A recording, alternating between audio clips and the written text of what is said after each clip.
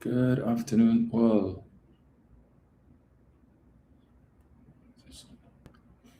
Arlene Lewis, good afternoon. Wazir, Althea, Rukman, Kankadeen, hi Rukman.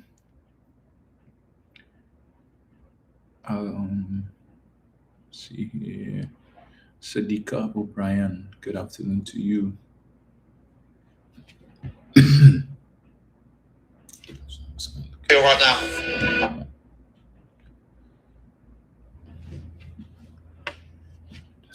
me just get this here.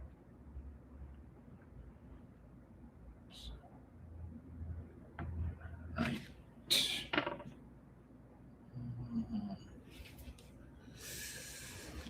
Hi, Dion. Dion Charles, Leon Graves, good afternoon to you, sir. Shadley Jimenez, good afternoon. Sarah Richards, Pauline Buckmeyer. Hi, Pauline, joining us from Florida. Hi, Claire. Jamoon, Heather Walters, Kurt Dalzine, Michelle Nero, John Quito. Good afternoon to all of you guys. Nikisha, Sylvester, Dexter James, Jennifer, Ashby Ukuli, good afternoon. David McIntyre, Big Tree for Life. Charlu, D. Shaidish. Jeanette and Ansel St. Hilaire, good afternoon to you all. All right, so let me jump on one time. Let me see if I can limit this to just about 2 hours today, because I don't know what goes on these days with this thing, and it just starts to, it just cuts off, freeze up. I don't know what is going on. Cheryl Seeley, Kathleen 67289, Rondon Pear, Beverly Jones, hi. Deborah Edgehill, Michael One, Merle Durant, hi Merle, Reynolds Philip. Greetings to all of you. Anon, Empress Queen. Right, so just a few things to touch on this afternoon. So I have something to do a little later on, so I said let me just jump on quickly. So I saw the UNC had a press conference this morning. Yes, the UNC, not the government, the UNC had a press conference at the headquarters this morning. Attending the press conference was the Minister of Housing, the Minister of Foreign Affairs, and the chairman of the HDC. But it was a UNC press conference because the media asked questions about why was this press briefing, as they call it, and I think that was an apt description because it lasted for just over 52 minutes, and it came to an abrupt end because when the media started to pound the Minister of Foreign Affairs with questions, and he realized he was out of his depth, his length, his breadth, his width, and everything else, the Minister of Housing had to step in and try and save him and bring the press conference to an end. And the media, the journalists were asking very pressing questions, very pertinent questions, the answers to which many citizens would like to get. Chief among the questions asked was, why isn't the Prime Minister, the Minister of Defense, or the Minister of Homeland Security at this press conference? Why have they been so silent over the last 36 hours, to quote Mr. Lee, right? And you could tell that the journalists were a bit frustrated because the answers that they were getting to these questions were, it was just very, and the answers are nothing as you see, basically, right? Or we kept hearing as well, everything is okay, we don't need, no need to be concerned. And the typical answer from ministers of this government, I think that question was asked and answered. No, it was not. The answer that you gave was unsatisfactory and insufficient. All right, but I recall over the last 10 years, members or supporters of the UNC love to claim that the last government comprised persons who could be considered square pegs in round holes. They had an issue with Colman Bud as an engineer being the Minister of Finance. They had issues with Terence Dayal Singh as a pharmacist being the Minister of Health, and a few others that they had issues with, right? Now, I know Sean Sobers is an attorney at law. I don't know if he has any background in international relations. But it seems like when the Prime Minister was almost 8 months ago, well, not almost, just a little over 8 months ago, when she was assigning portfolios, just like, I will put this one here, this one here, what we have left over. All right, who else we have? All right, we'll put this person here, put this person here. At the end of the day, it's just to fill a hole, right? Not to fill a space. And maybe they would learn as they go along. And really and truly, it is the technocrats in the ministry who do the bulk of the work, and ministers, by and large, are there as figureheads. And if one wanted any evidence of that, you only needed to look at that press conference this morning. So the impression given the fact that the Minister of Housing and the chairman of HDC were 2 out of the 3 persons who were at that press conference, the assumption given was that it was to address this whole issue of the announcement that was made or published that the HDC was looking at implementing a policy where persons who were illegally occupying HDC houses, meaning that these are houses that were not yet allocated or distributed, but persons just took it upon themselves to go break the lock, change the doors, and take up occupancy of these houses, that persons who were in fact engaging in that activity, that the HDC would look to regularize them, right? So an assessment would be done to determine if they could qualify for a mortgage, or if they could qualify to pay for these units. And if it is found that they can in fact pay, that the HDC would move to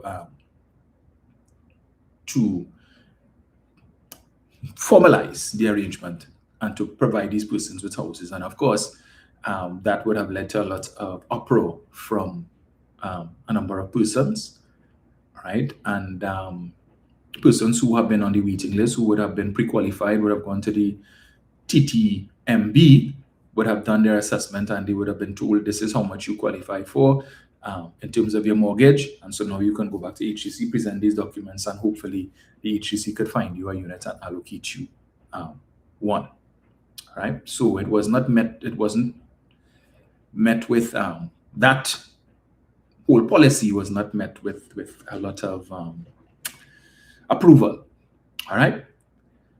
So when the media approached Mr. Lee on this matter last week, he indicated that he was not aware of this policy, and that this was something, note what he said, that this was a decision of the new board, and it was done without any consultation with him, and that he would need to have a conversation with the chairman of the board, Mr.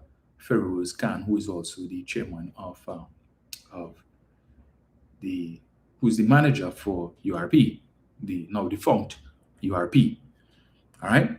And when I spoke about this on the last day, pointed to the fact that here it is that you have the minister. He said, I don't know about that.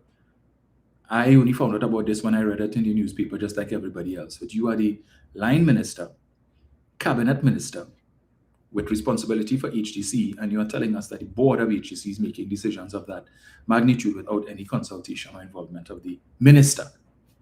And he said, some 2-3 days after this was published, he still had not had occasion to speak with the chairman.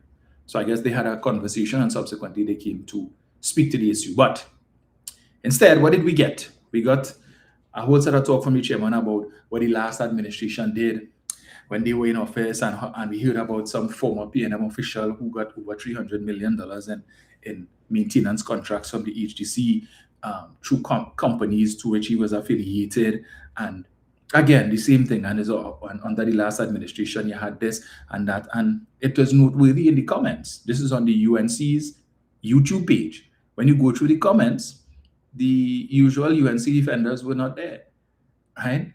And you had, or if they were, it seems that they've changed their tune, because a lot of them were saying, listen, this is just a distraction. We don't want to hear about that. We want to know what's happening with the fines. We want to know what's the situation with Venezuela. We want to know about these things. They went further to say, listen, we don't want to hear about the last administration. They were voted out. We want to know what you all are doing to fix these things. So don't keep coming back and tell us about Rowley and Stuart Young. We don't want to hear that. All right?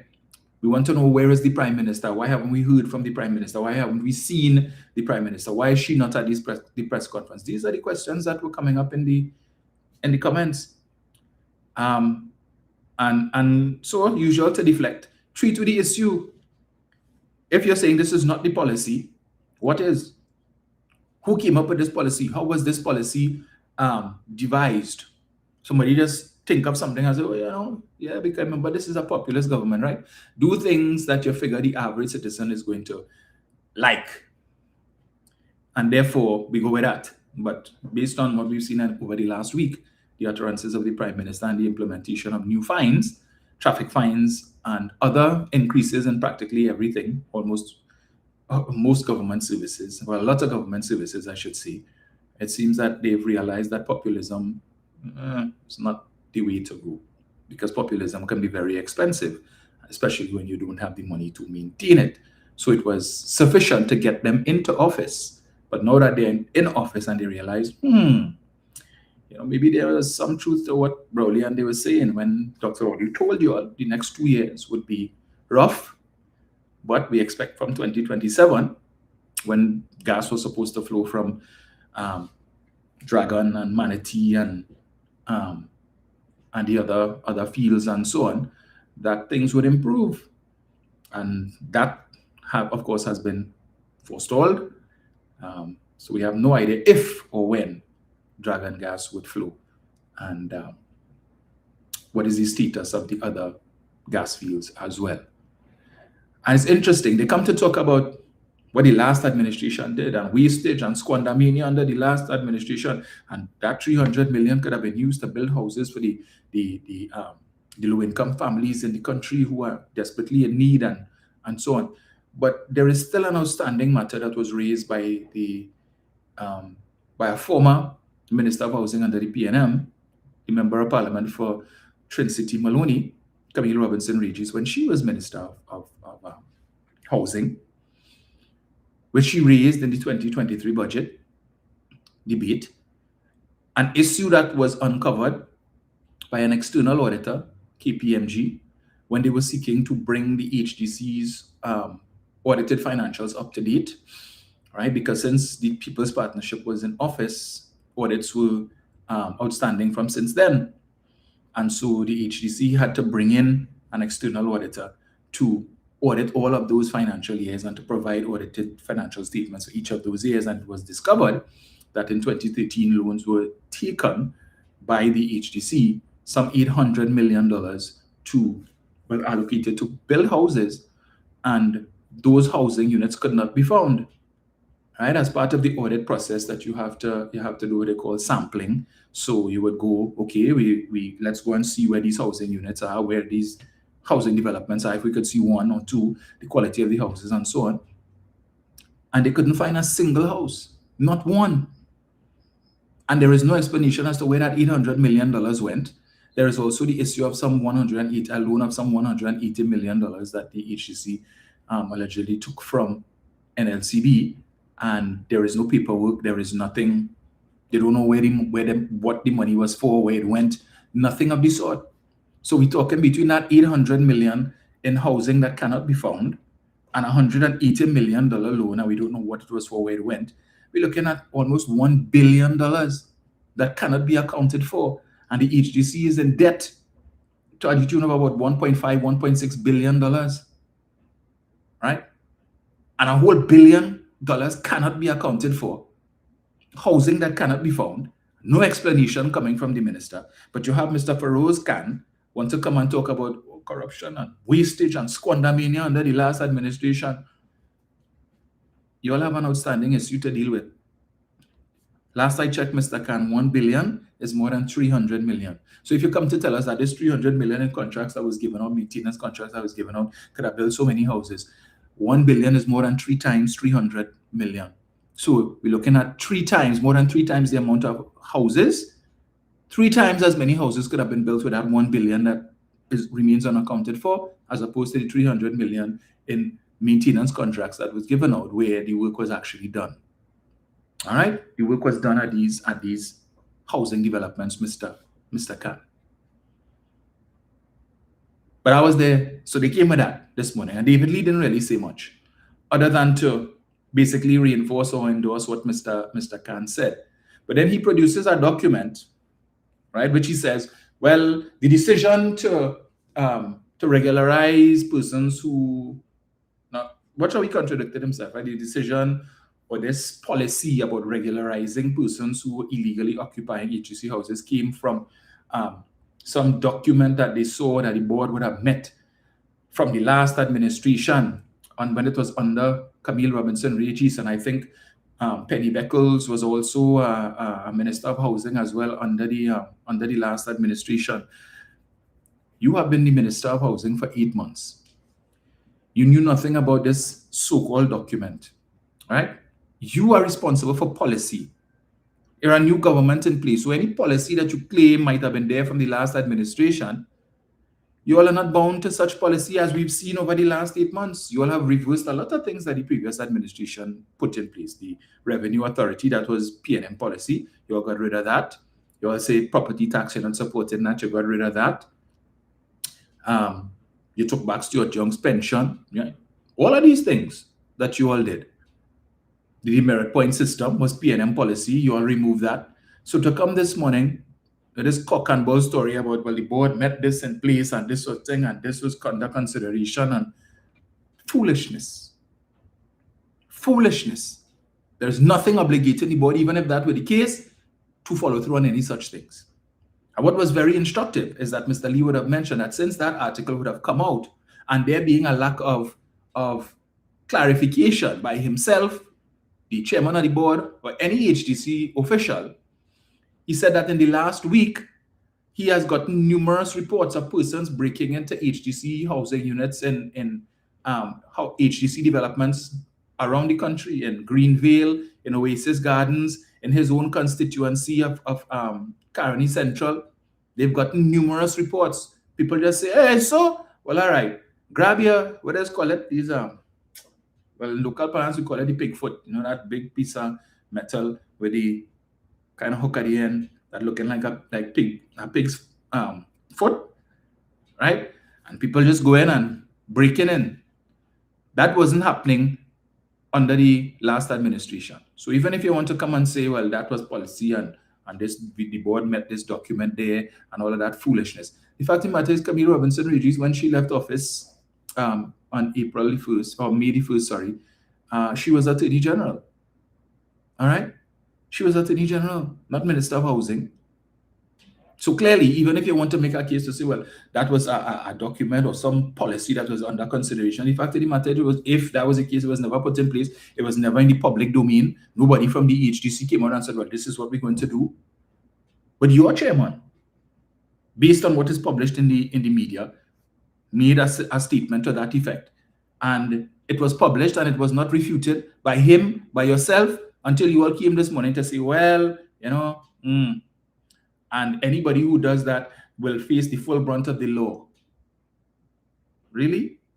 You all open the can of worms. You open the Pandora's box, as is the norm with the UNC, right? Same when you all came with to remove the merit point system. All right, we got to go, man. Yes, this is a caring, loving government, and the Prime Minister said they're going to reduce the fines. So we could be lawless again.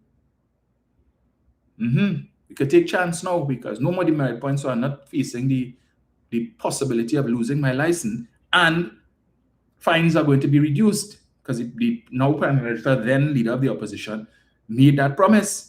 And since they inclined to keep promises made, promise kept, promise delivered, and they say P&M means promises never materialize. So we could take the Prime Minister at her word that the fines will be reduced. So hey, we do what we want.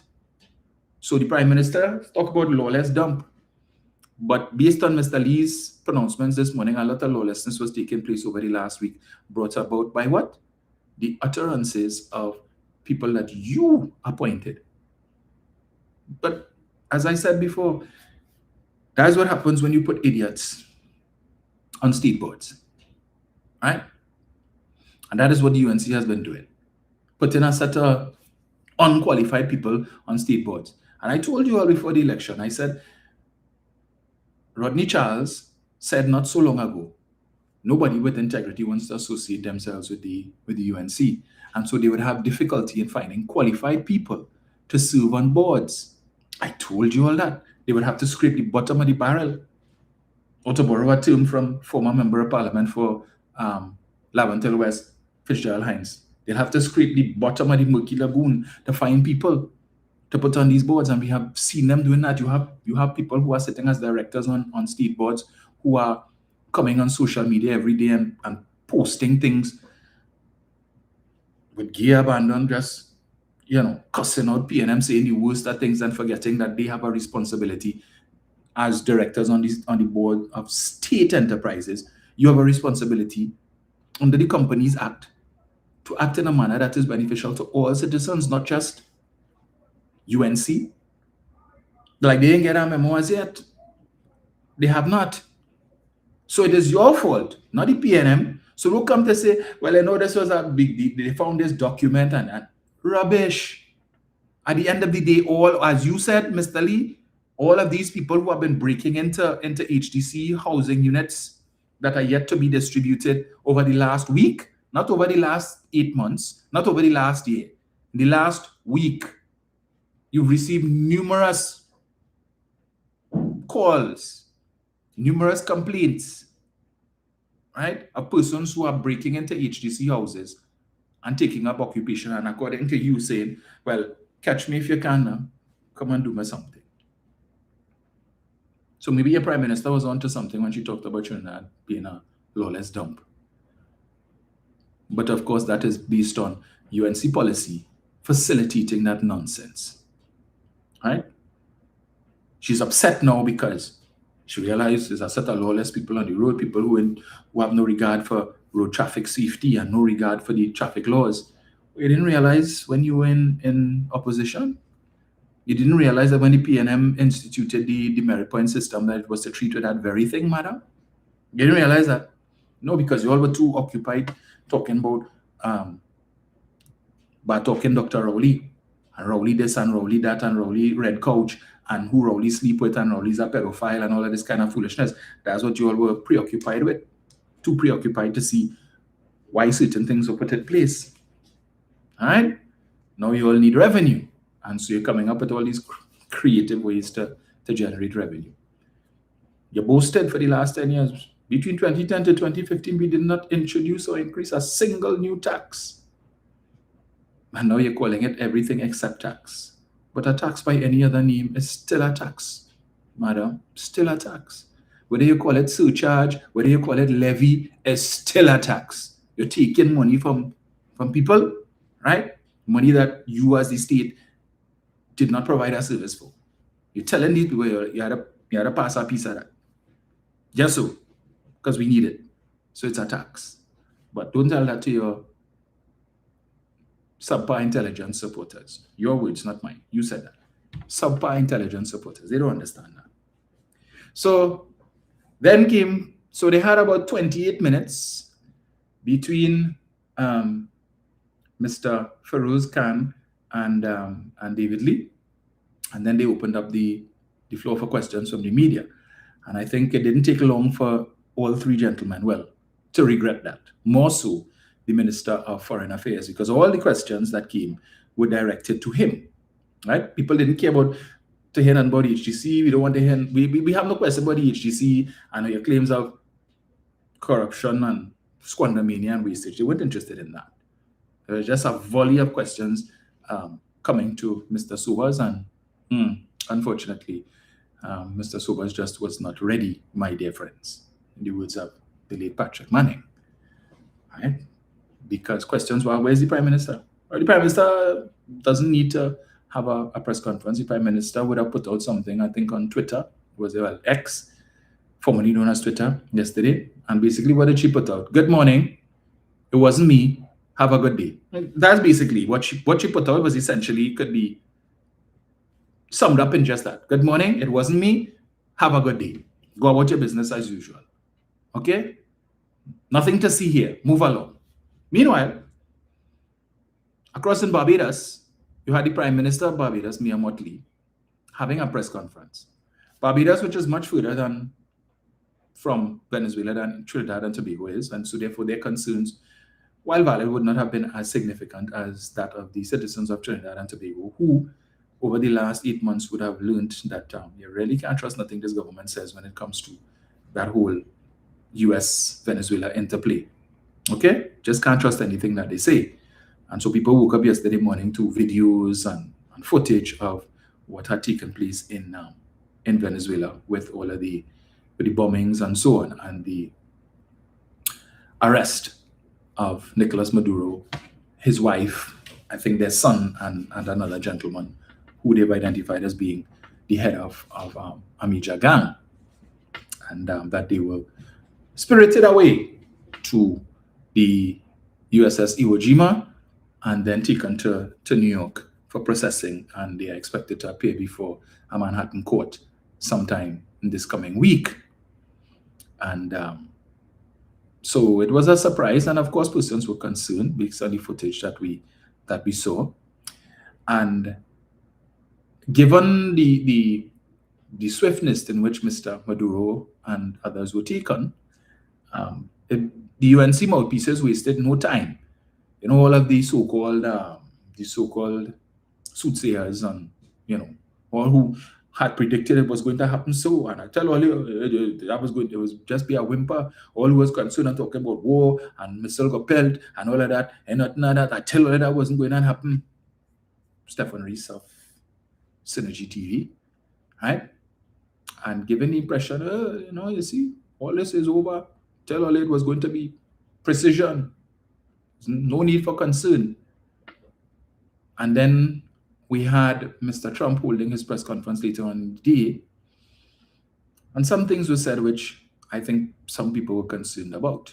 But before we get there, so coming back to the UNC's press conference and the questions by members of the media, and I think they posed some good questions. Akash Samaru, he started off very well. I know the UNC don't like him anymore. When the PNM was in power, and he used to give it to Dr. Rowley and others. Oh, yes. Yes, Akash.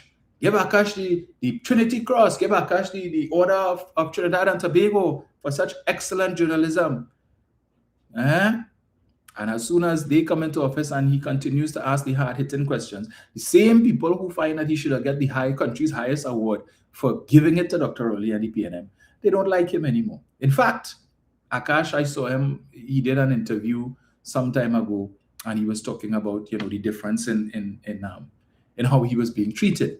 That when the PNM was in office and he was asking these hard-hitting questions, you know, PNM people used to just say, why don't go back and do your research or something? And they weren't you know, as vitriolic.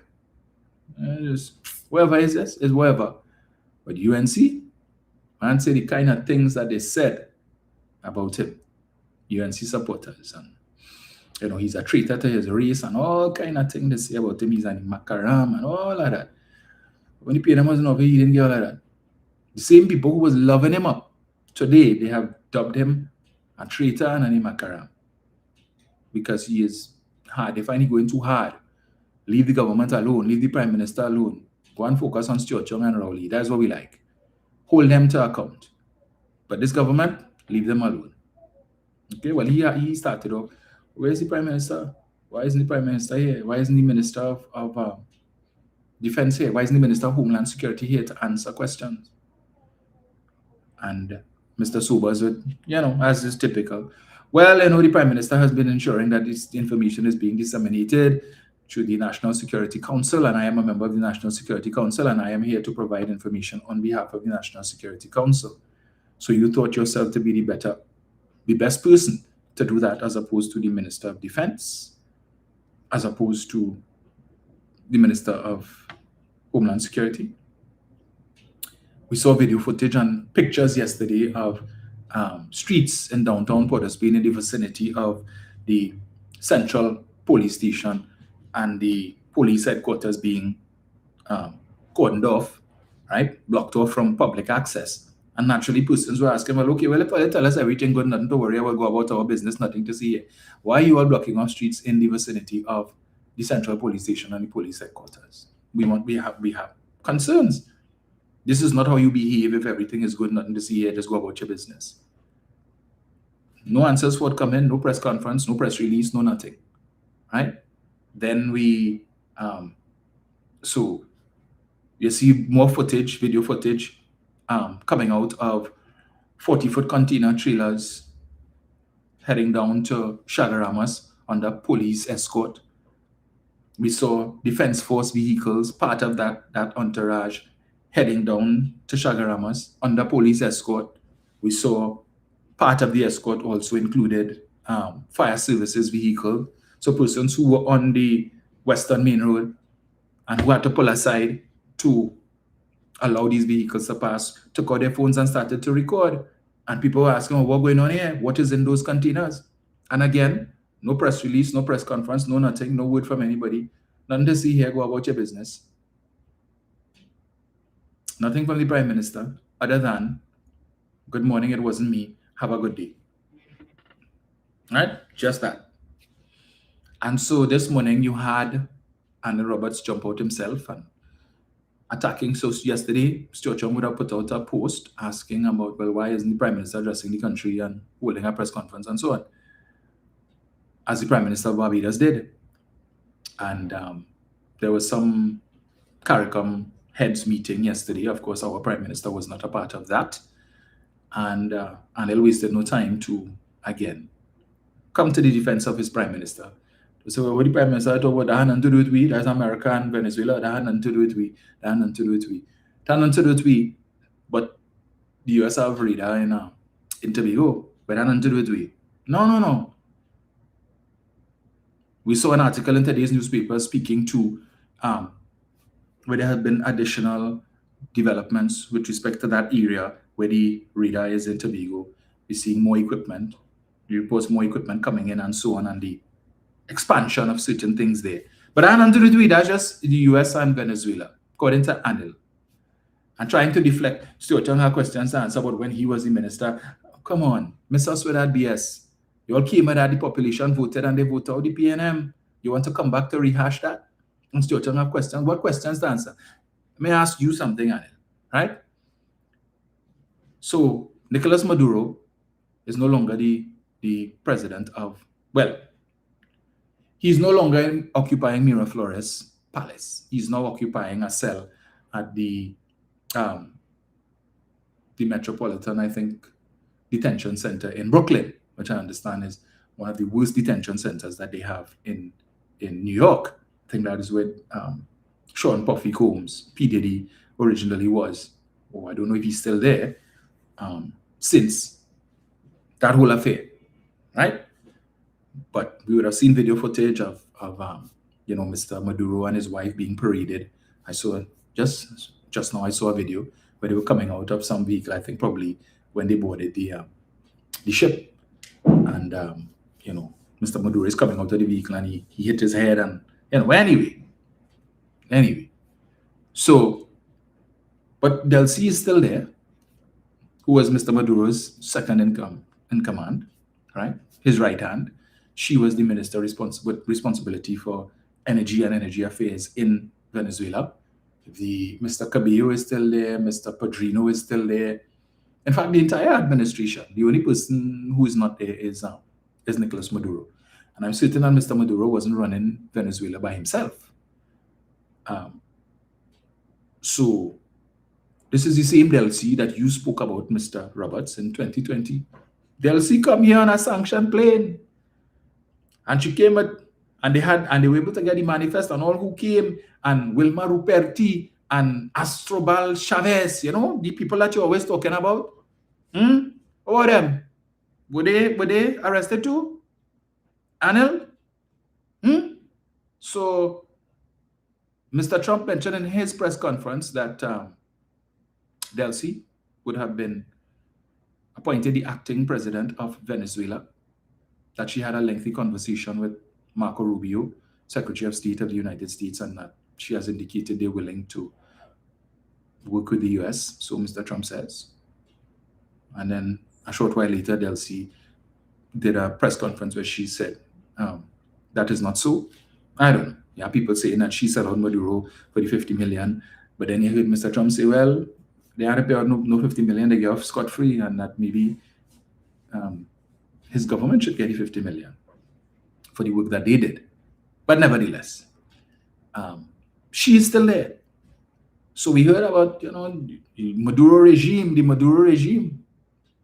I wasn't aware that the Maduro regime was just Maduro alone, because everybody else who was working with him, or a lot of these people, Delcy is sanctioned by the US, she's sanctioned by, I think, the European Union and a couple other places. She remains sanctioned. Sanctions haven't been lifted on her. And some of the other people who are still running things in Venezuela are also sanctioned individuals. And Mr. Trump said that those who are loyal to Mr. Maduro, if they choose to remain loyal, well, then they will be dealt with, that there will be a second wave. All right? So, but he said as Delcy doesn't really have a choice in the matter. And the interesting thing about that press conference yesterday is that we heard a lot about oil, we heard a lot about the management of Venezuela, we heard a lot about who's going to be running Venezuela, but not much was spoken about with respect to drug trafficking, human trafficking, which is what we heard about for the last couple of months as to the reasons for the bombings and of these vessels and so on. All right, so there were a lot of interesting things that were said in that press conference yesterday. Chief among them for me was the statement by up north that Miss Maria Machado, who they said would have received, the leader of the opposition, which received 70% of the votes in the general election in Venezuela in 2024, that she, according to up north, she does not command the respect or the support in Venezuela to lead the country. And therefore, the United States will be running things in Venezuela until further notice. How long further notice is, we don't know. But the main thing that they'll be doing really is managing the energy sector. As Mr. Trump said, the oil infrastructure is significantly dilapidated, and so they'll be sending in all of these big energy companies into Venezuela to invest billions of dollars to fix the infrastructure, all of the old pipelines and so on, and all of these different things will be fixed, and it will be paid for with the billions of dollars that will be coming out of the ground, the oil, possibly the gas too. All right, so it's going to be a win-win situation, and that money is going to be used to repay the US for assets that was stolen from them by the Chavez administration years ago when they went on a nationalization program, and also to compensate these companies that will be coming into Venezuela to basically revolutionize the energy sector. And the focus was on the energy sector, not other aspects of Venezuela. All right. Well, let me just play something. Let me get this here. Let's see here, right? Give me 1 second. I just wanted to wrap up on that. Let me get this. Let me see here. Just give me. Hold on,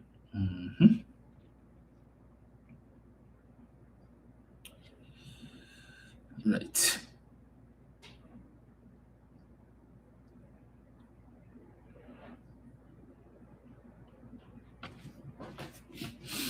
So.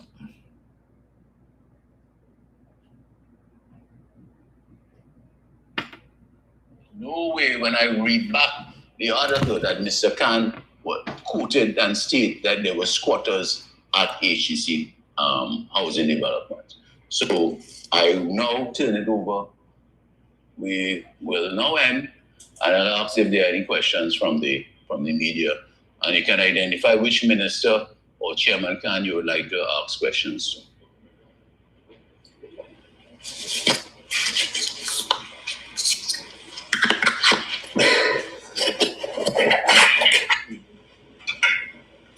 Sure. Okay, good morning, everyone. I think three of us just Akash Samaru, Guardian Media. My question is for the Minister of Foreign and Caribbean Affairs.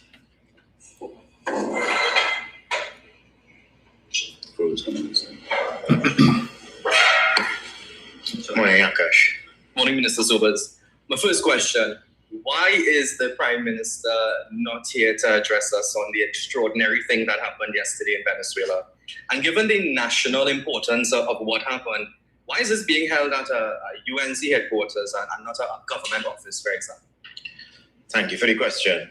The Prime Minister, since in and around, I would say maybe about 2:20 yesterday morning, has been engaged with several different tiers of the apparatus of the National Security Council. That engagement is a continuous engagement and it continues even to today. And I suspect it will be ongoing for quite some time. A lot of the procedures that we have in place are consistent and continually being reviewed by the Prime Minister as the head of the National Security Council. This would have been obviously a very unique scenario for us. But because it is something that we have been continually monitoring for some time, it requires that type of hands-on approach which the Prime Minister has placed upon the situation. We think it important as an administration that the information getting out to the public in a consistent, timely manner is most important. And that's why the press conference was called.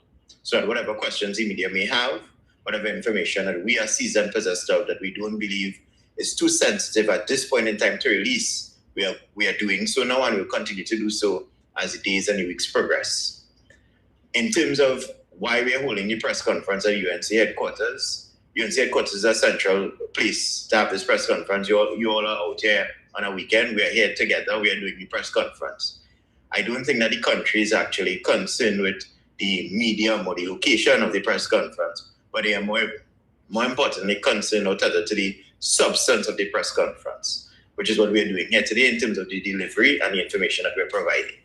It's not massive location. I love Shogunas. I'm talking about it's under UNC. There's a UNC logo. I love Shogunas. It's not Ministry of Foreign and CARICOM Affairs. It's UNC. This is the government of Trinidad and Tobago. I am here as the Minister of Foreign Affairs, Foreign and CARICOM Affairs. Minister Lee is here as the Minister of Housing. Feroz is here as the Chairman of the HCC. We are representatives of the government. We're providing the information that the public, I suspect that they would require to hear. Again, the substance is important, not the location. By all indications, Delcy Rodriguez will assume the role of acting president in Venezuela. How do you feel, and more importantly, how does the Prime Minister feel about that? Ms. Rodriguez has been publicly very critical of your government's decisions, even more so than maybe Nicolas Maduro. Now, it appears she's in charge now. How do you all feel about that? As it pertains to the people of Venezuela, we've always stood on the side of the people of Venezuela. We stand on the side of a safe, secure, transparent, democratic transition. The Prime Minister has always been extremely diplomatic in terms of her use of language as it pertains to the evolving position in Venezuela, and will continue to do so. We support the people of Venezuela, and we support a safe, transparent, democratic transition. Who do you recognize as the head of Venezuela right now? As it pertains to that particular question, I really don't think it arises. What arises is in terms of the transition. The questions that are being asked and the information that we are providing here this morning, we have to be extremely careful in terms of what we say. We need to be very sensitive and alive to the situation as it evolves, and based upon what is being asked, we'll provide the response that we think are tethered to that careful process. So you don't want to say right now? No, I think I've answered the question. Doesn't arise? That is the position. Okay. Now, for weeks we were told that the U.S. military presence was about drug interdiction efforts, but Venezuela was adamant it was about regime change and taking control of their natural resources. Given that the president of Venezuela has been ousted, and the U.S. president spoke about plans he has for Venezuela oil, does this government still maintain that this was about drug trafficking through Caribbean waters? So was this about drugs or oil? No. Our position still stands as it was before. The military intervention within the Caribbean region was based upon transnational crime. That has never changed. The U.S.'s position on that, as far as we are aware, has never changed on that. The other part of your question, respectfully, I think you would need to direct that to the White House. I mean, looking at the U.S. grand jury charges for Maduro, while a specific mention was made in the indictment of drugs transshipment through and involving specific countries like Honduras, Guatemala, Colombia, Mexico. No mention whatsoever is made of transshipment through Trinidad and Tobago's territory waters. So again, I have to ask you, was this really about drugs flowing through the country or removing Maduro? The military intervention within our waters was specific with respect to transnational crime affecting Trinidad and Tobago. Let us be very clear about that particular situation. Trinidad and Tobago, because of our geographical location, has been disproportionately affected by crime and transnational crime, specifically within the Southern Caribbean.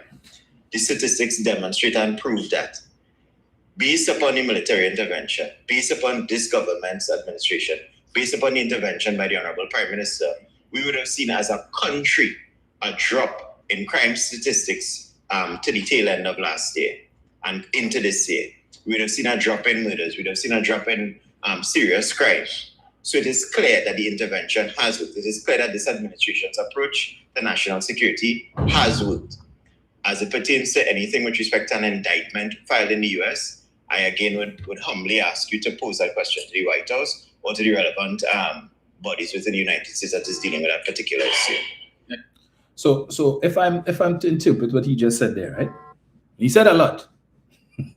Good afternoon to His Excellency the President of Pleasantville, Nigel O'Connor. He said a lot, right? But he is attributing the reduction in murders to Trinidad and Tobago. They say 42% as of midnight on the 31st of December 2025. 42% reduction in murders. And that is attributable to what was happening in what the US did, right? With the timely intervention of Mr. Trump and the US military personnel in carrying out these bombings in September last year of these drug vessels. Okay? So we can assume then, or to interpret what he said, if that didn't happen, Mr. Sobers, the murder rate in Trinidad and Tobago would have been what? Because basically what you just said, that the only reason why that happened is because of this intervention, timely intervention by US military forces, the US government with respect to dealing with the transshipment of drugs, and that we have been disproportionately affected. How you arrive at that based on what? Numbers? So, but again, I would point to Jamaica. Jamaica, for over 2 decades, had over 1,000 murders every year. This year they recorded, last year, they recorded 673. The first time since,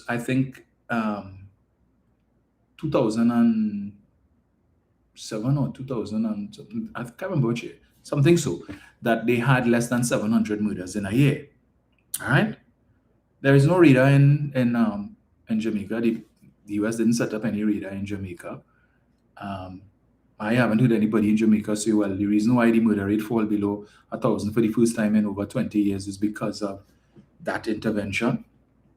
But based on what you are telling us is that if that is what resulted, so it means your government has done absolutely nothing. In the 8 months that you will have been in office, you have done nothing to affect or treat with the crime situation. That all the reduction in serious crimes, the reduction in murders, well, even though we've had an upsurge in kidnappings for ransom, but the reduction in murders and, as you all claim, other serious crimes only happened because of the intervention from up north. So remove the intervention from up north, and what would the murder rate have been? How many murders would we have had? 600 again? So your government has done nothing. No crime plan, 8 months later, and all we keep hearing is, hold straight. Come in. We were supposed to get a crime plan in 6 months. 8 months and counting. So as I said before, you're all 2 months in arrears for this great anti-crime plan. Let me correct myself. As the Minister of Homeland Security said, we don't have a crime plan. We have an anti-crime plan, which the population is still waiting to hear after 8 and we're now in month 9. So thank God for that intervention. But you all had all the answers in the lead up to April 28th. We put us in office back then in April 28th. There was no bombings of vessels that supposedly has carrying narcotics and so on, which even lawmakers in the US questioning as well. So what was the plan? When you all went into the election and you all won, what was the plan on May 1 to treat with the crime situation, other than the state of emergency that we've been under since July, and that is supposed to come to an end on the 1st of February, right? Do you all have a plan now? Because as we know, once the state of emergency comes to an end, as we would have seen earlier last year, when the state of emergency that was implemented by the PNM on the 30th of December 2024, that there was an upsurge in murders. So is there an anticipation that that is going to happen? And what plan do you all have in place to ensure that that doesn't happen soon? I just asking, based on what you just said there. There you go again. Any other media would like to have some questions? So you realize Akash was hitting him too hard, so David Lee decided to step in and save him. Yeah, right. You're in watching TV6 News. Now, we have seen the United States basically turn against one of its closest allies in Venezuela, which would have been the Vice President, Ms. Machado, right? Does Trinidad and Tobago have any concern as it pertains to its position with the United States in this kind of fluidity where we're seeing the US having turned so quickly against Ms. Machado? Do we have any concerns about that? Trinidad and Tobago has shared a long diplomatic and fraternal relationship with the United States of America. That long fraternal diplomatic relationship will continue. Mm-hmm. Now, many are saying that we are basically supporting our superpower in... The question was very simple, right? Ms. Machado, who is the opposition leader in Venezuela, all right, who, it is said, won 70% of the votes, and the election was stolen from her by the Maduro administration, and rightly, she should be the president of Venezuela now that Mr. Maduro is gone. But it appears that is not going to happen because Up North says she does not have the support or the respect on the ground in Venezuela to lead the country. Forget the fact that millions of Venezuelans supposedly voted for the opposition, right? And therefore they've indicated that this is who they want. But there's been assessment from Up North that she is not the ideal person to lead the country at this point in time. And so while yesterday morning she would have been rejoicing the ouster of Mr. Maduro, just a few hours later, she was now lamenting her own ouster because it doesn't appear that she's going to be the president. And there was no mention from Up North of whether or not there are going to be any new elections held. So anytime soon, and that there's going to be a transition period. And in that transition period, the United States will basically be running things in Venezuela. They will rebuild the infrastructure. And according to Up North, the United States has the largest oil companies in the world, and they will be going into Venezuela and investing billions of dollars to secure the resources in Venezuela. All right? United States, not European. I don't think Shell is UK, is US. All right? But they will be going in. And so the question was very pointed, given the fact that it appears that Ms. Machado may have been thrown under the bus, given her unwavering support for Up North.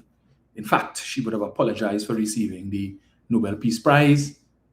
She felt that it should have gone to Up North, given the fact that it appears. Are you concerned that, to put it bluntly, are you concerned that Mrs. Prasad Bisesa could also be thrown under the bus, notwithstanding the support and the ringing support and endorsement that she has been providing for Up North? Are you concerned now that, given what was said, that she too could be thrown under the bus, and that there's hope that you're going to get the OFAC license, because 3 months have gone, and you have less than 3 months left on this 6 month. Was it convenient, right? Or was it strategic that that OFAC license was only for 6 months, not 1 year, not 2 years, as was the one that was given to the People's National Movement by the former US administration, Joe Biden administration, which the current Prime Minister of Trinidad and Tobago described as disastrous in her congratulatory letter to Up North, right? So the question then is being asked, are you concerned that that could happen? 6 months, So if nothing happens in the next 2 months and something with respect to your ability to negotiate with Venezuela and to fulfill the KPIs or the requirements of this license, what is going to happen? Are you then, is Mrs. Posabi-Sese going to go back to Washington and try and beg for a new 6-month license?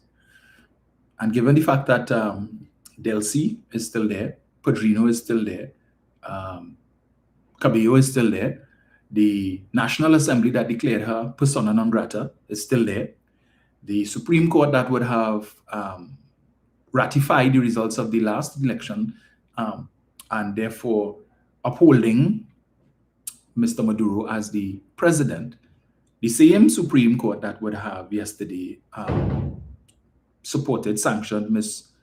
Delcy Rodriguez to serve as the new president. Everything, the whole infrastructure is still there. The only thing missing is Maduro. How that going to work? The same people who said Mrs. Posabi-Sese was a mad woman and a drunk, they're still in power, still holding position. How that working? How exactly is that going to work itself out? Because the clock is ticking, sir. You'll have less than 3 months on this license.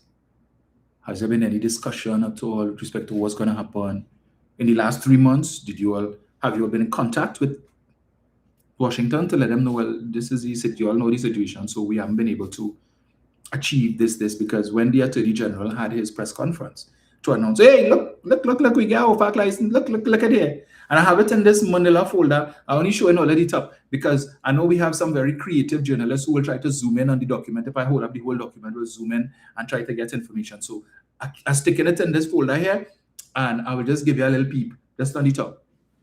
When he had that press conference, he said that there were certain timelines in this license, and that certain things needed to be achieved and accomplished in this 6-month time frame in order for there to be a longer term license.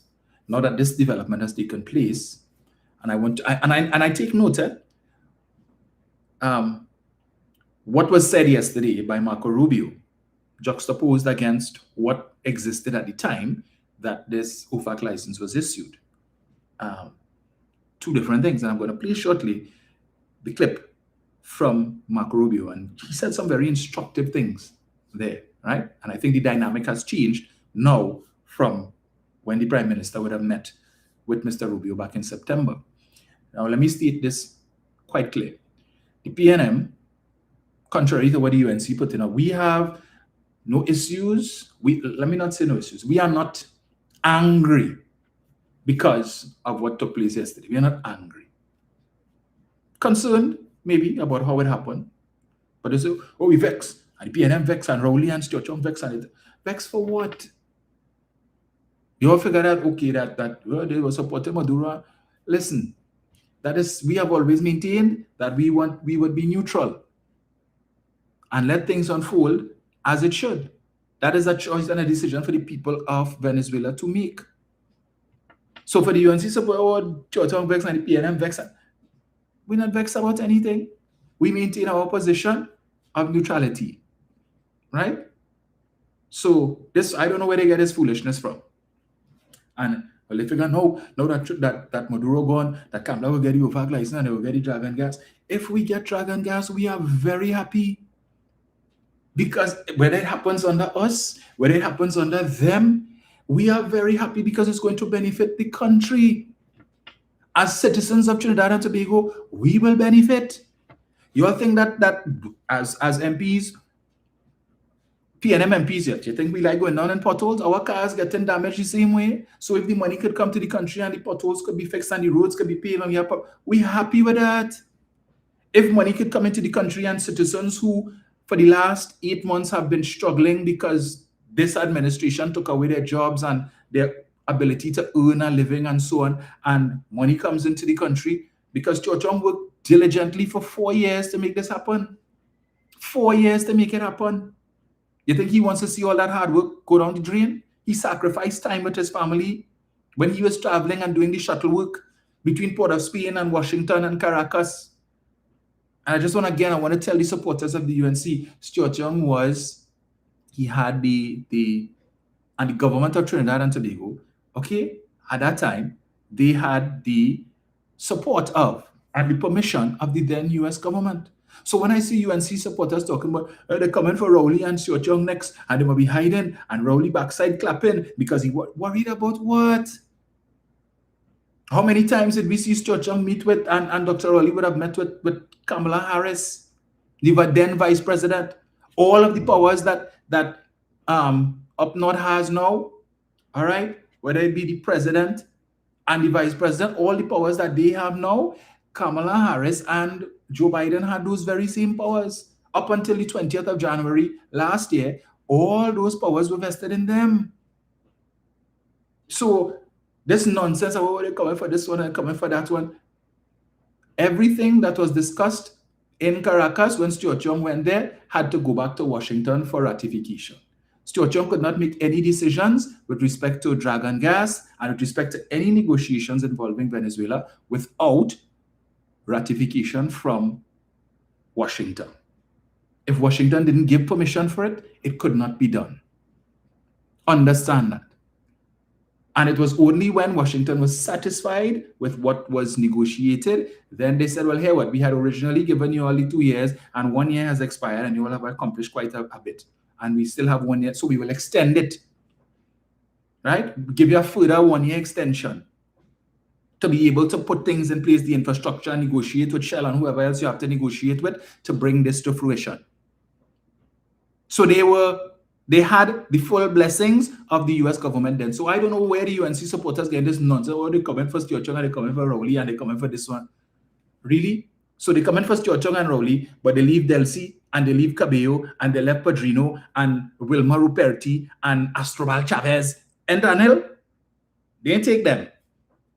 Sanctioned people, they didn't take them. But they come in for Rowley and Stuart Young who have no sanctions against them, despite the fact that Munilal and others in the UNC would have written to the US, inviting sanctions on these gentlemen, trying to distance themselves. Well, don't blame us. It's not. We just want you all to know it's Rowley and them, not we, not UNC. We are not to do with that, right?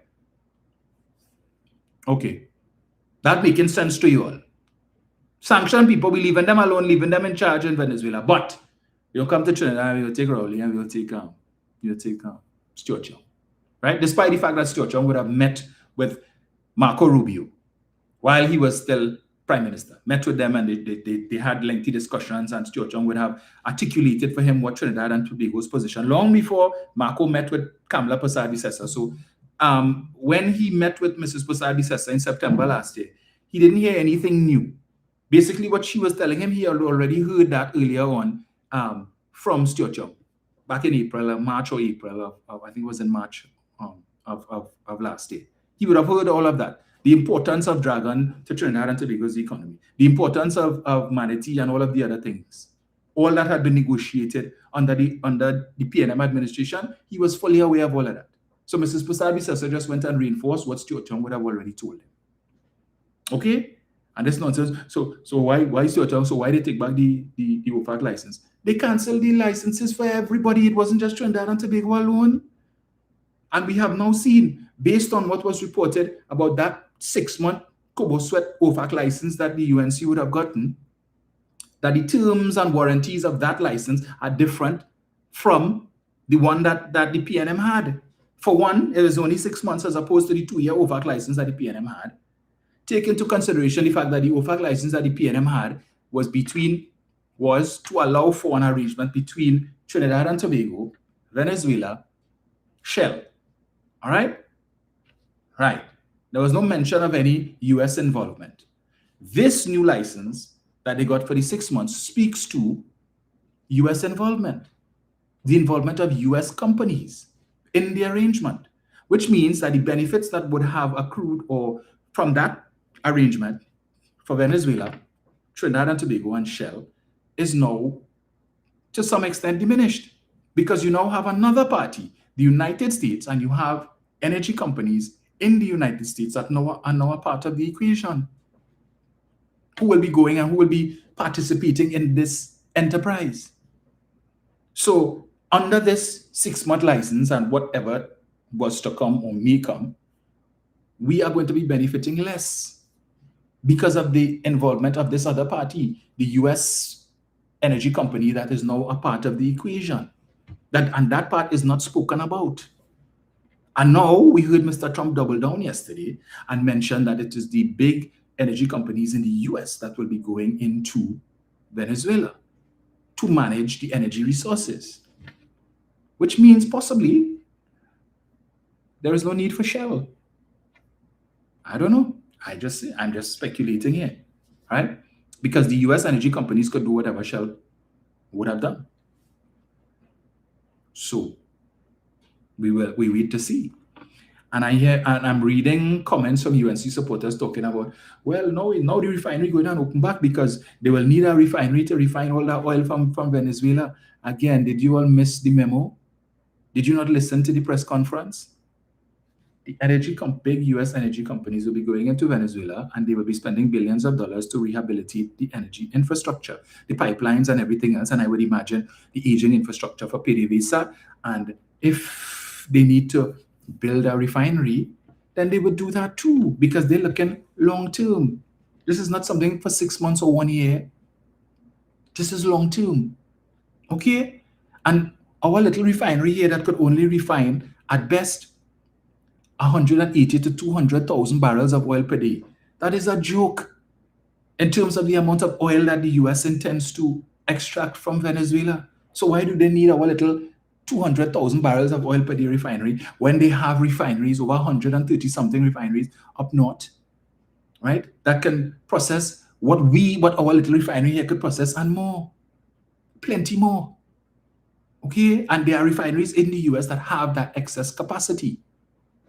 So they don't need our little refinery here that you UNC supporters believe, yeah, well, for sure they come in and yes, we already have the infrastructure set up here. Really? 200,000 barrels a day? And the refinery still needs rehabilitation? So that's still going to take, when they could just pump the oil onto these vessels, these huge ships, you know, the same ships that the likes of which the US recently confiscated. And Mr. Trump would have indicated that they most likely will sell the oil from these vessels. So that's all they have to do. Send in their vessels, pump the oil onto these vessels, take it to the US mainland. And as you also said, they will be selling a lot of oil to a lot of countries for the benefit of Venezuela. But of course, the US energy companies will also benefit as well from it, because they're not going to spend billions of dollars in Venezuela for gratis and say, well, yes, we're just a humanitarian thing. No. As Mr. Trump said, the compensation will come from below the ground. They will be compensated for the assets that were taken from them years ago under the nationalization initiative of the Chavez administration, and also for future initiatives for the work and money that they will spend to rehabilitate the infrastructure. Okay, so they don't need our little Pisquat refinery here, if you all are hoping for that. All right, 200,000 barrels. Come on. So that is why the question was asked by the reporter. So are you concerned, given the fact that Ms. Machado, was thrown under the bus somewhat, that the same thing could happen here? That when your OFAC license comes to an end, that there will be no renewal? I don't know. We wait to see, because if the intention was to oust Mr. Maduro, that has been accomplished. So what purpose does Trinidad and Tobago serve now? The threat has been neutralized. If you cut off the head of the snake, okay, so he's gone. So we expect to see that is going to supposed to cripple the transshipment of drugs and human trafficking and so on. Is supposed to come to an end or something like that, because we haven't had any boats, any vessels being blown up within recent times. So is it that if that has been treated with and dealt with, then what useful purpose does Trinidad and Tobago serve? Just asking the question. If we serve no useful purpose, then what's the point? Why should we engage you all in an enterprise to give you money that could go to other entities that could benefit Venezuela and the United States? Why do we need a third party to benefit from this when really we do already need you all? We have the resources, we have the infrastructure on the US mainland, or we could construct the infrastructure in Venezuela. So was the point of including you all? To give a share to you all I really don't need to give you because we don't need you. You were used. Snatching resources from another country. Do we have any concerns that we could end up in a similar position like Venezuela, perhaps, given that we also have natural resources and our proximity to Venezuela? Is this something that we support? No, we support the US as a long fraternal diplomatic friend of Trinidad and Tobago. We support the people of Venezuela. We support a peaceful transition of power to a democratic state. That is the position of the government of Trinidad and Tobago. Us being a close ally to the US in this situation, do we have any information at all as it pertains to the next steps with regards to the political transition in Venezuela? Because it doesn't seem that there's anything concrete at this time. Well, I'm glad that you said it. As you may well be aware, this is a fluid and dynamic situation. It is ever evolving. And as the situation changes, information will be shared, not only with Trinidad and Tobago, but with other regional bodies like CARICOM and other member states within the Caribbean region. And I'm sitting within the world. But as it evolves, I suspect that the information will be given on a need-to-know basis. Don't forget, we have Venezuela obviously involved in the situation because it's between the United States and Venezuela. And we have relationships with Venezuela that we keep alive and concrete as well too. And we wait and see. We don't want to pronounce on matters that could cause a flurry of conversation that is not necessary at this point in time. Stability is important, which is what we're providing here this morning. And given that neither of the ministers of national security, neither of them are here, right? Are you prepared to speak to national security type issues? Because we saw a convoy yesterday, heading into Chagaramas, and there are lots of rumors about what was being transported, which I don't want to see. Could you give us some insight into that cargo? One, the members of the national security apparatus that aren't here are currently engaged with the Prime Minister right now, as I would have mentioned at the beginning of the press conference. And two, in terms of any developments related to national security, you'd well be aware that that is a sensitive matter, and it would not be prudent to give any information on those issues. Right. Minister, Clint Chantak, Newsday. Three questions for you. Question one, do you expect now, given the developments in Venezuela, that we will proceed expeditiously and successfully to the conclusion of an OFAC arrangement for Dragon? One. Two. Well, let me deal with it. Yeah. Do you expect a successful conclusion to a long-term OFAC license for Dragon now that what has happened in Venezuela has happened? Well, Clinton, as you'll be aware, the OFAC situation is something that is continuous. Developing the Dragon gas, right. Mannequin cocaine, Lauren Manatee, they are all continuously developing situations. I mean, it's not something that is going to start today and finish tomorrow. It is quite a couple years long process to develop the gas, extract it properly, and bring it to shore, and ship it out accordingly and utilize it within Point Lisas and other areas within the country. Right. So that is something that is continuously being looked at and worked out, and we will update the population accordingly. It's quite a couple of years long process, to develop the gas and the infrastructure and all that and so on. But I recall last year reading an article where Shell had expedited the timeline for the delivery of the gas, all right? And they, even though we were originally being told 2027 as the timeline, Shell was looking at 2026. We are now in 2026.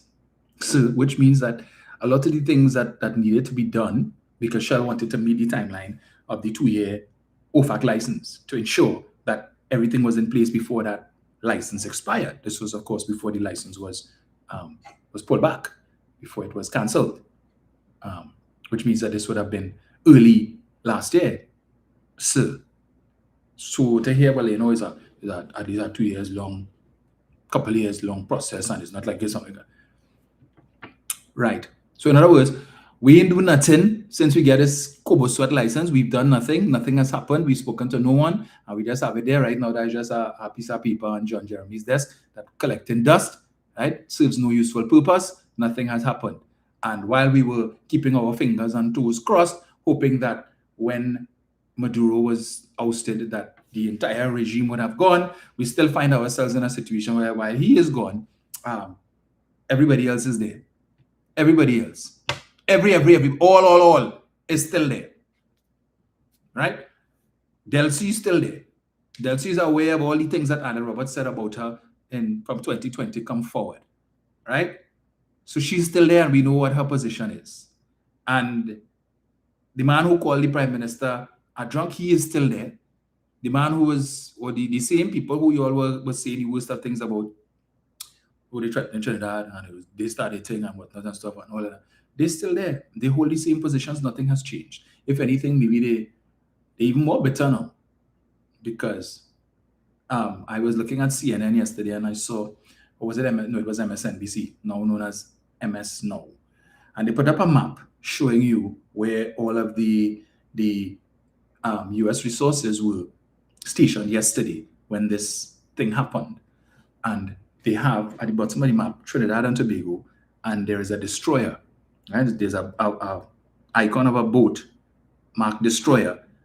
And based on the map that was put up by MS Now, it shows the boat or this destroyer in Trinidad and Tobago territory. I was about to take a picture of it and then it came off the screen. Unfortunately, they didn't put it back on. So, but I'm sure they probably would have brought it back with the probably later on in the night when they did the rerun of the news, the day's rundown of the news. But that's what was there, all right? And but there was something that he said which I found to be most. Anyway, let me continue. Okay. Right. Now, the second question I have is there's two parts to this question. Firstly, are you familiar with the U.S. National Security 2025 strategy? No, I'm not by the aware. White House. No, I mean, I guess obviously that would be something that the White House. Okay, but I mean, it does have a bit of a foreign policy segue into it in terms of the kinds of allies that the U.S. wants to have in terms of developing its foreign policy, particularly for the Western Hemisphere. And they dovetail a lot with the statements that the government has made since the deployment began. So my question to you is, one, are you familiar with that strategy? And two, does the government fully endorse said strategy by the U.S.? Our national security relationship with the U.S. is based upon many different things. In terms of our relationship with the State Department, it has always been the same. We continue to agree. We want to work with the United States as a long fraternal partner to make not only the United States but its allies, Trinidad and Tobago being one of them, safer, stronger, and more prosperous. The well-being of the citizens of Trinidad and Tobago has always been forefront and paramount, most important to this Prime Minister and to this administration. And any policy by any country that will ensure that occurs, Trinidad and Tobago and this administration led by the Prime Minister will support. Good morning, Kimbo Drum from The Express. Minister Sobers, I know this is something that was addressed not too long ago this week, but just any update on whether the Prime Minister is going to participate in any way in the CARICOM Heads of Government meeting? That CARICOM Heads of Government is scheduled to take place at the end of February in St. Kitts and Nevis, as they have assumed the role of chair of CARICOM at the end of 2025. We are still in the stages of planning in terms of the engagement at the heads of government, and we'll let the country know within due course what the position is with respect to the delegation that will be going. That's it. That's it for Minister Sobers. I waited patiently. All right. Good morning, Minister Sobers. Good morning, Grace. Happy New Year. Again, yes, Happy New Year. Earlier, one of my colleagues would have asked you about what we saw happening in the capital as it pertains to the lockdown of certain streets that led to the police administration building. Now, while the government says via yourself and the Prime Minister that the attack that happened in Venezuela had nothing to do with us, the police commissioner would have stated in a release that when your neighbor's house is on fire, we should wet our own. My question to you evidently becomes, why did we not have more clearer communication from the government, particularly the Prime Minister? Because the Defense Minister would have said that people weren't worried or they had nothing to be worried about. But the activities that we saw in our capital told a very different story. I appreciate the question. And I guess essentially, because it's coming, it's a bit subjective. So essentially, in terms of our canvassing as well too, and looking into what was unfolding, I could say that I am aware that many citizens did not feel any type of calamity on the streets within the capital or within Trinidad and Tobago. I think a lot of that would have been connected to the manner in which we dealt with the situation. Respectfully, I don't believe that it is correct to say that the Prime Minister did not give information as it came to us through the National Security Council.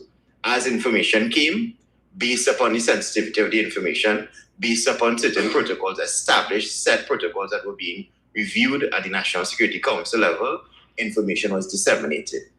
This is an ever-evolving situation, and being sensitive in terms of what we see, what we do, how we approach the situation is extremely important. Certain measures, as I mentioned before, within the wee hours of the morning, because they were established protocols that we were consistently reviewing, were immediately effectuated. Obviously, we have to be careful with respect to how the country is looked at, how we are protected, how safe we are here locally.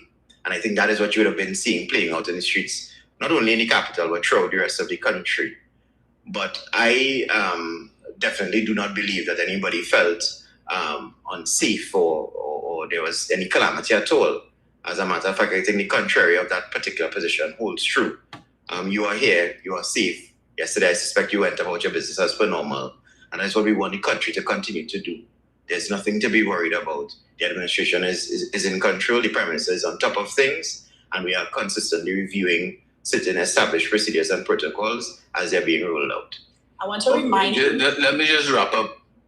Minister, I have one question Sobers. before you do that, because Because it's important as for the Minister national Sobers would have interest. said, Minister Sobers would have said, this is a very fluid situation and it's about stability. Right, but I have to pose this question, because coming from Venezuelan politicians, if you remember, before the rhetoric coming from Vladimir Padrino Lopez, Diosdado Cabello, was that if Venezuela is attacked, Trinidad and Tobago will face some sort of consequence.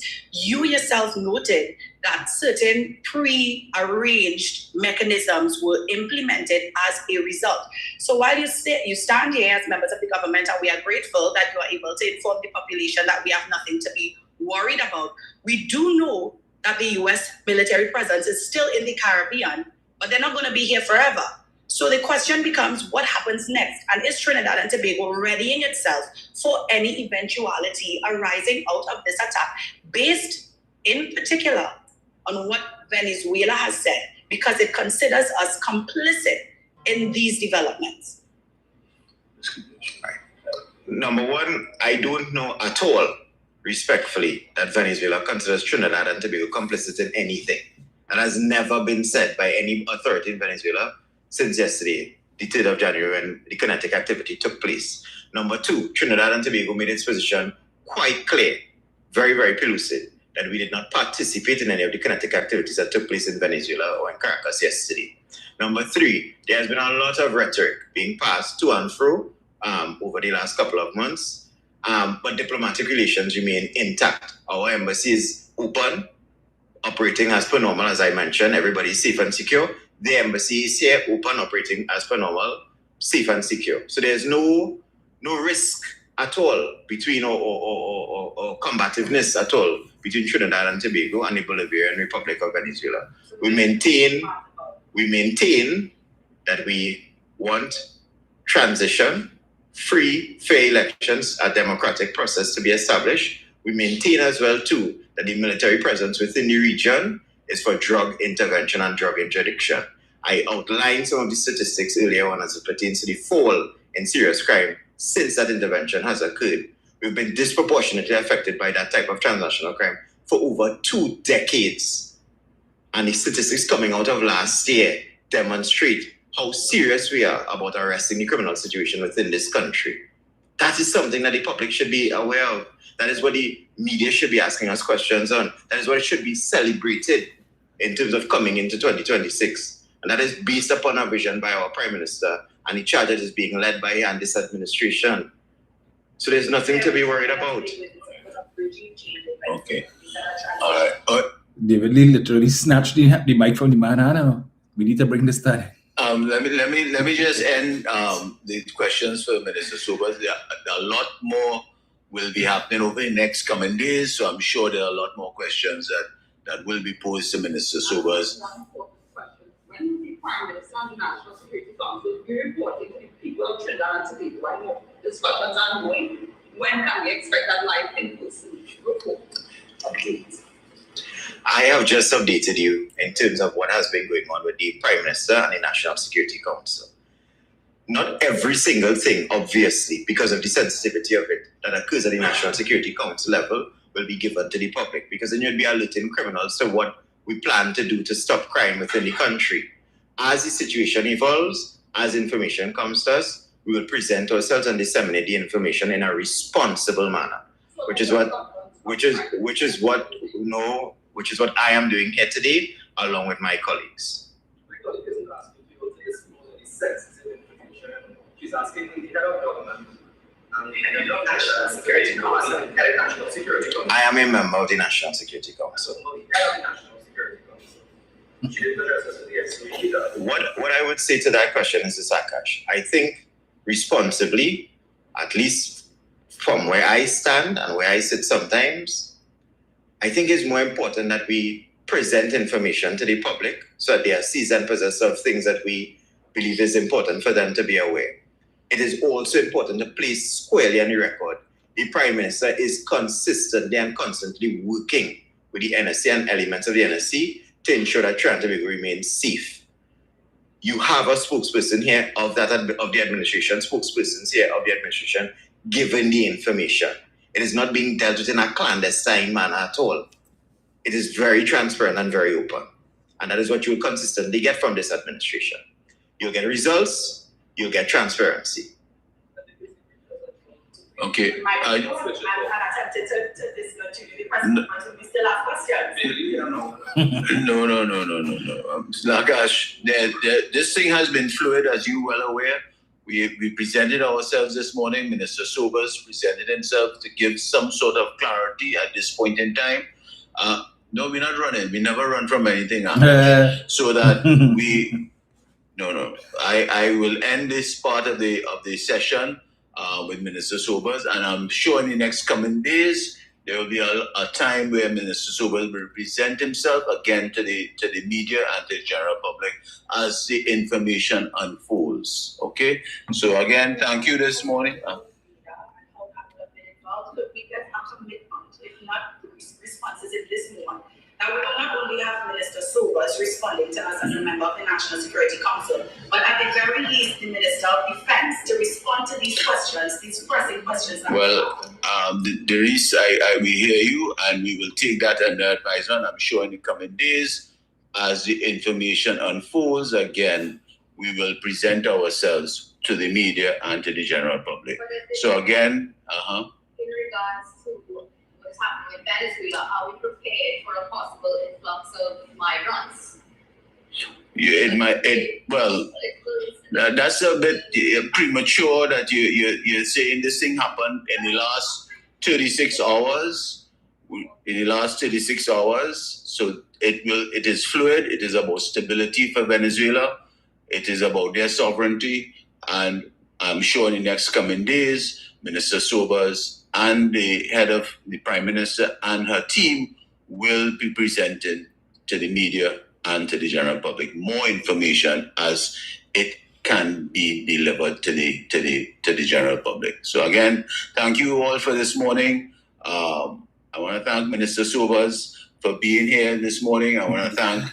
You call a big press conference, right? And you give the media just a little over about 25 minutes to ask questions. What was the point of a press conference, a press briefing? So but then you should not open the floor to questions, because I'm sure there were other journalists there and you allowed just 3 of them to ask questions, and when the heat was turned on, you end the press conference, right? And the question was, where is the Prime Minister?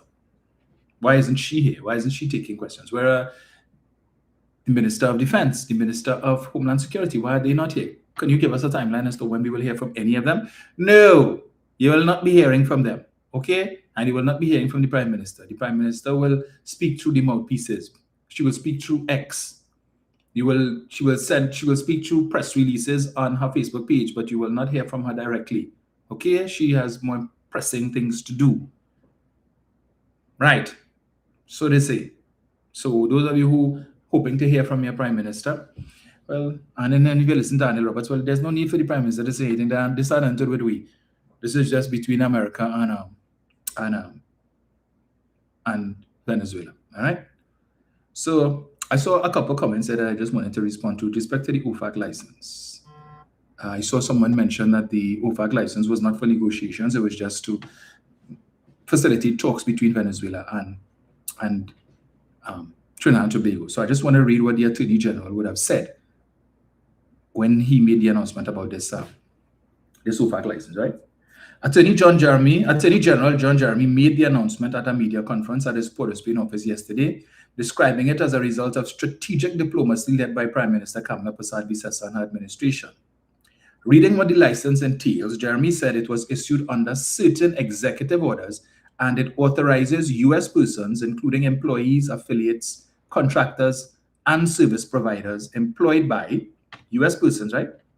Employed by or acting on behalf of or for the direct or indirect benefit of the government of the Republic of Trinidad and Tobago, the National Gas Company of Trinidad and Tobago, and Shell PLC, Shell PLC, these are different companies, Futura Clara Limited, and their subsidiaries and their affiliates and contractors to engage in transactions ordinarily incident and necessary to negotiations with the government of Venezuela and Petróleos, the Venezuela executives in connection with the Dragon Gas project.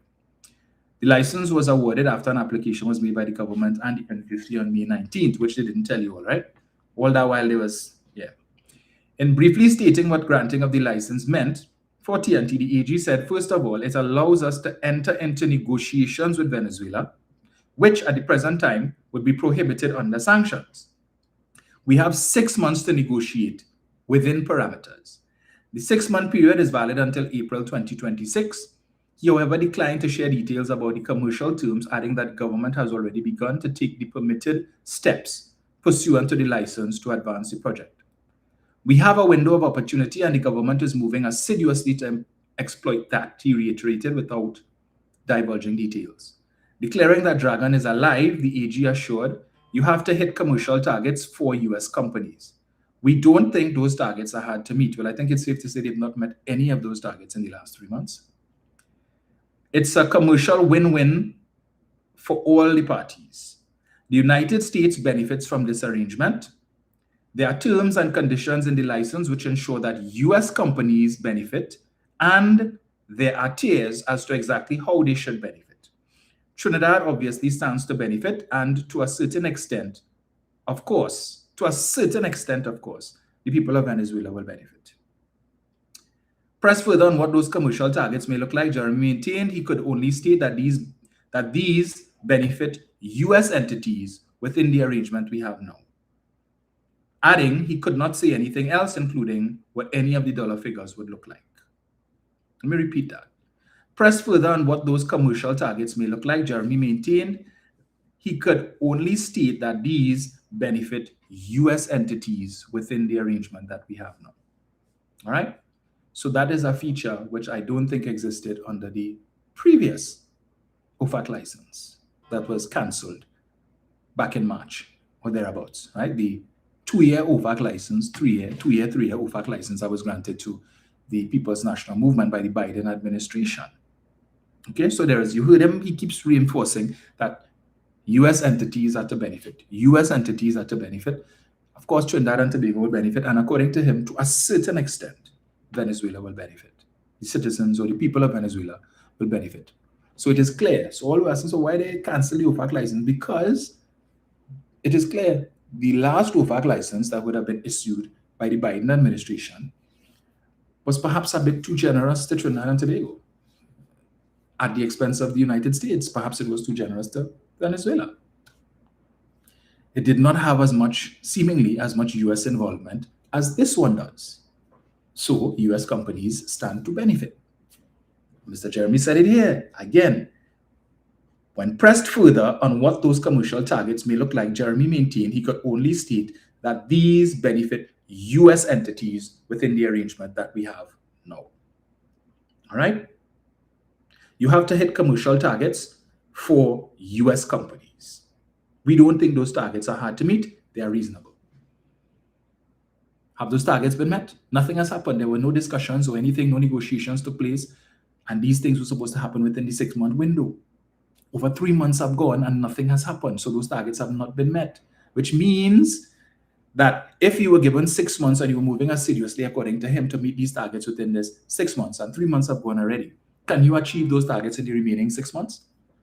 Given what currently holds in Venezuela, where the majority of players only absent Maduro, everybody else is there. So when they would have been negotiated anyway, if Mr. Maduro was still there, is Delcy they would have to be talking to. Delcy is the person in charge of, under the last amendment, well, she's the person in charge of oil and energy, the energy sector. The same people you would have to be talking to are still there. And none of them want to really hear us right now. They don't really care to hear our government right now. All right? So it means, therefore, that this, quite likely, this 6 months Coboswed license is going to expire without the commercial targets being met, which means you're going to have to go and renegotiate to try and get a new license. Of course, the dynamics have changed. Now, the US, based on what was said yesterday, is going to have greater involvement in the management of Venezuela, based on what the President of the United States said. So we really don't need Trinidad and Tobago to do no negotiations and all this kind of thing to benefit the US companies as mentioned here, when we could now do it because we in charge. So, you know, as they keep saying, this has nothing to do with we. This is between the United States and Venezuela. But now, well, they want to, but when it comes to this, it has something to do with we. Or they want to be in it. Right. It don't involve us. But we still, but they still want to be in it. So then what is to prevent the US and saying, well, you know, what is there to benefit the United States by having you all in this? It's just less for us. We have the facilities. We have the infrastructure to develop the gas in the United States on a much larger scale than you all do in Trinidad and Tobago. So tell us, why should we even proceed with this? Come on. I mean, to reward you for assisting us, but then you were rewarded because you all have been saying, members of your government have been saying you all benefited. The crime situation in your country has benefited. It has gone down as a result of what the US was doing with respect to the bombing of the vessels and so on. You all benefited already. So why should we give you all any other benefit? We will maintain that, fine. We will maintain policing of the waters to ensure that the narco trafficking and the human trafficking ceases so that it doesn't affect your crime situation in your country any further. All right, so we give all of that. But we good. We could take it from here. Because remember, it's the Mariscal Sucre field, we're talking about over 200 trillion cubic feet of natural gas. 200 trillion cubic feet of natural gas. And the more parties involved is the less we each. So we wait to see. All right. But I just thought I would put that out there. And I also saw someone mention that Shell is a US company. So I also did my quick research on that as well. And it says that Shell is actually a British company with a US subsidiary that has US. So it says here, Shell is not a US company. It is a British multinational corporation. While it has massive presence in the United States, its global parent company and operations are structured as follows. Parent company Shell PLC is incorporated in England and Wales, headquartered in London, United Kingdom in early 2022. The company officially moved its headquarters from The Hague, Netherlands to London and dropped Royal Dutch from its name to simplify its structure. So it was called Royal Dutch Shell before. US subsidiary, the company operates in America through its principal subsidiary, Shell USA Incorporated, formerly Shell Oil Corporation, which is headquartered in Houston, Texas. Origin, Shell was formed in 1907 through a merger between a British company, the Shell Transport and Trading Company, and a Dutch company, Royal Dutch Petroleum Company. Key facts for 2026. As of 2026, Shell remains one of the world's largest oil majors, operating in over 70 countries. ownership, it is a public limited company owned by shareholders and listed on the London, Amsterdam, and New York stock exchanges. U.S. assets, Shell USA is one of the largest oil and gas producers in the United States and owns well-known American brands like Jiffy Lube, Pennzoil, and Quaker State. All right, so, but remember, as Mr. Trump says, America first. Right. So with respect to so you heard Sean Sobers there. There's no need for the Prime Minister. The Prime Minister will speak through her mouthpieces of himself, other members of the National Security Council, primarily him, and through her chosen forum, right? But not, don't expect to hear from the Prime Minister for her to come and drill her like you drill Sean Sobers there. She not about her life.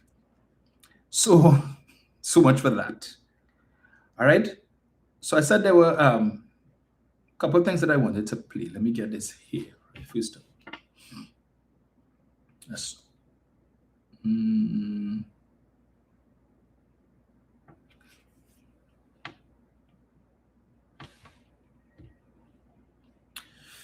Right.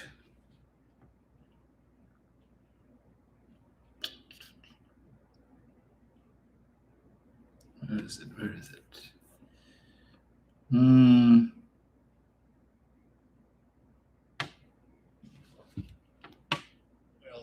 We're in the oil business. We're going to sell it to them. We're not going to say we're not going to go there. In other words, we'll be selling oil probably in much larger doses because they couldn't produce very much because their infrastructure was so bad. So we'll be selling large amounts of oil to other countries, many of whom are using it now, but I would say many more will come. But in terms of other countries that want oil, we're in the oil business. We're going to sell it to them. We're not going to say we're not going to go there. In other words, we'll be selling oil probably in much larger doses because they couldn't produce very much because their infrastructure was so bad. So we'll be selling large amounts of oil to other countries, many of whom are using it now, but I would say many more will come. But in terms of other countries. So maybe we could buy some whenever the UNC managed to reopen the refinery, right? Because we will need oil. We don't have enough here. So we will need to purchase probably the same 100,000 barrels per day that we were buying before. And since it's right over there, it costs us a little less in terms of transport because it's right there. It's right there. So maybe they could run a pipeline or something. I don't know. The infrastructure, just say. But let me get this here. Right. Where is it?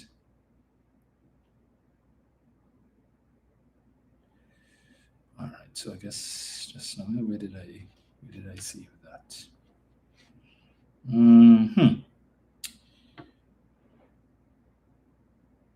Right, this is what I wanted to play this. Listen carefully to this, right?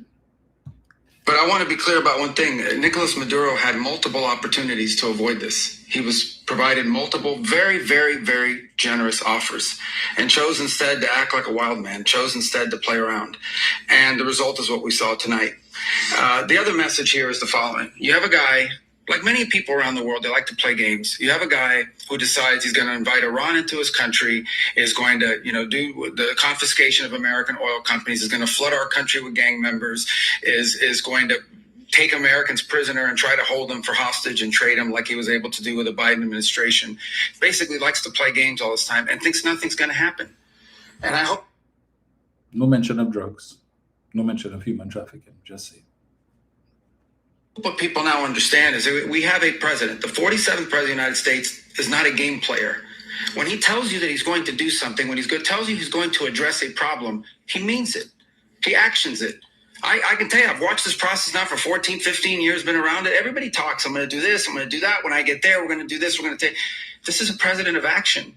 Like, I don't understand yet how they haven't figured this out. And now, if you don't know, now you know. Because this is the way it's going to play out. And I think people need to understand that this is not a president that just talks and does letters and press conferences. And, if he says he's serious about something, he means it. And this is something that was a direct threat to the national interest of the United States. And the president addressed it. There's a president of peace, by the way. I told you what I just said earlier. This guy had multiple opportunities to find his way somewhere else and figure out another. He could have been living somewhere else right now, very happy. But instead, he wanted to play big boy. And so now, he's got other sets of problems on his hands. And but I think that the message here should be for the world. Look, the president doesn't go out looking for people to pick fights with. He's not generally wants to get along with everybody. We'll talk and meet with anybody, but don't play games. Don't play games with this president's in office, because it's not going to turn out well. And so I hope that I guess that lesson was learned last night, and we hope it'll be instructive moving forward. That lesson was learned last night, and we hope it's going to be instructive going forward. So any other world leader who wants to play games, well, take note. Take note. All right. So just saying. So as you would have said, Mr. Maduro had ample opportunity to avoid all of this. He could have been living comfortably somewhere. So stepping on about Senate. Okay. So all of these, they were willing to overlook all of these serious charges that now face Mr. Maduro. They gave him the opportunity here, but we just step down and go your way now. And we're willing to overlook all the things that you are now facing, these serious charges. We're willing to overlook that. We allow you to hop a plane and go somewhere and retire and live out the rest of your days in comfort, wherever. Now, Mr. Maduro did say that in his discussions with Up North, that he did make some recommendations. He suggested, one of his suggestions was that he could serve for 3 years and then he would step down after 3 years and Delcy would take over for the other 3 years that was rejected. He claims he offered oil. In fact, there is a video going around his last recording that he did. He was driving in a car with some friends or journalists, I guess, and he was driving the vehicle and he was talking and he was saying, we've indicated that we are willing to talk with respect to dealing with the issue of narco trafficking. We're willing to meet and talk. The issue of Venezuelan oil, we are open to investments, U.S. investments into the energy sector. Willing to talk. But as you heard, he wanted to play big boy. Okay, and so he was dealt with. So while the UN says, he's a narco trafficker and all of that and thing, and Mr. Rubio is telling us that they were willing to overlook that. They gave him opportunities to bust a kite, and they would have, but we don't know what would have, if that had happened, what would have taken place. How exactly was that supposed to be worked out? Okay, if he stepped down, then obviously Delcy would take over, and as she has now. So, but let me just run that back. But I want to be clear about one thing. Nicolas Maduro had multiple opportunities to avoid this. He was provided multiple very, very, very generous offers and chose instead to act like a wild man, chose instead to play around. And the result is what we saw tonight. The other message here is the following. You have a guy, like many people around the world, they like to play games. You have a guy who decides he's going to invite Iran into his country, is going to, do the confiscation of American oil companies, is going to... So he invited Iran into his country. He seized American oil assets. Our country with gang members is going to flooded the U.S. with gang members. Take Americans prisoner and try to hold them hostage and trade them like he was able to do with the Biden administration. Basically, took American citizens hostage and treated them like he did with the Biden administration. That sounds like something that Vladimir Putin did, or does, actually. I recall you all remember Brittany Griner, I think is her name. She's a U.S. basketball player, the WNBA. She went to Russia, and I think she was found with some paraphernalia for weed paraphernalia or something like that. And she was arrested and so on. And she was eventually traded for the release of some Russian oligarchs who were languishing in U.S. prisons. I think Mr. Putin is accused of killing or ordering the assassination of former opposition leader Alexei Navalny, who died under mysterious circumstances in a Russian prison.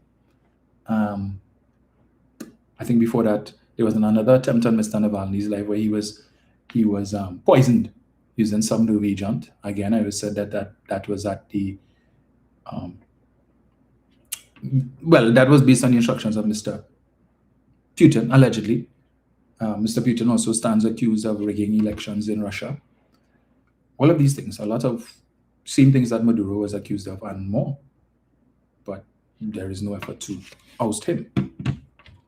Just say. Anyway, but that's Marco Rubio there, and he's explaining to you what the situation was. Mr. Maduro was given many generous offers, generous options to leave office quietly and avoid defeat that he's now facing. And he didn't take the opportunity. He said he chose to be a big boy. He flexed his muscles, and well, he learned the hard way. All right. So, a message to other leaders: stay in your lane. Okay, don't. Yeah, just saying. Right. So while members of the UNC are saying, well, there's no need for the Prime Minister to address the nation, and so the Prime Minister of Barbados yesterday did just that. As I said before, they are further away from Venezuela than we are, but their Prime Minister, saw it fit to have a press conference, right? And what did she speak about? Well, she brought the nation up to date for those who might be concerned about what was happening. There was reports that the airspace was closed off over certain Caribbean countries with respect to incoming flights. There were reports being made that flights originating out of the United States that were being turned around, flights that were bound for certain Caribbean countries. She indicated, she spoke to her nation, she told them, well, look, this is the situation. There were persons who were concerned about flights from Barbados going to the United States, some of these flights that were canceled by certain US carriers. And given the fact that there are a number of persons in Barbados, because as you know, there is a particular cruise ship company, forgive me, I can't remember which one, that operates cruises out of Barbados, and there were 4 cruise ships in Barbados yesterday and a 5th one that was coming in for repairs. And because I think maybe a couple of the ships weren't allowed to leave or whatever the case may be, that would have caused certain challenges for them with this 5th ship coming in to find berthing space for that ship. So she told them how the situation would have affected tourism in Barbados, something that they depend on a lot. And they were hoping that this thing doesn't drag out, because to have this prolonged effect on their tourism sector. She spoke about, some people who would have come off cruise ships and who were supposed to leave, and because their flights were cancelled, they were forced to remain in Barbados for a little longer, and so the country would have benefited some from this extended stay for these people and so on. So these are the things that we in Trinidad, or not we, UNC supporters might have found trivial, that their Prime Minister thought it necessary to update and to advise her nationals, her citizens about. Nothing to do with what was actually happening in Venezuela, but how the fallout was impacting on the Bajan economy, right? There were no streets blocked off in Barbados as far as I know, but yet still she found the time and found it necessary to hold a press conference to speak to the 280-something thousand citizens of Barbados. But our Prime Minister here, where we have been co-opted into this whole thing, we've been hearing about radar, we've been hearing all kind of thing about, Trinidad and Tobago's involvement, even though they say this had nothing to do with us, but yet still we have been the recipients or the beneficiaries, if you want to say that, of a lot of crosstalk from officials in Venezuela saying, well, if it is that there is any conflict, or to use Sean Sober's term, any kinetic action taking place, that Venezuela would hold us responsible and all of this kind of talk. So people were concerned when they heard that. But yet still our Prime Minister did not see it necessary to speak to that. The cordoned off streets. What is the position with respect to all that is happening? Should we be concerned? Is our airspace closed? What about flights coming into Trinidad and Tobago from US ports? What's happening with that? Nothing of the sort. But Barbados Prime Minister made sure she let her countrymen know. So 285,000 citizens were updated, but the 1.5 million, your Prime Minister said, well, I don't need to know, just go about your business as usual. All I need to tell all is, good morning, it wasn't me, have a good day. Yes. So there was one other thing that I wanted to play. Did I save that by? Did I? Give me 1 second here, folks. I can't remember if I saved that. So there's so many things. Sometimes you miss. Where is it? So, let's see this. Is that Maduro offered everything in? No, that's not it. So what I was trying to find is that yesterday, President Trump would have done an interview on Fox News, and he indicated that things went better. Yesterday's events went better than they had planned because they were planning a second wave. There were over 100 and something US aircraft that was involved in the whole process, and they were prepared for and were planning a second wave. So what all that we saw in the video with the helicopters flying over and shooting, it wasn't supposed to end there. There was supposed to be a continuance of that. It wasn't supposed to end so quickly. But because the Venezuelan response apparently was not what the US had expected, right? It was sedate. Is the only reason why there was not a second wave. All right, let me just see. We'll try one more thing here. If not, well.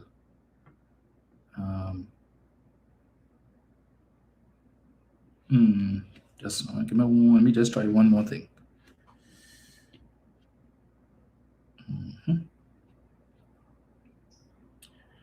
Where is it? I thought I saved that, you know.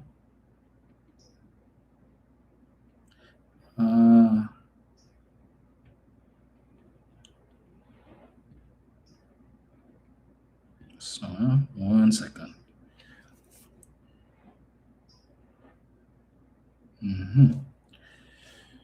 Right.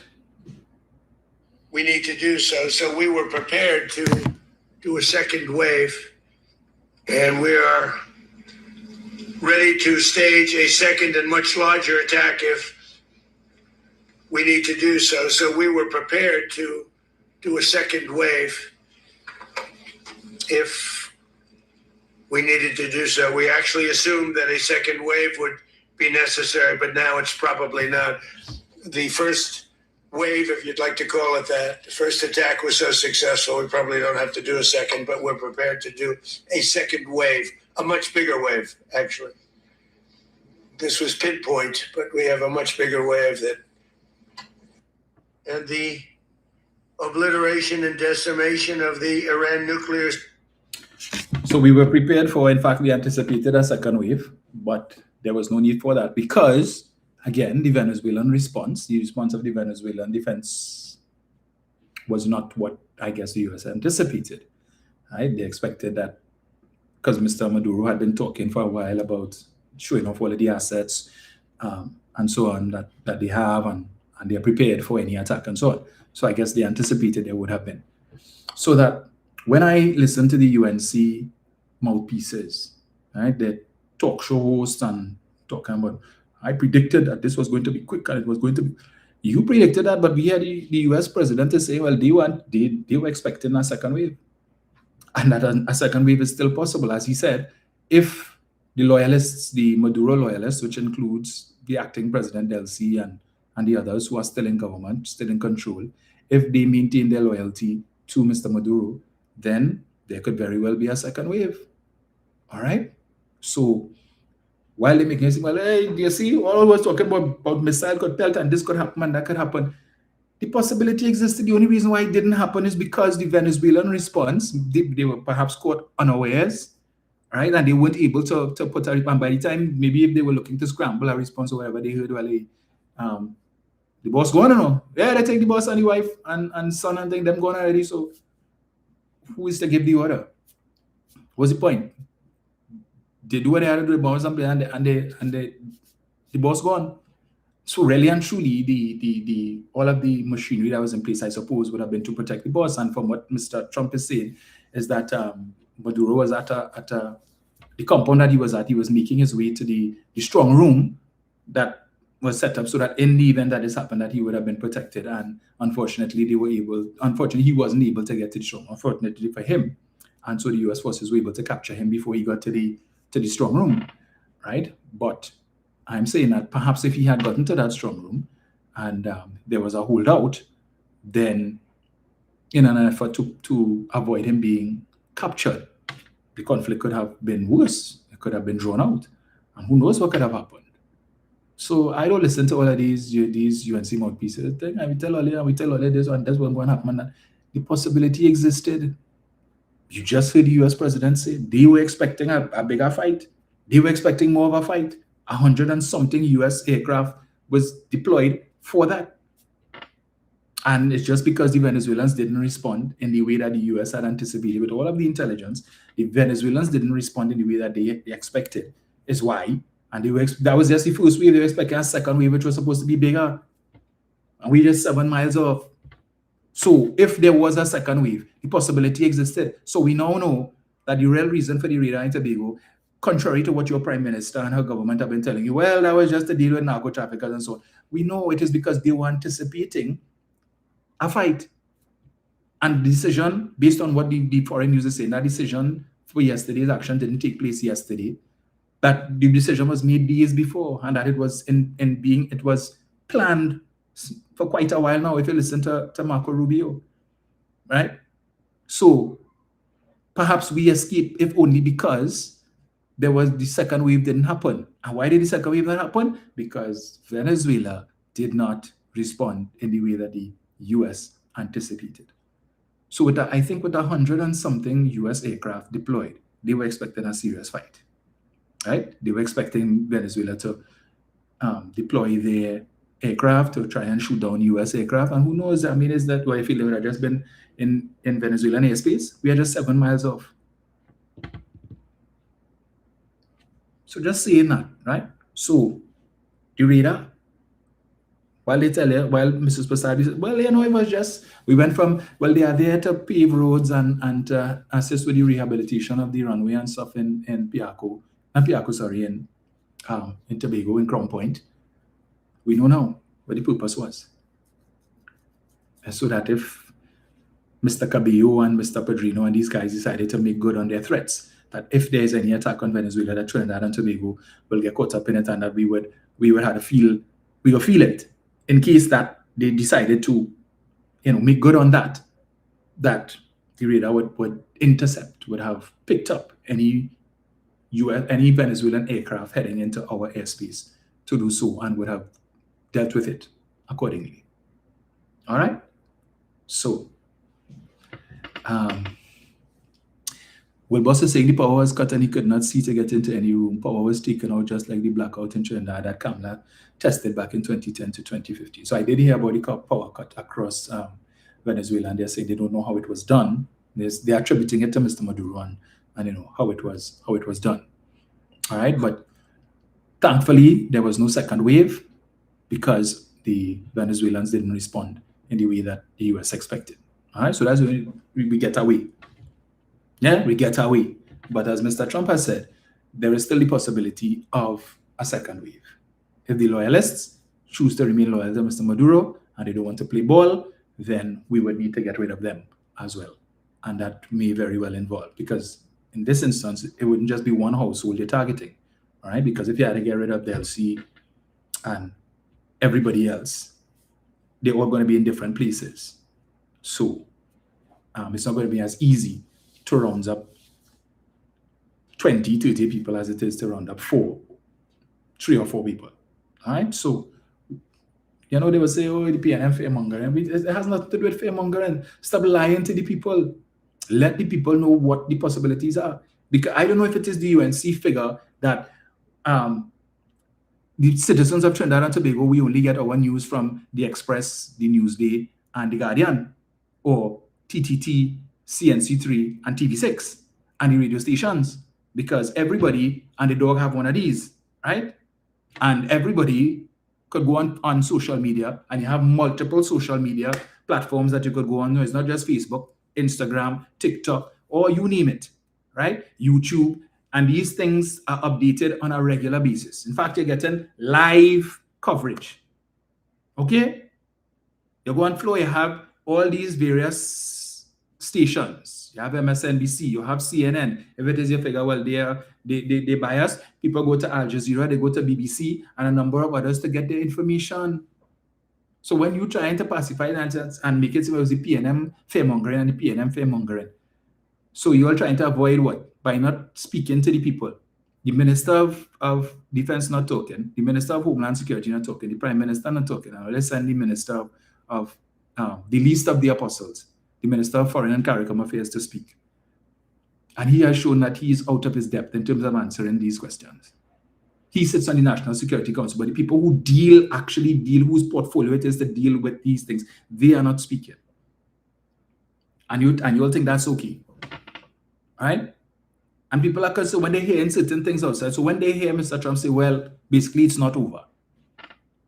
Yes, we got rid of Maduro, but that was in the first wave. We were expecting a second wave, and thankfully there was no need for the second wave because Venezuelan forces did not step up.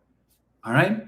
But given the fact that the LC is saying that she's demanding the release of Mr. Maduro, and notwithstanding Mr. Trump's claim that after a lengthy conversation with Marco Rubio, she indicated she's willing to do what Washington wants and she doesn't have a choice. She's saying, well, that's not the case. So we'll see how things play out over the course of the next few days as Mr. Maduro appears in court, as he and his wife, I think their son and whoever else appears in court, and as things roll out, how this is going to work. Because if, as Mr. Trump says, the U.S. will be high-ranking officials of the U.S. will be running things in Venezuela, how is that going to work with the Maduro regime still being in power? We don't know. All right? How exactly they're going to work. So in the coming day, if it is that they can't come to an arrangement or whatever, it may be that there's a decision taken up from up north that these guys had to go, so that we could install a more pliable government in the interim, and so be it. All right, and that may very well involve, because these strongmen in Venezuela are still talking big talk. All right, they're still talking big talk, and as Marco said, Maduro wanted to play big boy, and so so word to the wise. Interesting times ahead. Okay, but if it is that we saw all of this equipment going on to Chaguaramas, we have no idea what that's about. Government hasn't told you, and as Sean Sober said, all they don't need to know. Okay, we'll tell all they need to know, and you all don't need to know about that. The report in today's newspapers about there being an expansion of that area in Crown Point there, where the radar is and the setup of camp and all them kind of thing. Well, you don't need to know about that either. I'll show them out. So, yeah. So there was another development last week, or a couple of days ago, away from the whole Venezuela issue. Oh, shucks, how could I forget that? Permit me to extend condolences to the family of Eddie Hart, my good friend Terry Hart, his son, and also to his grandsons, the duo that is Full Blown, right, who are mashing up the soca scene. They did so last year. They had some pretty good songs, and again this year as well. Those are his grandsons. Condolences to them as well, and by extension to the PNM family on the passing of the great Eddie Hart, right? PNM stalwart. I know it seems like many of the PNM stalwarts seem to be choosing, I don't know, we lost Foodie recently, and, so, yeah, but condolences to them and to the PNM family. And I suppose that someone is asking, do the Maduros have children? Yes, as I understand, his son was also arrested as well and will be facing trial in the US. So it's four of them. It was reported that were taken: Mr. Maduro, his wife, their son, and a guy who they said is the head of the Tren de Agua, that gang, forgive me, right? So it's for them. So they do have children, yes. Right. So there was an announcement with respect to So let me see this.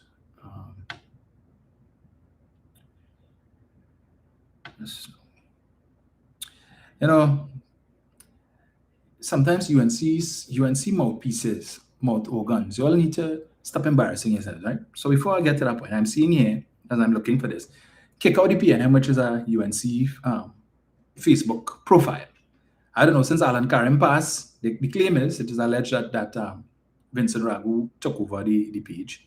And yeah, it's just gone from bad to worse.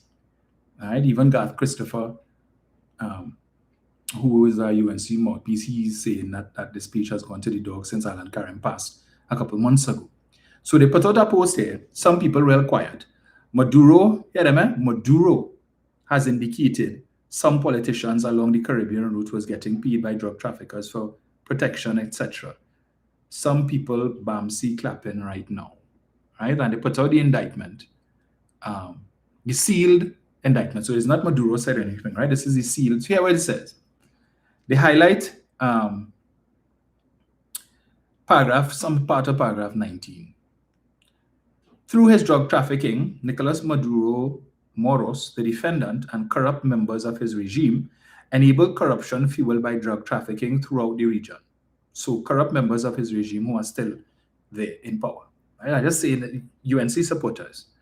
The transshipment points in Honduras, Guatemala, and Mexico similarly relied on a culture of corruption in which cocaine traffickers operating in those countries paid a portion of their profits to politicians who protected and aided them.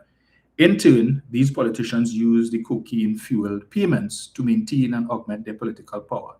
So too, were politicians along the Caribbean route corrupted by cocaine traffickers who would pay them for protection from arrest and to allow favored traffickers to operate with impunity as they traffic cocaine from Venezuela north towards the United States. And they highlight that part. I want to remind whoever operates that page, there is an article which speaks to when the UNC was in office, all right, that some $2.2 million was paid by a big drug trafficker who was serving a life sentence in Trinidad and Tobago's prison for drug trafficking.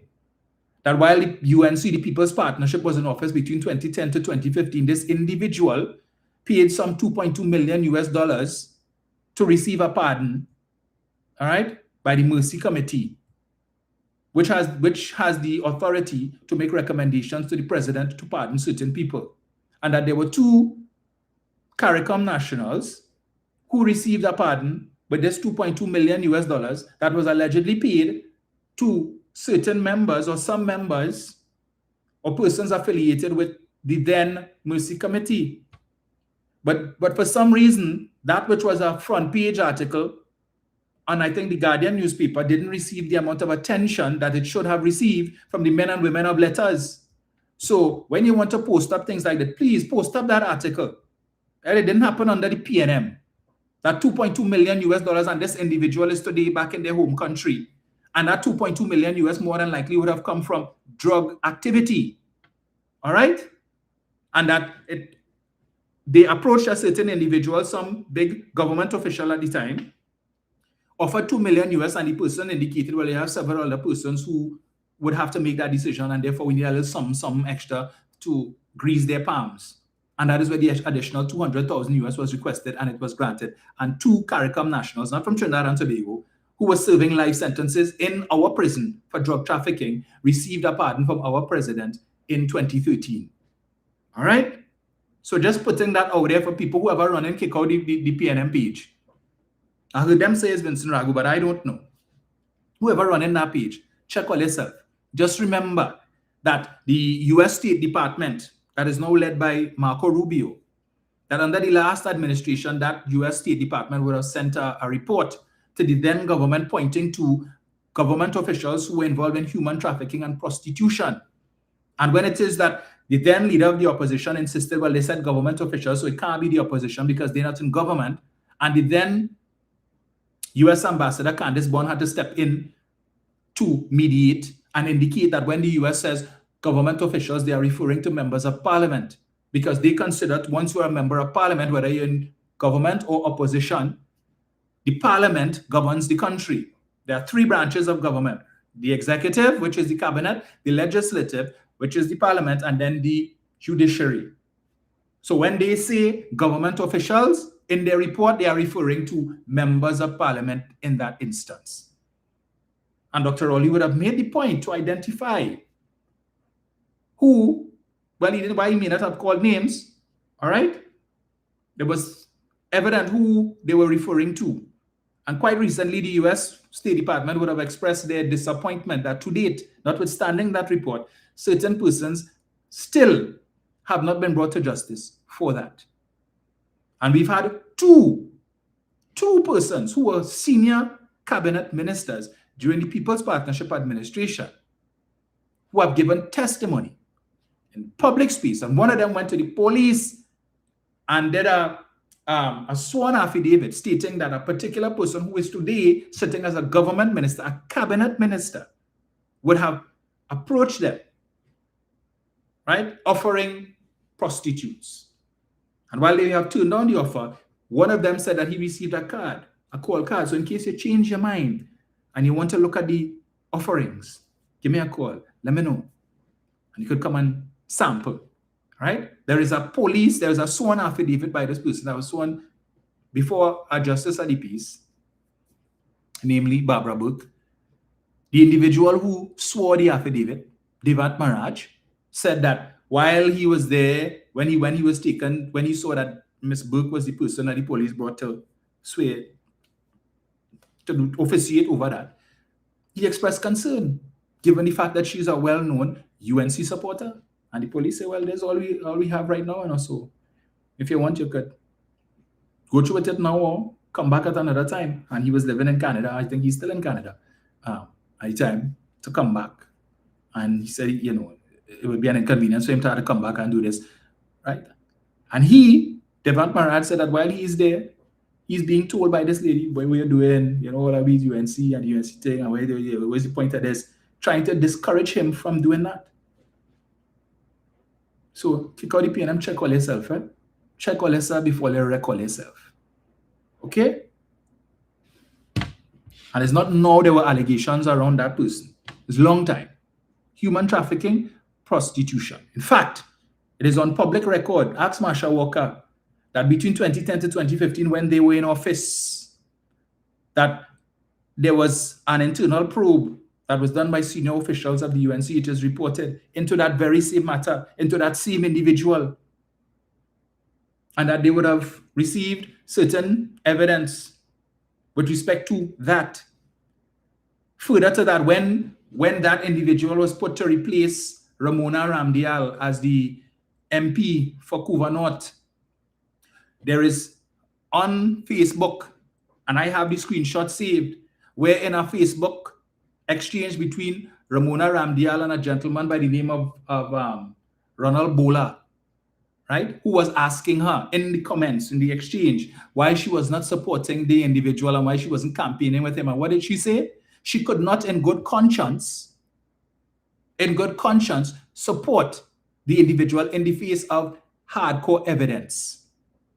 Evidence, not allegations. Evidence of that individual's involvement in human trafficking, prostitution, and she went on to say further certain misbehavior in public office as it pertains to certain offices that he held between 2010 to 2015 on state boards. Ramona Ramdial said that. And I have the screenshot of that conversation, right?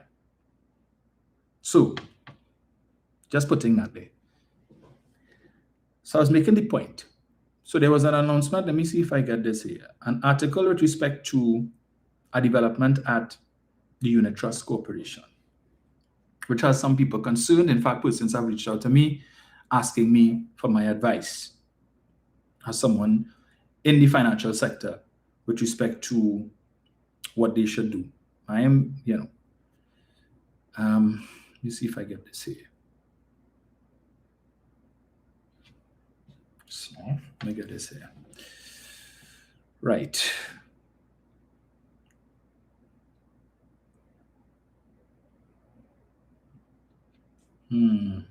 So I want to.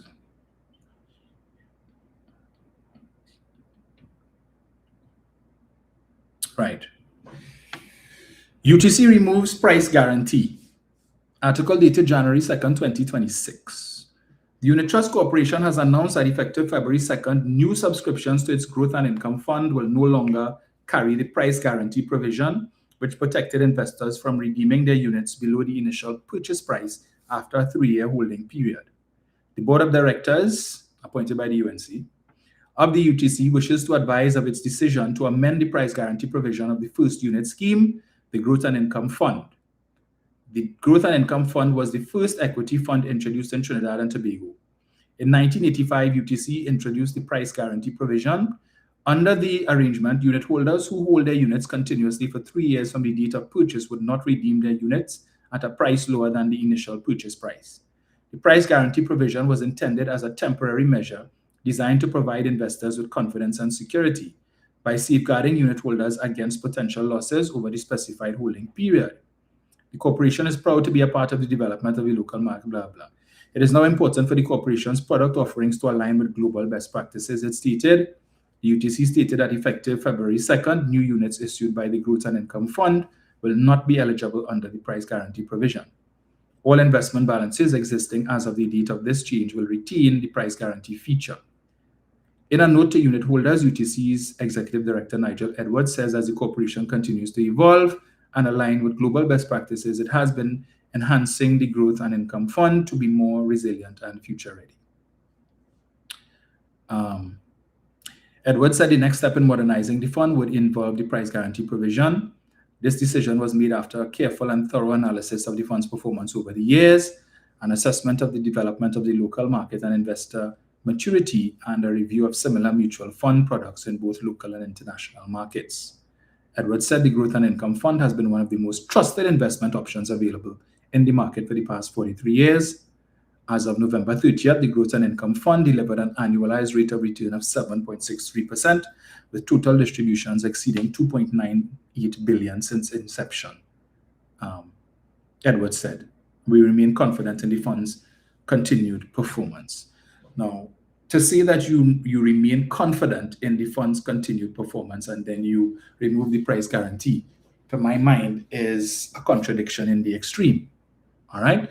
Because if you remain confident in the fund's continued performance and you don't remove the price guarantee, what is the price guarantee? Well, as they explained here, all right, if you are an investor in the Growth and Income Fund, so they say when you purchase units, so you go and you say, I have a piece of money, I want to put it in the unit trust, and you have full confidence in the unit trust as you should.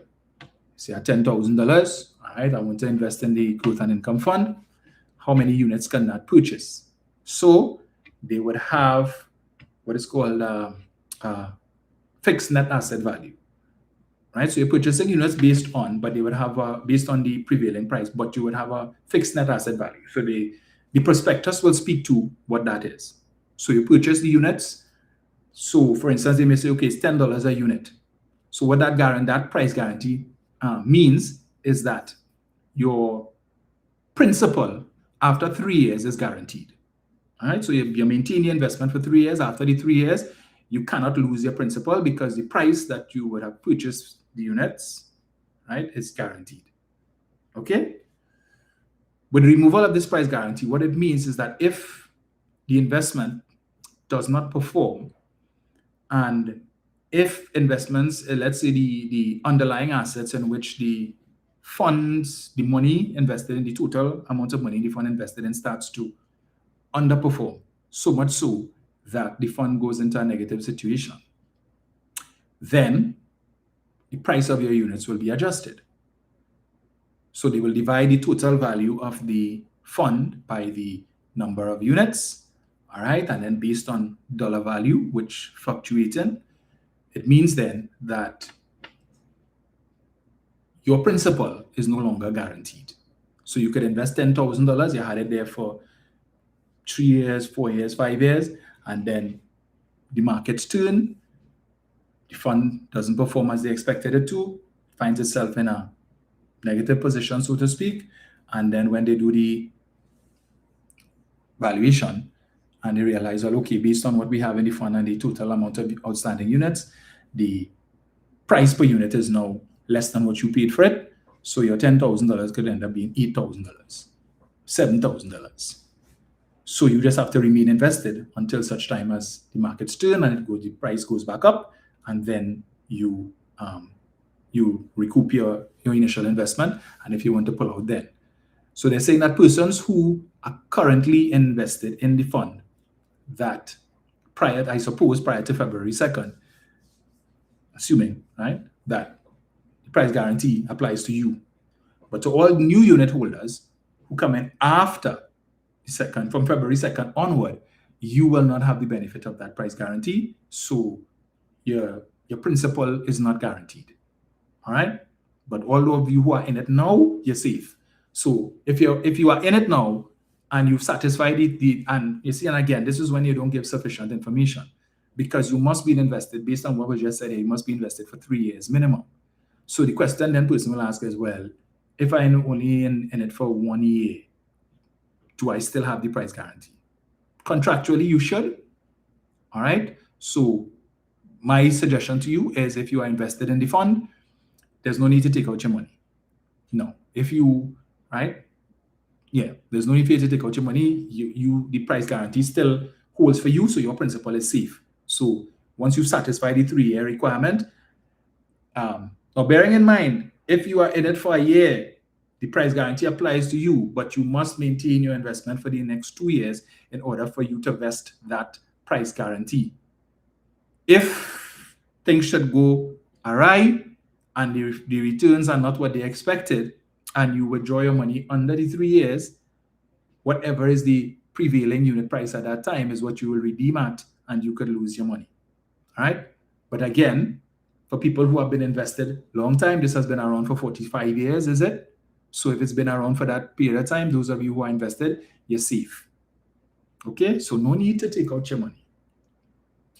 I don't know what is going to happen for new subscriptions, meaning that if you put in new monies after the second, if they're going to do a segregation to say, well, okay, only the funds that you had invested prior to February 2nd will attract the price guarantee, and any monies that you put subsequent to the 2nd of February, that would be held separate, and therefore the price guarantee would not apply to that.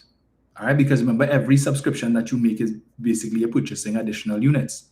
So if you put in fresh money after the 2nd of February, you're buying additional units, and therefore what the UTC needs to let you know is if those units will not have the guarantee that your earlier units would have had, right? So you may wish to inquire from the unit trust how that is going to work out, because I know there are people who religiously put money into the unit trust.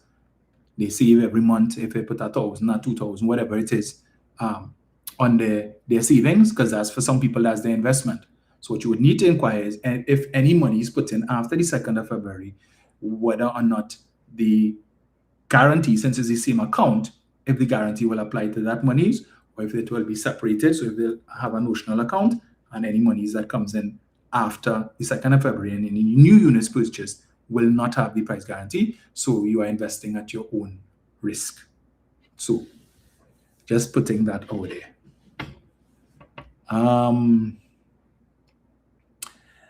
And it is saying, since the last time around 2010 to 2015, they were poised to interfere with UTC investments. And you see, with this government needs monies, right? But I'm just saying. So that's my advice to you. If you're currently invested in the fund, you're good to go. Anything after February 2nd, right? Caveat emptor, let the buyer beware. Someone is asking, I have a question. CPEP URP was cut in Trinidad. How come Falaya is saying people in Bago will not be affected? Isn't both entities under the same governance? So no. So the way that CPEP is managed in Tobago is different. Right? So they don't have contractors in Tobago. It's under the THA, and so they are paid by the THA, as opposed to how it was run in Trinidad, where you had the CPEP company, and then you had contractors. The contractors would hire the CPEP workers. CPEP company would pay the workers, but my understanding is that the contractors were responsible for paying the NIS and health surcharge portion of their salaries.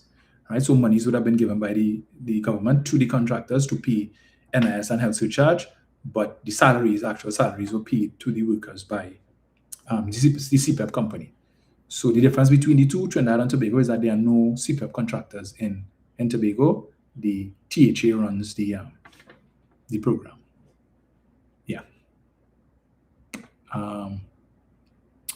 Someone is saying that's standard practice. You see UTC invest money and their percentage will vary based on the market and where they invest. So as you can see throughout the years, the percentages fluctuate. Yes, so so let me see, right?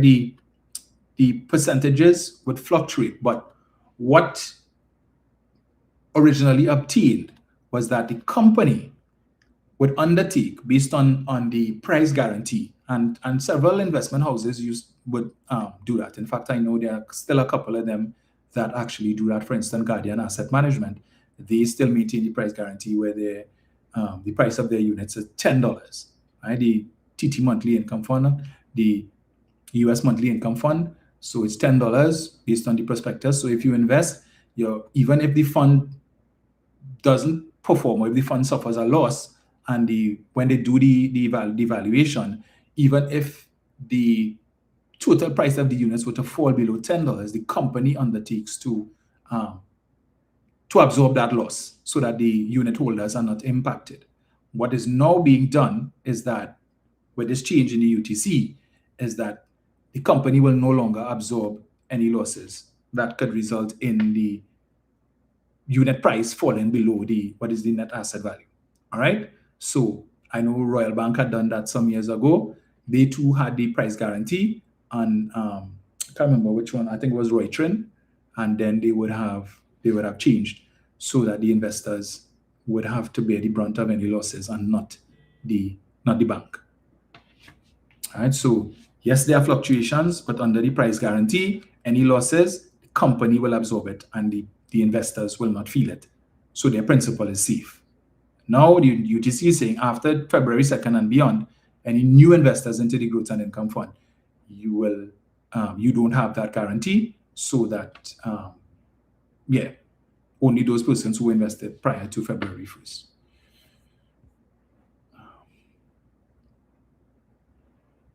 So Pakran Water is saying, wasn't the UTC established on a unique principle? Why do they have to do what everyone else is doing? So they don't have to, but they chose to do that, I guess.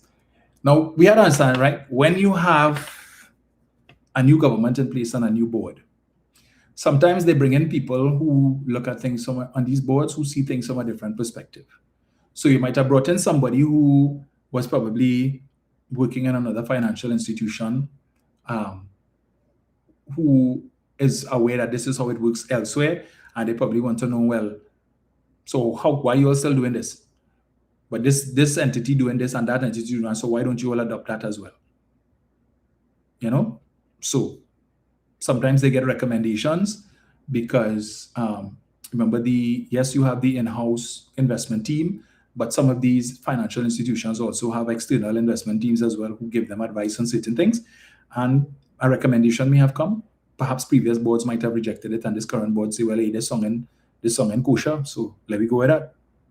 The board is in charge. If the board says this is how it goes, that's how it goes. Someone is saying, so Alta is saying, this market too shaky. And you see, that's a challenge, right? Because with these different types of investments, the investment makeup is very important in terms of what are the underlying assets. And if there are certain legal restrictions with respect to different investment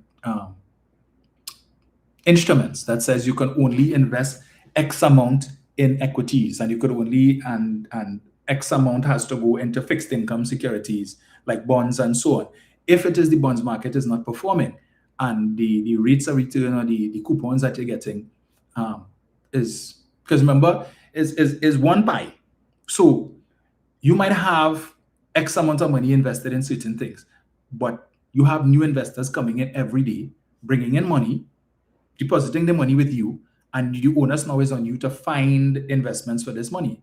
But if the law restricts you in terms of where you can invest this money, how much you could put in certain risky investments, then it limits you in terms of the type of return. So that's why when you hear them, for instance, you have growth and income and then you have income and growth funds.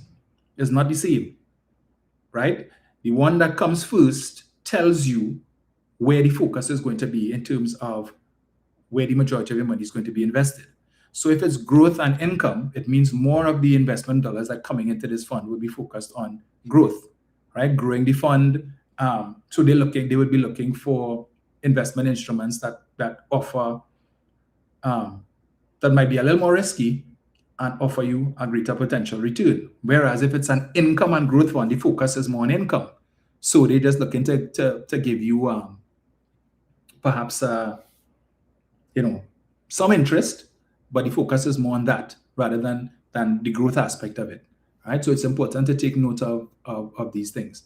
So it depends on where the focus is, what advice that they have gotten, if they believe that they see others doing it and people still investing. So they would look at it. So they would say, well, okay, this company doesn't have a price guarantee and they have this particular fund.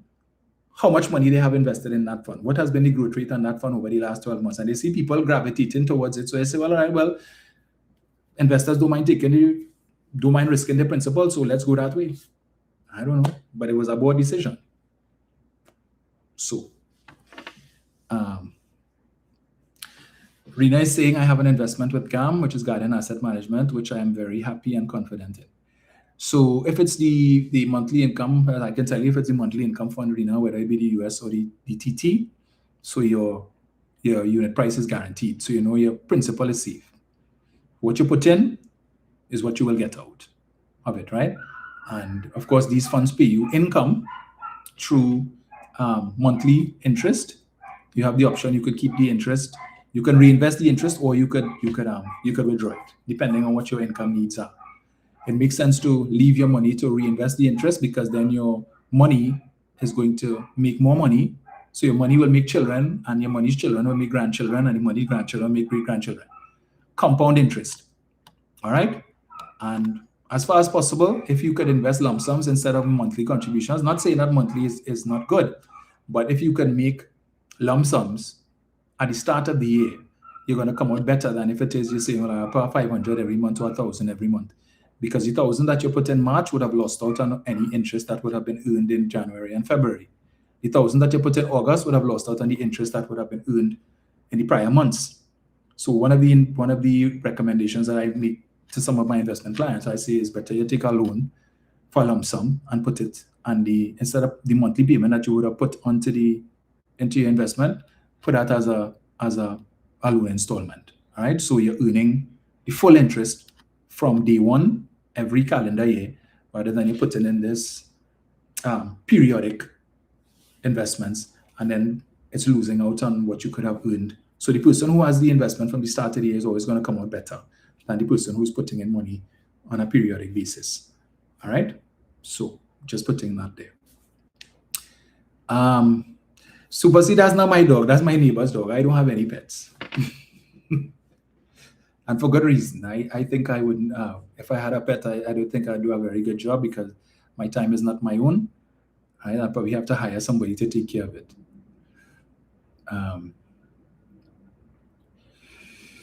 So Claire is saying an individual needs to spread his or her investment with respect to risk. That is so true, Claire. But again, it depends on what is your risk appetite and what is your investment horizon.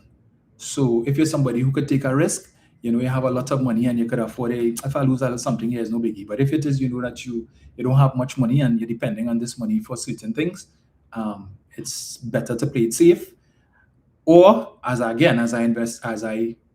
advise some of my clients, they could take a chance with the risky investments and any returns that you get, ring fence it. So especially when it comes to these growth and income funds or growth funds, you invest and you see it make a piece of money, the fund perform very well over a quarter. Take out the whatever earnings you would have made, take it out and put it in something safe. All right. So at any given point in time, it's just your principal that is at risk. But over time, as you take out your earnings and you ring fence it and put it into something safer, the possibility exists that the ring fence gains would eventually equate to what your principal was that would have earned these that that money.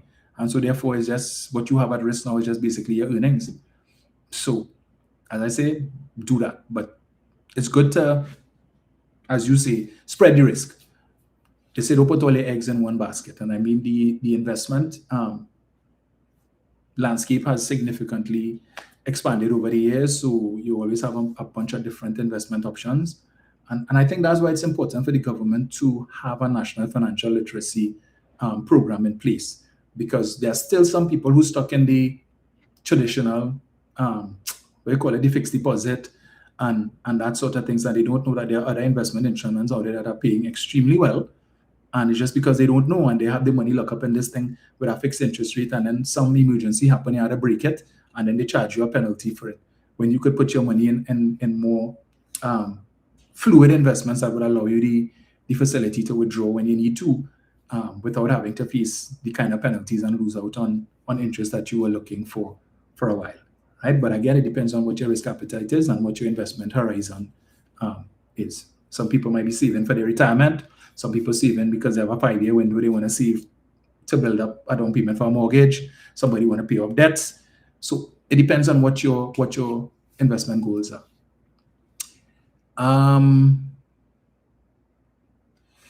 PF Cutters is asking, have you invested in European markets? I have, also looking at Asian markets and discussing with my brokers. Yes, those are good markets. In fact, I would also recommend the BRICS market, Brazil, Russia, India, China as well. Those funds also perform very well over time.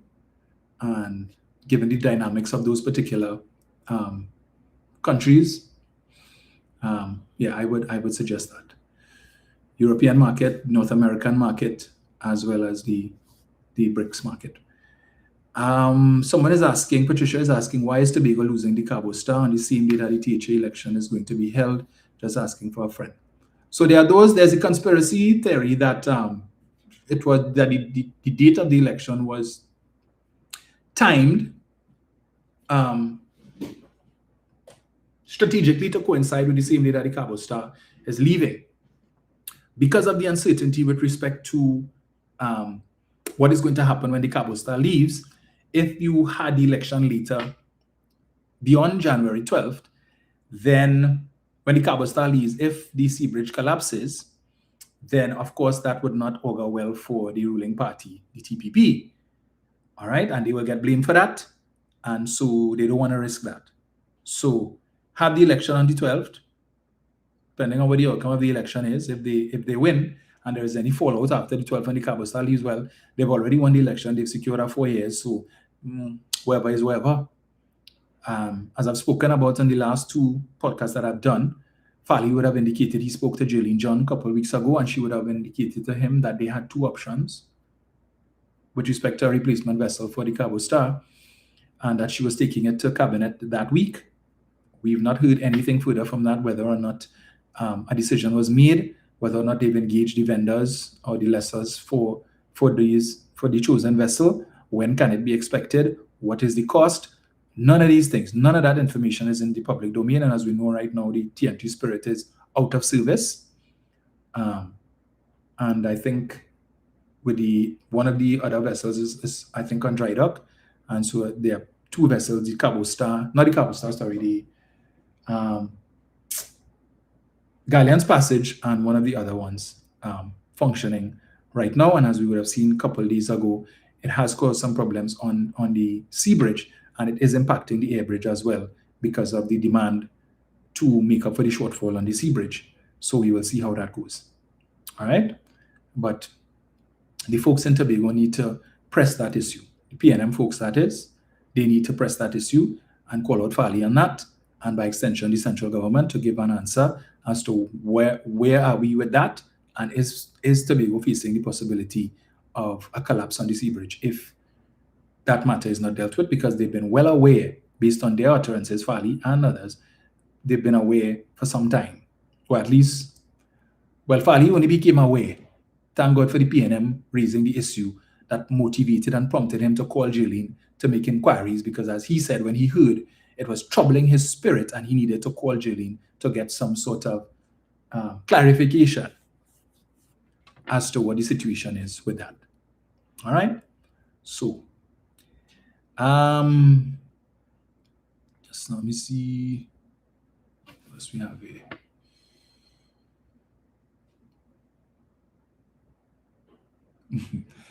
MRUI5WD is saying that was a very important piece of information, but I haven't yet grasped at it. So I'm guessing you're talking about the investment in the UTC investment. Yeah.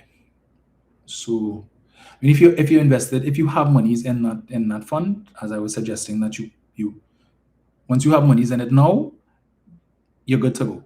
All right, because people, and again, there's one of the indictments I have on the financial sector, services sector, which I'm a part, right, is that intermediaries don't always give people the full picture as to how things work. When you invest in these funds, you buy units, right? It's a unit scheme, and each unit has a price. So if the unit price is $10, so you have some units that carry a fixed price based on what the prospectus says. So as I was giving the example of Guardian Asset Management, where their monthly income fund, the asset price, the net asset value is $10 per unit. All right. So when you invest your money in that, they will say, well, okay, you bring $10,000 and it's $10 per unit. We divide $10,000 by $10, and there's how many units you have invested. All right. So your $10,000 is guaranteed because you would have purchased at $10. That is the fixed price within the prospectus. So the price cannot fall below that. But remember, when your money comes in, it's pooled with everybody else's money, and investments need to be made in order to generate the interest to pay you so that your investment will be worth the while. That's why you bring your money there, because you want your money to grow and earn an income. So they have to take this money and put it invested. But there is no guarantee, save and except if you invest in what are called fixed income instruments. So for example, bonds. Bonds carry a fixed income, which is the coupon. All right.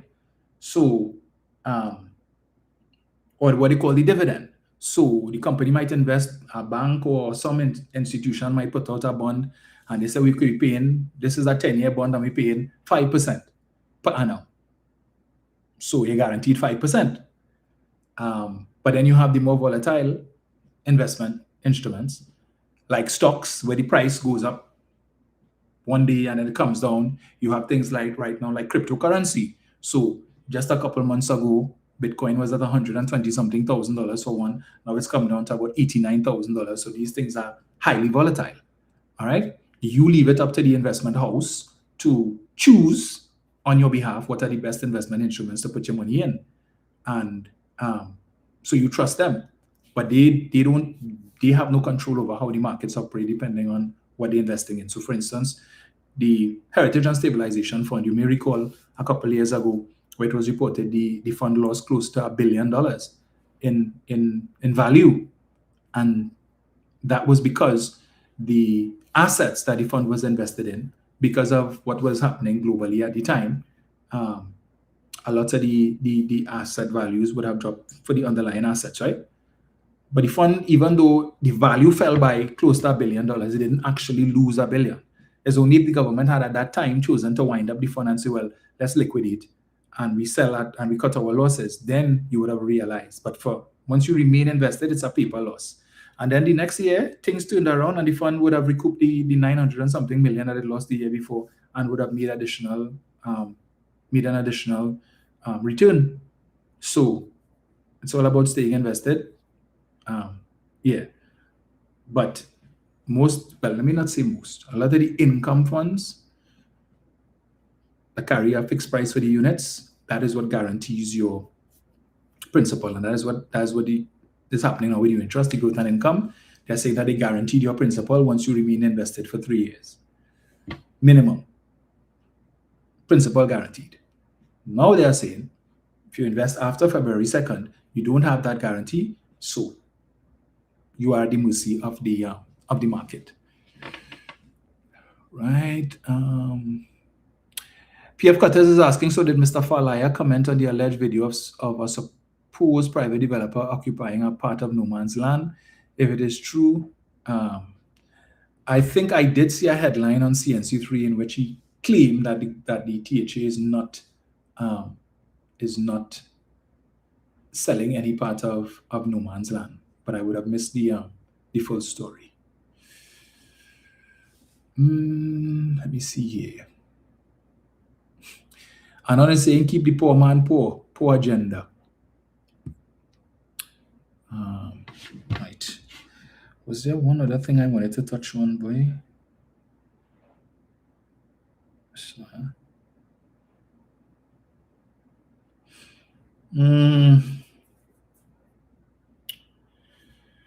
Right, I think that that about touches on it, right? No. I see someone defining the UNC's say that the UNC's press conference was a car crash, and I agree with it.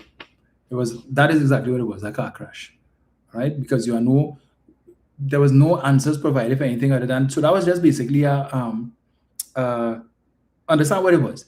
It was a press briefing for them to deal with the HTC issue, right? And the fallout from people breaking into HTC houses and taking it and hoping that the government and they could say, well, look, and let's say if you're squatting in a HTC house, you could get it.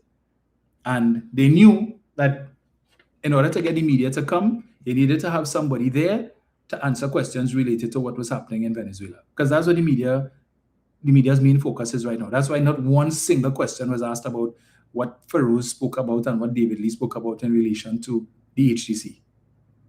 Right? That was considered a moot point. So everybody wanted to find out what was our position with respect to the whole Venezuela scenario, and the answers were not provided sufficiently.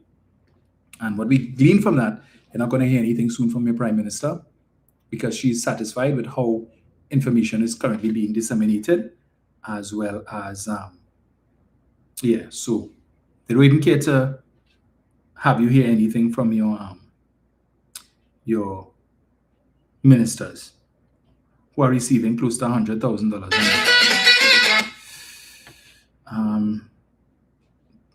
to remain silent. But then again, I'll vote for that. Just saying.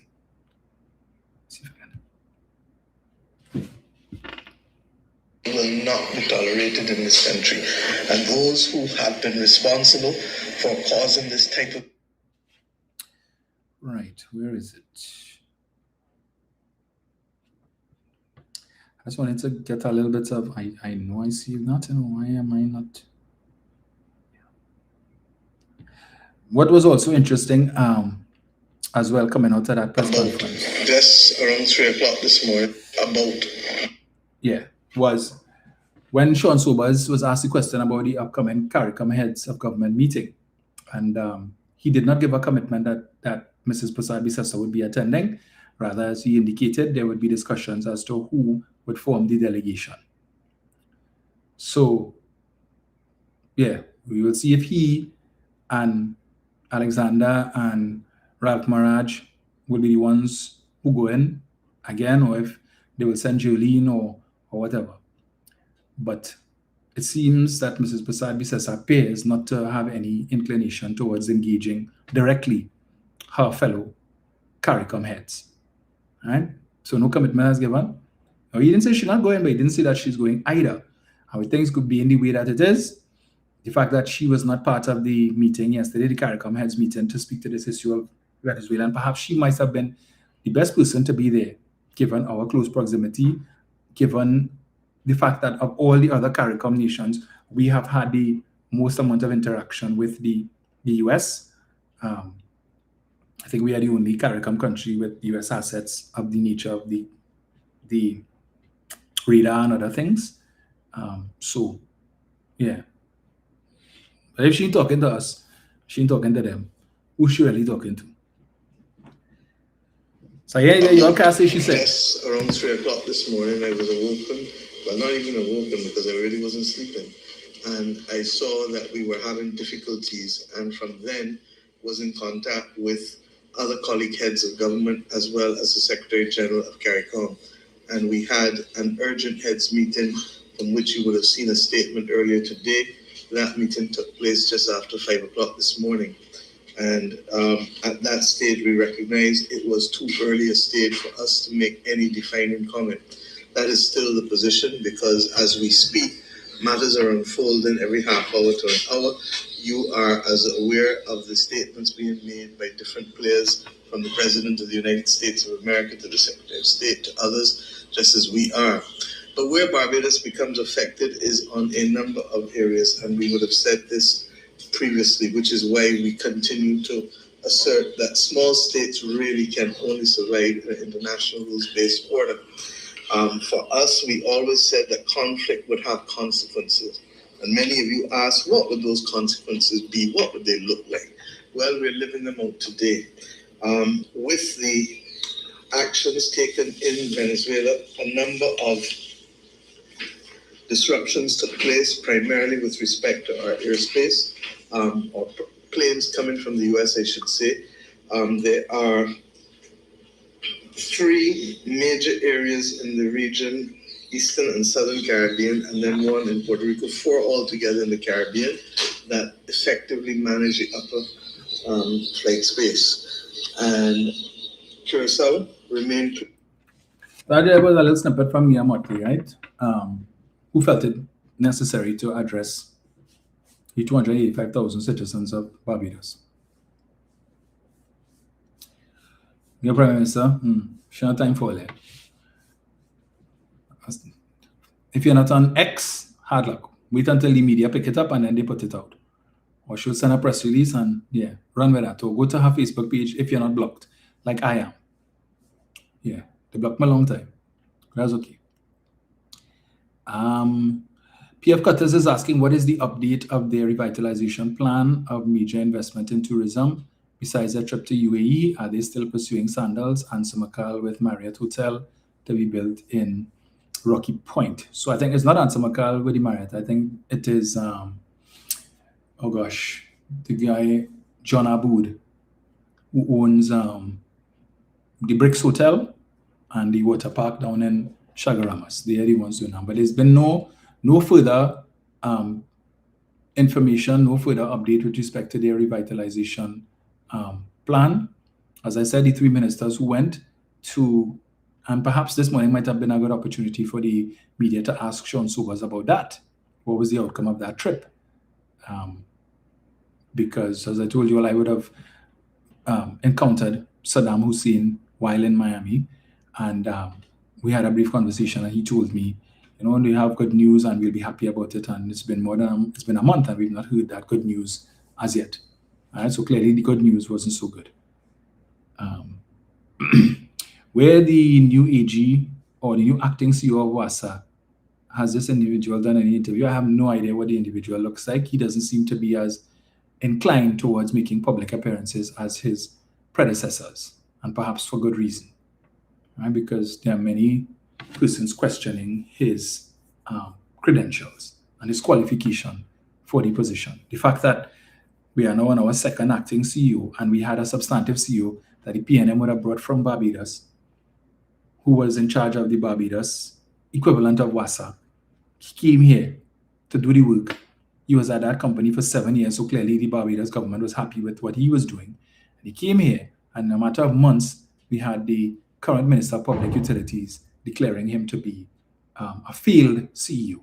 Right? You didn't give the man a chance to do the work that he came here to do, and you declared him a failed CEO and send him back in. And I understand it cost us, the taxpayers, a bit of money. Old lady 8135 is saying only water trucks on my street. There you go again. In fact, I've seen a lot of UNC supporters stating that their water supply has actually worsened since this government came into office, not gotten better. I saw somebody saying that they used to get water every 9 days. Now they get is every 3 weeks if they're lucky. Right? So I wouldn't doubt that at all, Super C. Because remember, on that between 2010 to 2015, false papers was the order of the day.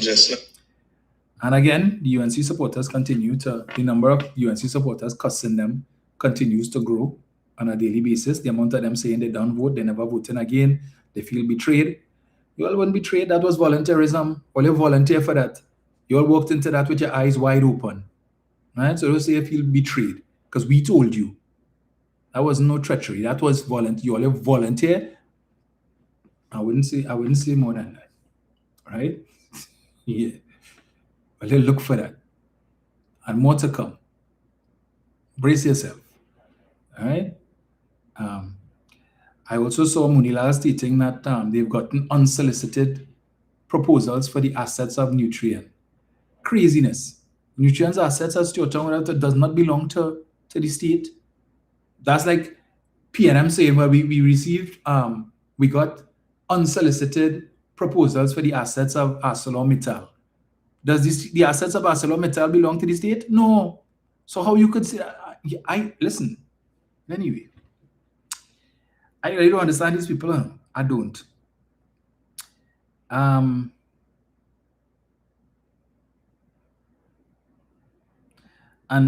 listen to this hypocrite, right? Suraj Ratan Rambachan. Every time I say that name or I hear that name, I hear Mr. Pandey saying, a fraud of the highest order.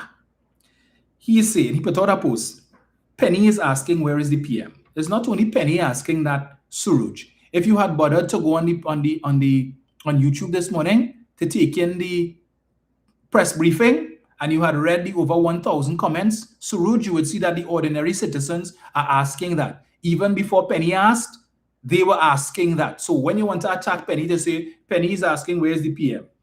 Penny, it will be nice if you speak when you have something to say, and that is useful and important. And ask questions that shows that you are a capable leader, you are struggling to be noticed and looking awful. So in other words, Suraj telling earlier, you shouldn't ask where the Prime Minister is. And you know who do have to ask that, Suraj? The citizens of Barbados didn't have to ask where their Prime Minister is. And they could say, well, that had nothing to do with them, right? So their Prime Minister did not need to, but she did.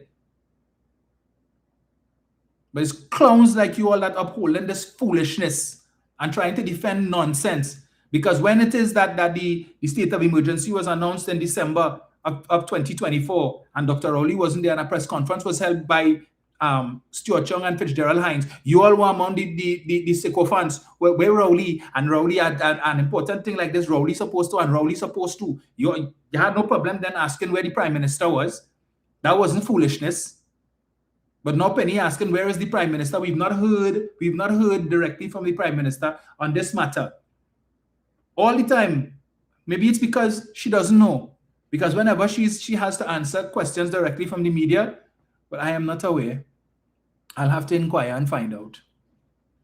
Right? So to avoid the possibility of that happening, it's better if you don't ask her any questions. Hypocrites like that. Now hear this, right? With respect to unit trusts, this is Suraj 1 day ago. The authority should investigate the unit trust since they failed to deliver the returns promised for the 1985 units. It was promised that your money would have doubled every 8 years. It has not. Give us an explanation, Minister of Finance or Ministry of Finance. For a man who is involved in investments, for a man who is involved in property development, right, who's supposed to know how to manage money, that is the most dumb, stupid, asinine post I have ever seen. Idiotic in the extreme. But then again, what do you expect from these people? And there's the kind of clowns that Kamala had as a minister 2010 to 2015, that the authority should investigate the unit trust. 2010 to 2015, the unit trust had shut down. You were a minister of government. Why didn't call for an investigation then when you all were in charge? Why not? But you're coming now, 15 years later, to talk about, oh, they should have an investigation. That's Suraj rocks out all in nonsense. Eh? Waste of time. Waste of time. Look. NGC Chairman Gerald Ramdeen said Nutrien was holding this country to ransom, and the nerve of this idiot. I agree with you. Out of his depth. Another one.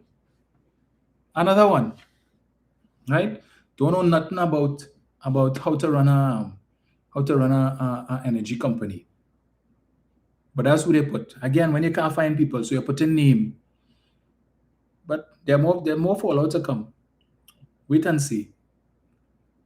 Brian Batiste is saying the UNC supporters will complain, but when elections come, they will close their eyes and ears and vote for this, for the Hindu-based party. Suresh looking for work. Pandey says his mouth should twist when he talking. He did say that.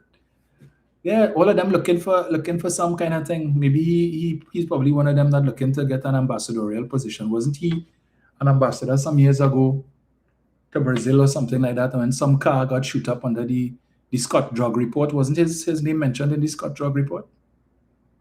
If memory serves me correctly. Yeah.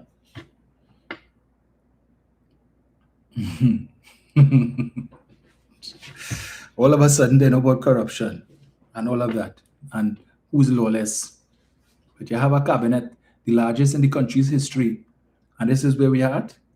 One would have thought that when you have more brain power, well, all of these people, and yet still, what have they been able to accomplish in 8 months? That we can say, wow, outstanding. Yes, this large cabinet is justified. Roger Alexander got a nice office and the waterfront, the same waterfront that they said was a vanity project. His office probably better than the Prime Minister's, right? And every now and then he give you a little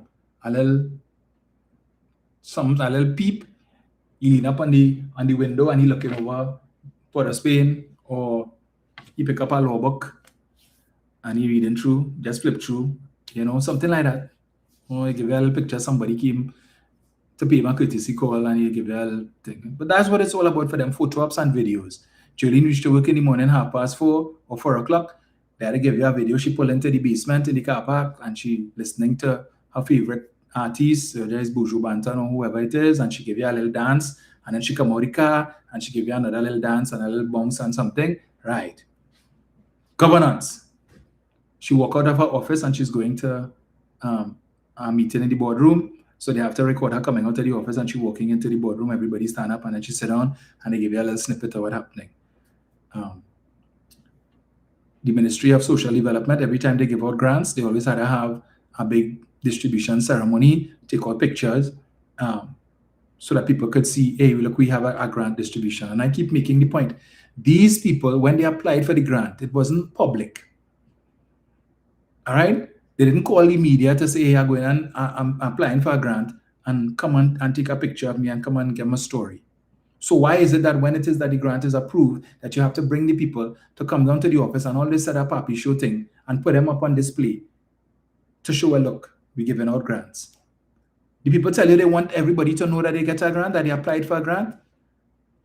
Allow the people their dignity now. They apply for a grant, they get through. When they're making the repairs to their house, the neighbor had to say, hey, yeah, well, look, remember you get a grant?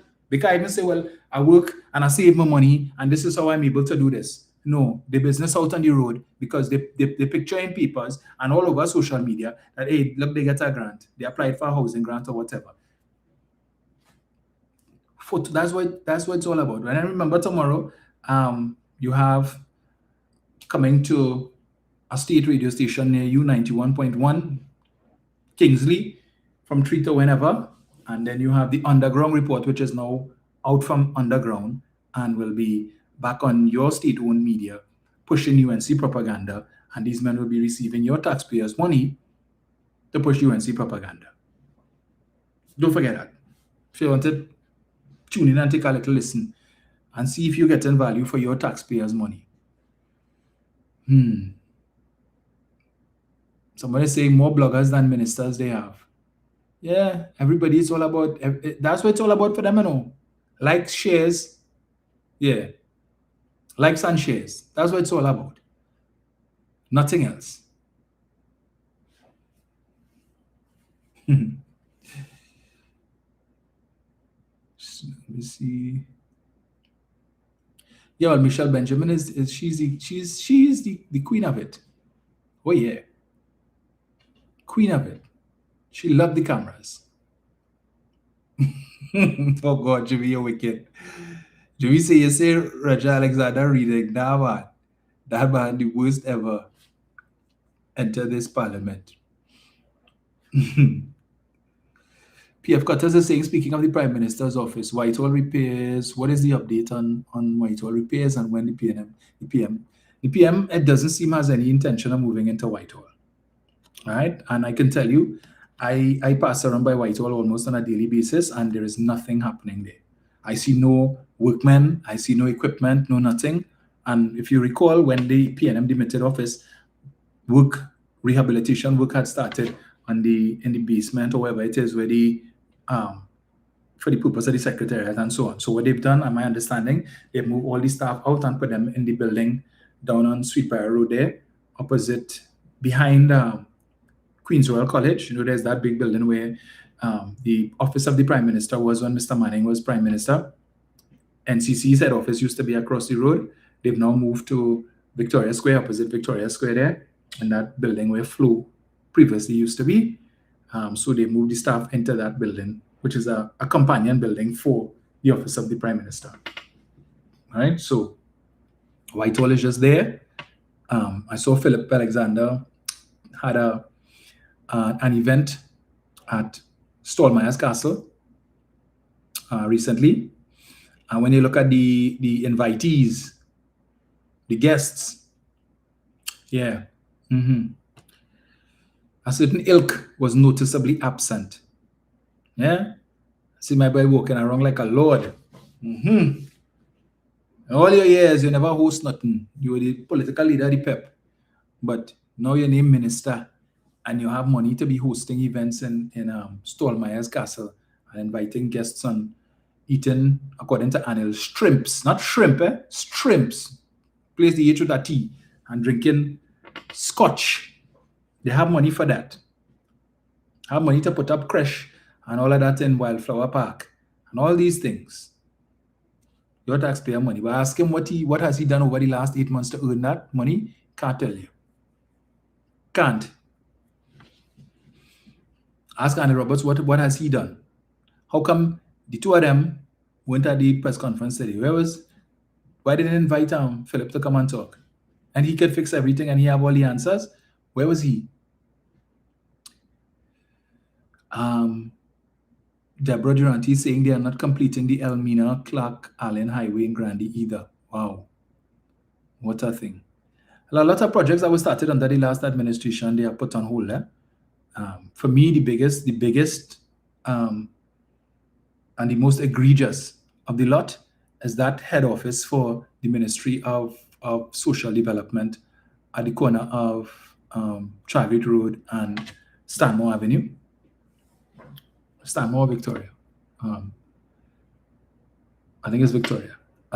That, for me, yeah, Victoria, is the most egregious because that building is well up. I was amazed at how quickly the construction of that building was going up. And I am sure if they had continued that by the end of this year or before, that building would have been completed.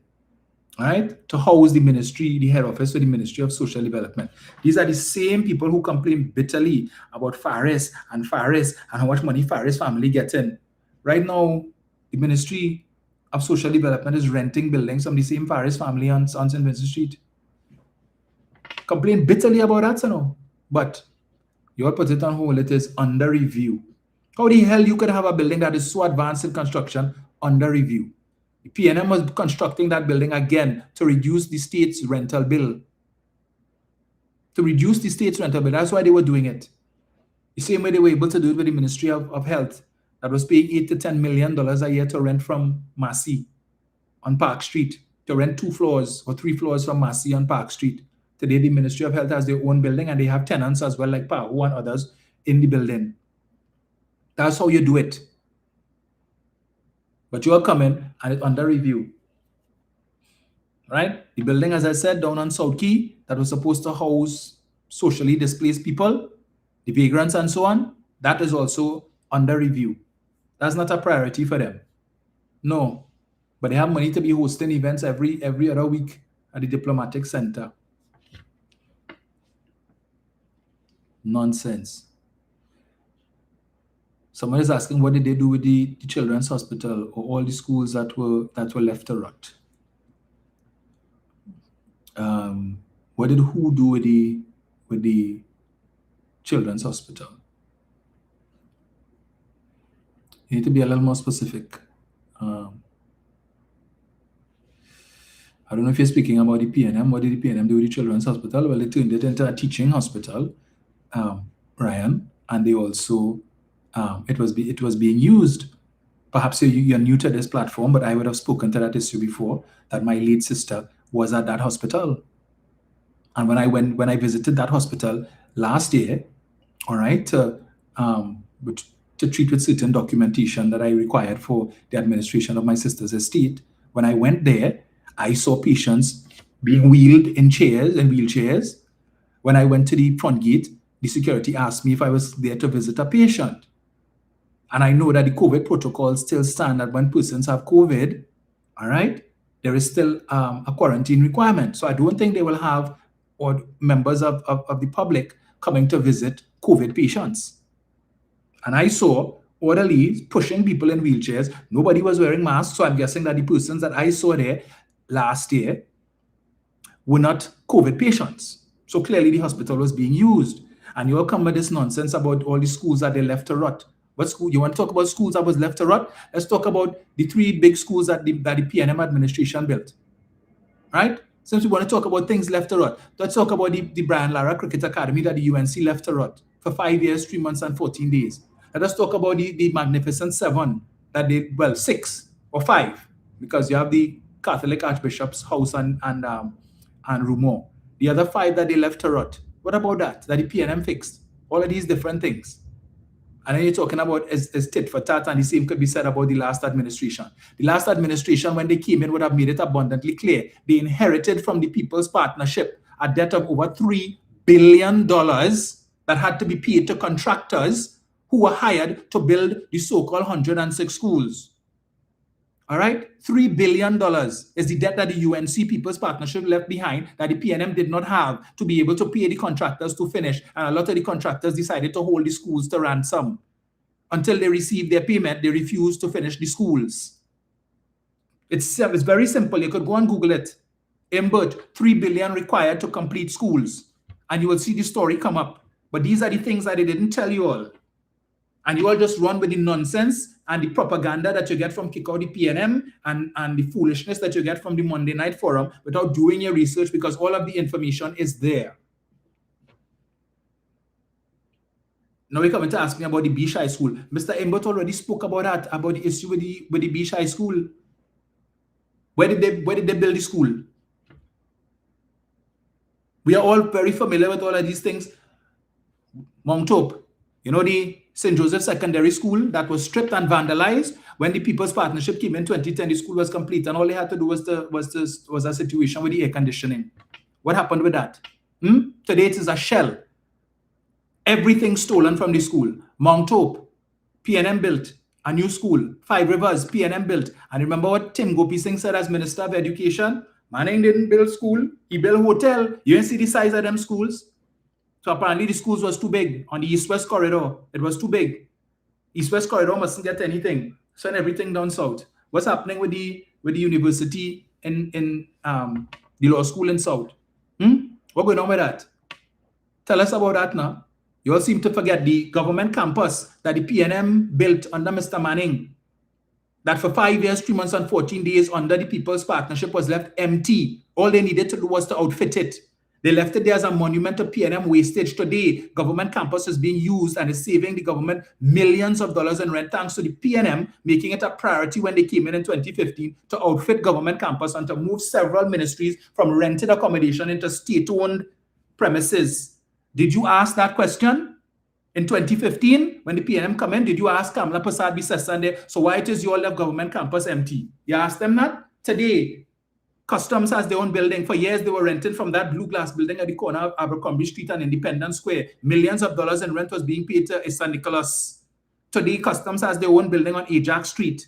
When it is that Board of Inland Revenue was renting on Queen Street, that building that is now blocked up there. Today, they have their own tower on Ajax Street as well as part of government campus. Did you ask the UNC and the People's Partnership why they didn't do that when they came in 2010 to 2015, when oil prices was $100 plus per barrel?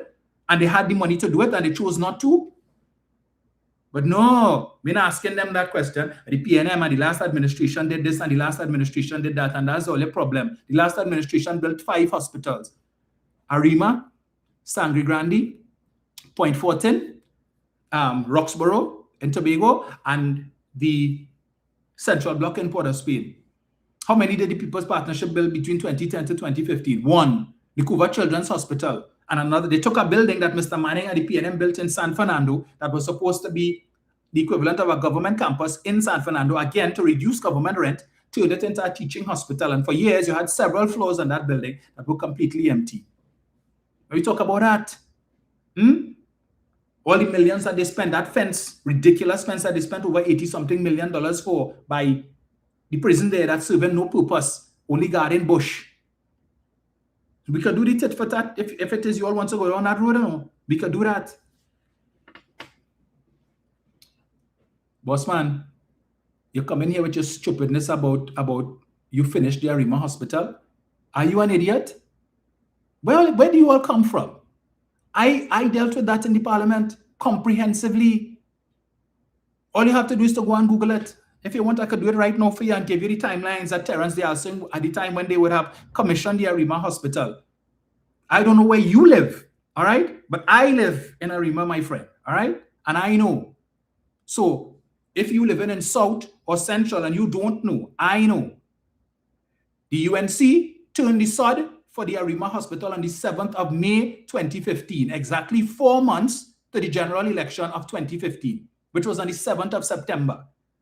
Sod turn, go and Google it. Sod turning ceremony, Arima Hospital, and you will see the picture with Fuad Khan and Kamla Prasad-Bisesa and some Chinese people and Munila Lande turning the sod. So unless it is that the UNC built a hospital in 4 months out of Lego, or they built a hospital for ants, they built no hospital.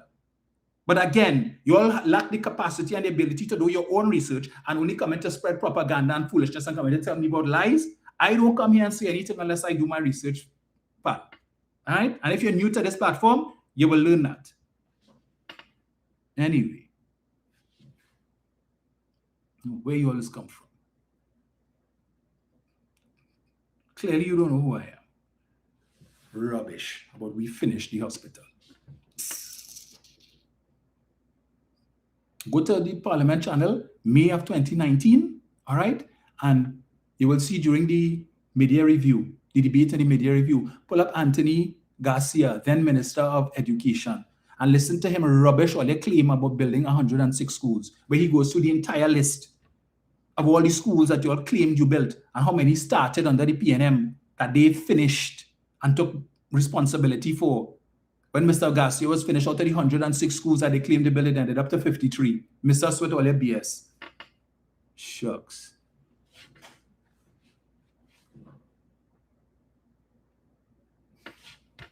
Class can't help it sometimes, you know. They get real upset when they come in here with their foolishness.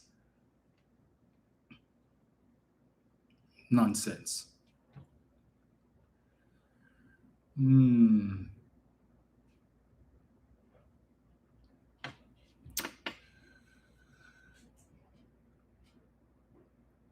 Rena is saying the additional new wing of the Port of Spain General Hospital is still waiting to be opened. Indeed. Oh boy. Yeah. I see Fall Street continues to put out his nonsense. If he wants to stand with the Prime Minister, fine. You go ahead and stand with the Prime Minister. I don't know what it is they promised you, but this man still has an axe to grind, right? He wanted the Prime Minister, former Prime Minister Keith Rowley, to give him a building downtown Port of Spain for him to establish something called From Laventille to Wall Street Foundation. So the government is supposed to hand you a building and hand you paperwork for a building, right? So you could do whatever it is that you want with it.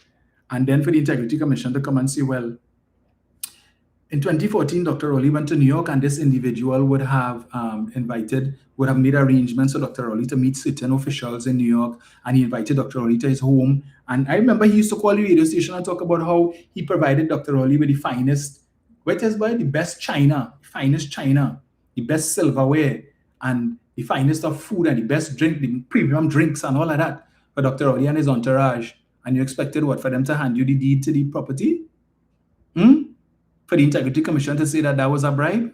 Or whatever it is that you did, you rented a Mercedes-Benz to take them around Manhattan and all of that, and you arranged this and arranged that. And you didn't get the building, and so now you profess to be a PNM for all these years. What did you do? Now you are the quintessential UNC supporter. Right? Nobody like you could defend UNC and defend Kamla Prasad Bisesa. But used to fight me on radio. I have PNM for how long? PNM never received an application form for you. You are not on any list, membership list of the PNM. Never was, never will be. All right? I know you are Kamla's greatest defender. Rubbish.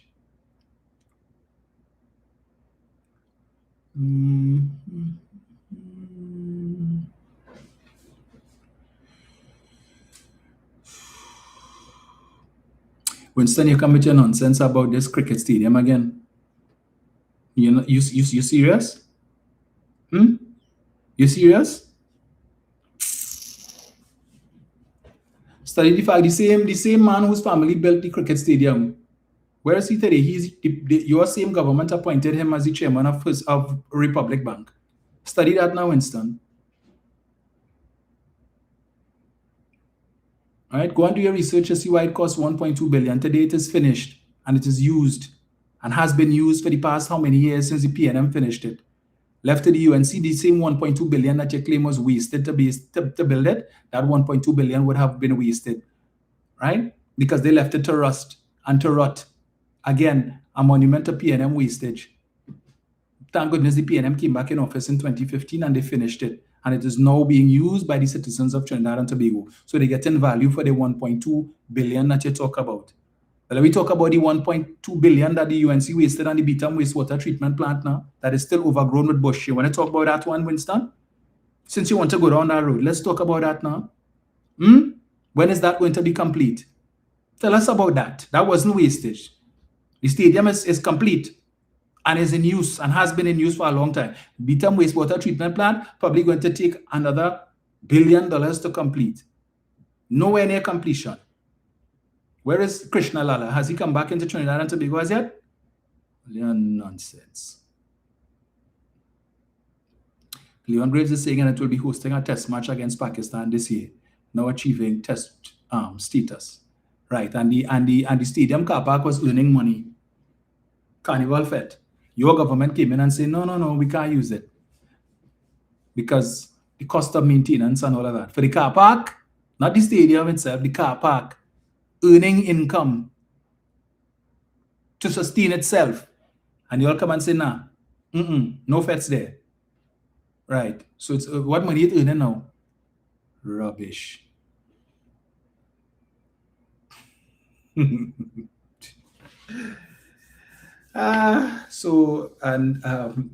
me you permit me to respond again to this individual, this Ryan Spicer, whoever he is. Just like the World GTL investment that was a failure. Again, all you need to go and do, Mr. Spicer, is to pull up the arbitration between WGTL and Petrotrin, Mr. Spicer, the arbitration judgment, and read it. If you don't mind reading, I know you are probably part of the Headline Readers Association. So it's difficult for you to read anything that is more than maybe 3 lines long. All right, and even that is a stretch. But you want to talk about the GTL that was a waste?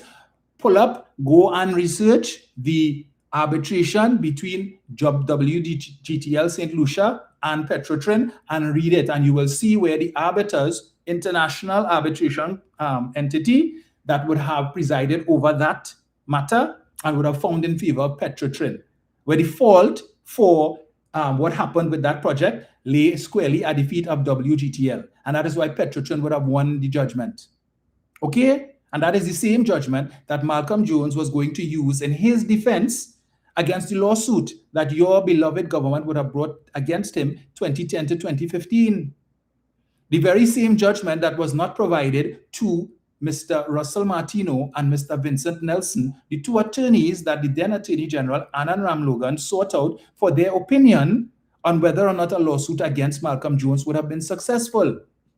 And both gentlemen stated that 2 critical pieces of evidence or 2 critical documents that they did not receive when they were invited to give a judgment as to, or to render an opinion as to whether or not a lawsuit against Malcolm Jones would be successful was the witness statements of Chantak and Batiste, 2 former board members who served under Malcolm Jones. All right? That and the arbitration judgment with respect to Petrotrin and WGTL.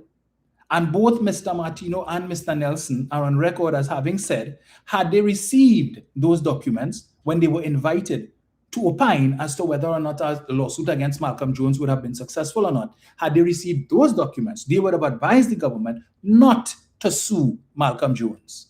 And that is why Malcolm Jones was trying to get those documents as part of his defense when he passed away. All right. So when you want to come and talk nonsense, well, the government pulled back and it was political that they withdraw the lawsuit. I remind you, Gerald Ramdeen was part of the legal team that was hired by Anand Ramlogan to sue Malcolm Jones on behalf of Petrotrin. And Gerald Ramdeen was part of the same legal team that advised Petrotrin to withdraw the lawsuit. Same Gerald Ramdeen. Faris Al-Rawi retained the same legal team that Anand Ramlogan hired to sue Malcolm Jones. The same legal team that told the government, withdraw the lawsuit. The only person who was part of that legal team who left was Varun Debedine, who gave back the brief because for whatever reason, whatever issues he and Faris had. And he gave it back, but the rest of the legal team remained in place. And they all said, do not pursue the lawsuit. But when all they don't know nothing, come on now, man. Now you're saying you're not defending the UNC, but you're bringing up a whole set of things and telling me about raising issues that the UNC always raises and tell me you're not defending the UNC, but yet still you're not raising anything here that contradicts or points to wrongdoing under the UNC.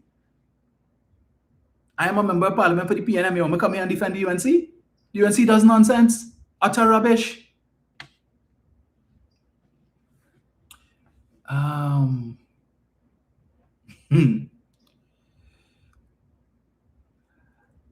Rowley is a cheerleader for Maduro. Rowley, when is your next conference? I would like to hear you spin, and I would also like to know where is all the US dollars we gave to Maduro for the Dragon deal.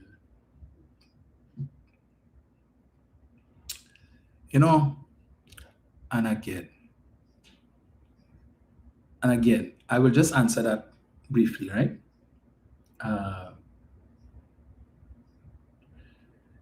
Rowley is a cheerleader for Maduro. As I recall, Dr. Rowley always said, Trinidad and Tobago will remain neutral. Dr. Rowley always said, whoever answers the phone in Miraflores is who I will acknowledge and recognize as the president of Venezuela. Whether it's Nicolas Maduro, Delcy, Maria Machado, Juan Guaido, whoever answers the phone in Miraflores, when I pick up the phone, when I call, is who I would recognize as the president. Who is now in Miraflores? Delcy Rodriguez.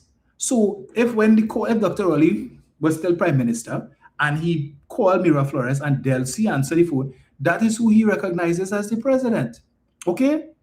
But there are a lot of people in Venezuela who are saying Maria Corina Machado is who's supposed to be sitting in Miraflores. Doesn't seem like she's going to be sitting in Miraflores anytime soon. Dr. Rowley have anything to do with that? So this nonsense about Dr. Rowley is a cheerleader.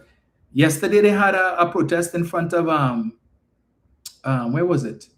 I can't remember if it was in front of the Venezuelan embassy or somewhere there, where the Venezuelan ambassador was there, David Abdullah was there, and others were there. I didn't see Dr. Rowley there. I didn't see Stuart Young there. So why you all not David Abdullah? Is he not the political leader of a political party called the MSJ? Was he not part of the People's Partnership government at one time? I saw him there most prominent, and I think he spoke as well. I didn't see Dr. Rowley there. So this nonsense about Dr. Rowley is a cheerleader for Maduro. Really?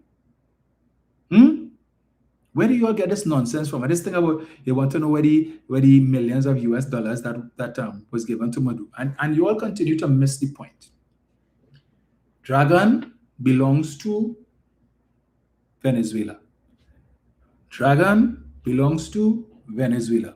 Trinidad and Tobago has no shares, no ownership in Dragon. Okay? Venezuela is doing us a favor by allowing us to develop their gas field because, as Mr. Trump would have said yesterday, Venezuela's infrastructure is dilapidated. We entered into an arrangement with Venezuela right? An arrangement that was approved by the Biden administration for us to develop the gas in the Dragon field. Okay? And we would benefit. It was a profit sharing thing. We would develop the gas, we would sell it, and there would be a split in the profits between Trinidad and Tobago and Venezuela. Okay? Venezuela did not have to enter into any agreement with us. They could have gone with Russia. They could have gone with China. They could have gone with anybody else. There was no obligation.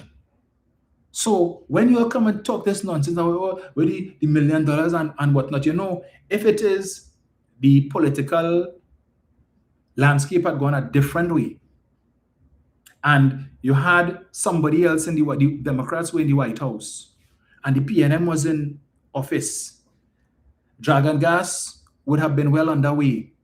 No, you know, I wouldn't be asking those questions. When you look at the amount of money that Trinidad and Tobago stood to benefit from the Dragon gas, which again is not ours, but we were going to benefit from the profits for something that was not ours. So all want to talk about, and they pay the Maduro $1 million US and all of that. Where you always come from with this nonsense? You don't even know what the particulars of the arrangement was, the agreement was. Or we want to know where the money went. It's just like with Nutrien. Or let's say $28 million US win, and we lock off, we lock off port access, we lock off the natural gas to the plant or whatever it is until they pay the 28 million. But you're not looking at how much money do we stand to lose in taxes over the course of the years, which is more than likely in just 1 year alone, would probably be more than 28 million US. You're not looking at, the 500 people who stand to lose their jobs, the 28 million in port fees, which is debatable because we want to make it retroactive and they are saying no. They were paying what we were billing them, invoicing them all the time. So is it fair now to come and tell them, well, we increasing the fees or whatever it is, and we're making it retroactive from 2020? But let's look at what we stand to lose. Millions of US dollars in taxes, unemployment, over 750 people going to lose their jobs. The contributions to NIS as a result of these people losing their jobs. The impact that this company leaving our shores is going to have on our economy. We desperately need the US dollars. Now we want the 28 million US. To hell with all those other things. And you all think it makes sense?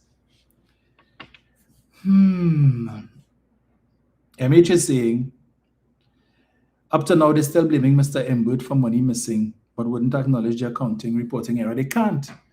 They came into office based on a lie, stating that how does one steal $2.6 billion?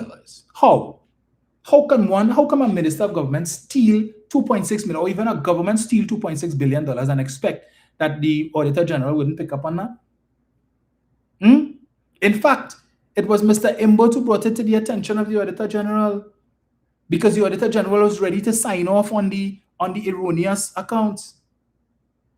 And it was Mr. Imbert. So you all telling me Imbert thieved 2.6 billion, send the erroneous records or to the Auditor General for them to sign off on, right? To do it and whatever.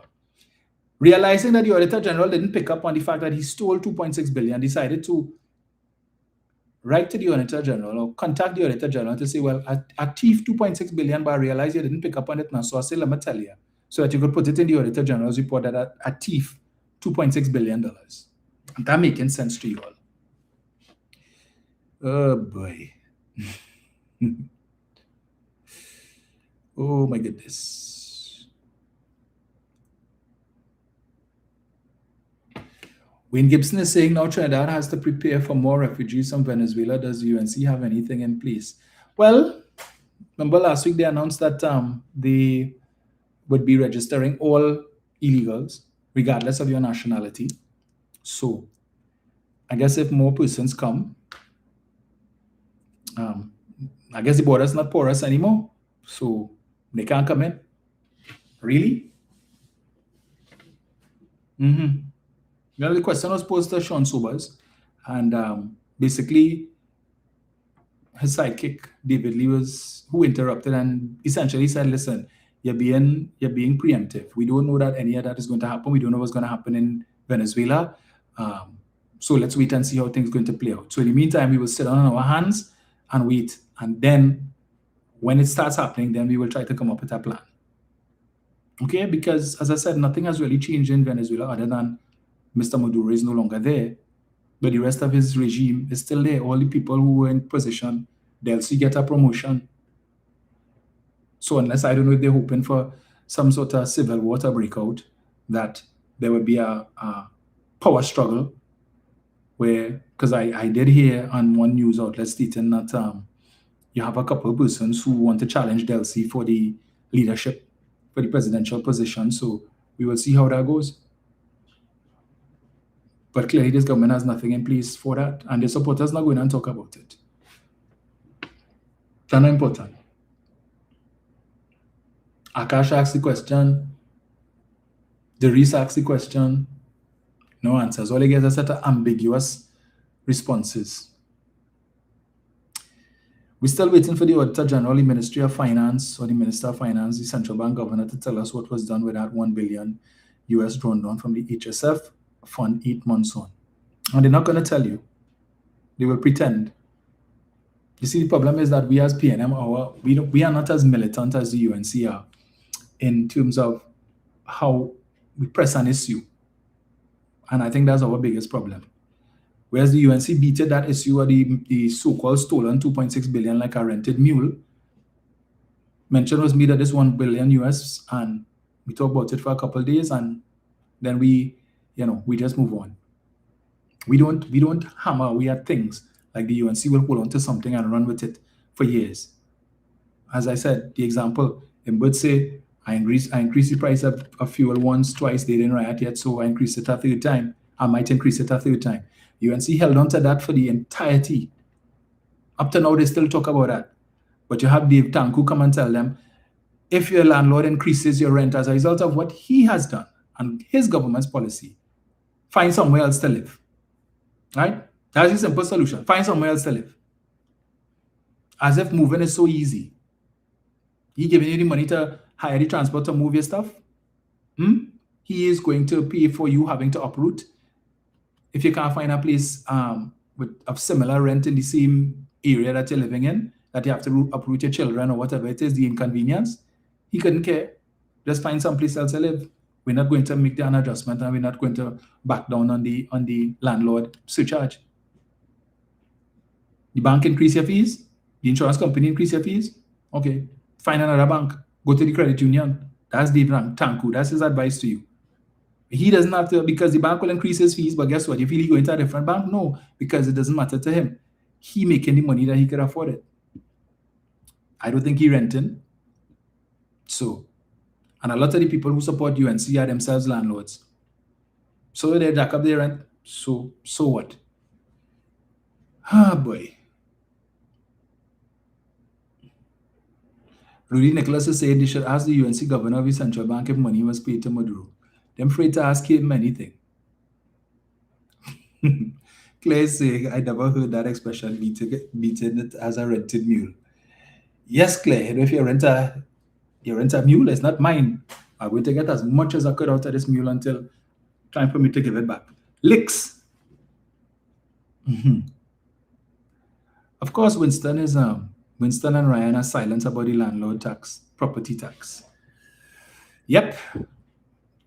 We went from 2% under the PNM, same landlords, to now having to pay 3.5%. But under the UNC, less is more. So 3.5% is less than 2%. Even if they want to come with this dotage argument about the PNM was charging people who, even if you wasn't renting a property, they were still charging you a tax. So how do you think it's done in other jurisdictions? And they always like to talk about all of these people now who complaining about the increase in fines, but they will go to America and they will pay the fine, and they will go to America and they will obey the law and all of that. Yeah, well, guess what? Those of you who talking that rubbish will also go to the US and buy property and pay the property tax without complaint.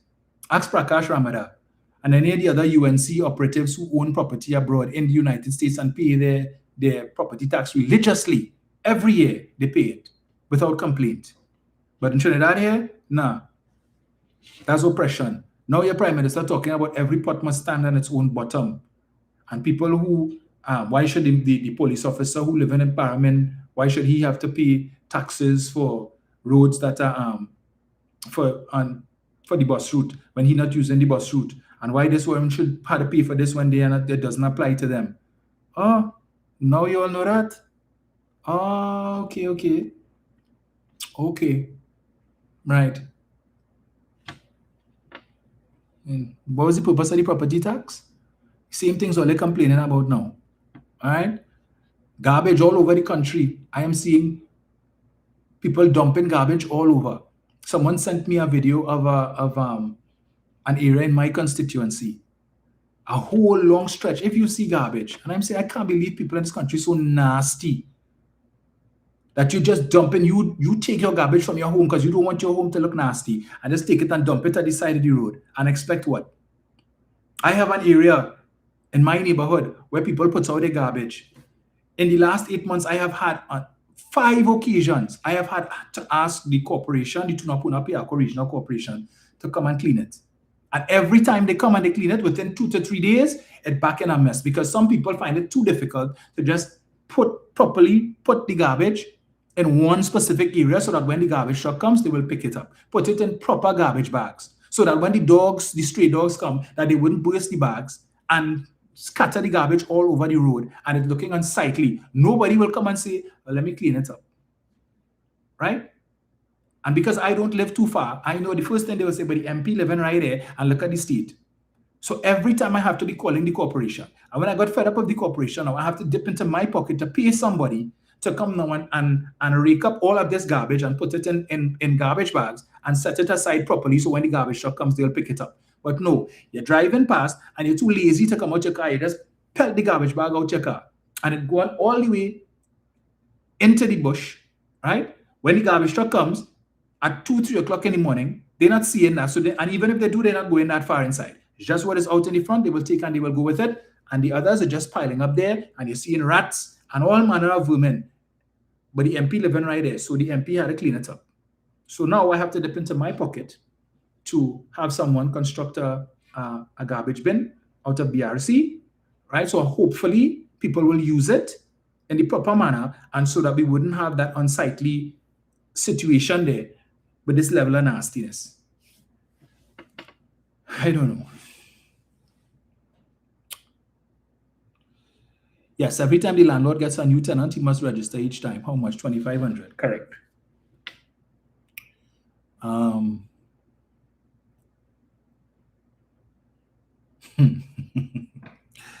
Aret Moses Akkad said it.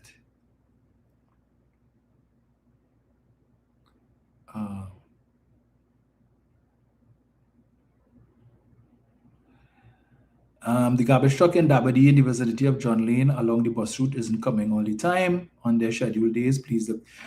Not a problem. I will speak with the chairman of the Tunapuna Piako Regional Corporation and let him know so that we can have that addressed. If the contractor is unable to fulfill his duties, simple thing, we bring somebody else.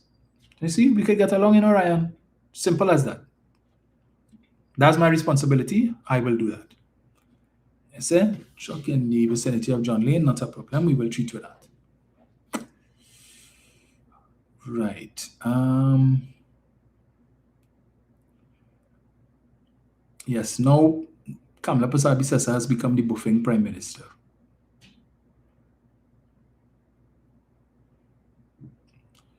Soon landlords will start charging new tenants a registration fee to rent their property. Of course, I think it's even for people who have vacant properties right now to rent, obviously they're going to increase the rent. As I told you all, I read for you all the release from an insurance company that they would have increased their policy fees effective the 2nd of January. So it's happening. Let me see here. Claire says, I took over the paying of land and building taxes from my dad, who was dead since 1992.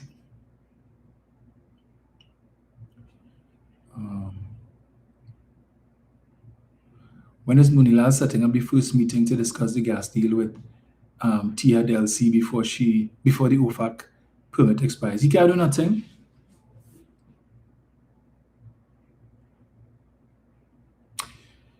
All right, so I get you, Ryan. Thank you so much. You see, we could agree to disagree.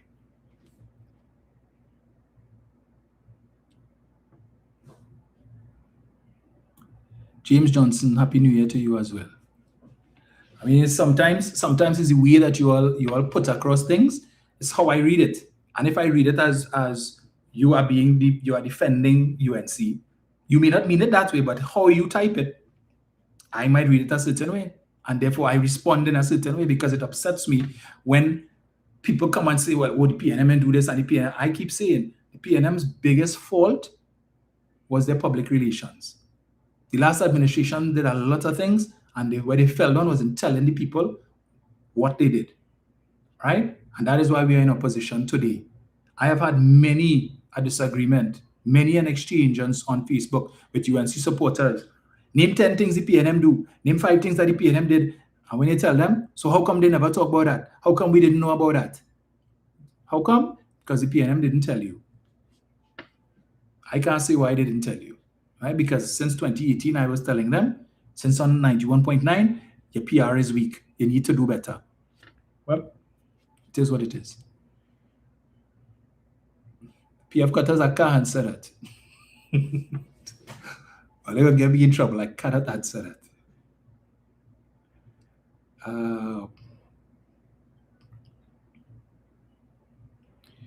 And it says Dr. Oli was described as uncouth, arrogant, bullyish, and then they put in place nice anti-cams who later told them she's Kamala 2.0. Who's the bully? Remind them. I don't need to remind them. They know. So let me just play this before I go. That's no. One of their more vocal. Exigimos la inmediata liberación. That's the LC there. See if I get this.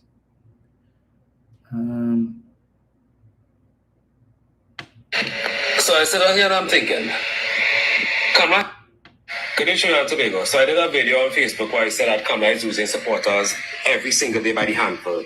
And by 2030, she will have no supporters left to put her back in office or the UNC back in office because of her lies. Because she ended up being just like Rowley, nothing but a pathological liar at the end. She said one thing during the election campaign and she did something completely different than what she's in office. But to the handful of UNC sycophants right now, there's a new era of UNC sycophants who supported every single thing that Kamala is doing right now, all the taxes, all the doubling up on traffic fines, everything. And they're saying things like, follow the law and you will be fine, or the country needs money, and all this set of bullshit. Well, these people are telling me that I'm speaking shit. So I'm doing this video right now. Let's see how many of you will still be voting for Kamala come 2013, the next election. Seeing that how she started off in the last 8 months with all the lies and deception, how many of you still will be showing your support to this UNC party comes 2013? I'm going to play a video for you. Right. He's a staunch UNC supporter. All right. Staunch. Truth Speaker is asking what is going on with the court case with Munila and the EMBD. Your guess is as good as mine. Last I would have read, right, is that the Justice C. Prasad had to scold the EMBD for trying to use some legal maneuver to be able to drag on the case. And he indicated this has been on his docket for far too long and he's not going to tolerate it. All right. And, at the rate at which they're going at, with all of these increases and so on, and they clearly couldn't care less about the citizenry, I wouldn't be surprised in the least if you just wake up one morning and see that they decide to withdraw the case. Remember, this is a civil suit, not a criminal suit. So if EMBD says we're no longer pursuing and they wish to withdraw, then they could do that. We were told that there is a parallel police investigation taking place. What is the status of that? We have no idea. Your guess is as good as mine. Somebody might have to file a Freedom of Information request on the TTPS to get information with respect to what's going on with that investigation. All right. Let me see.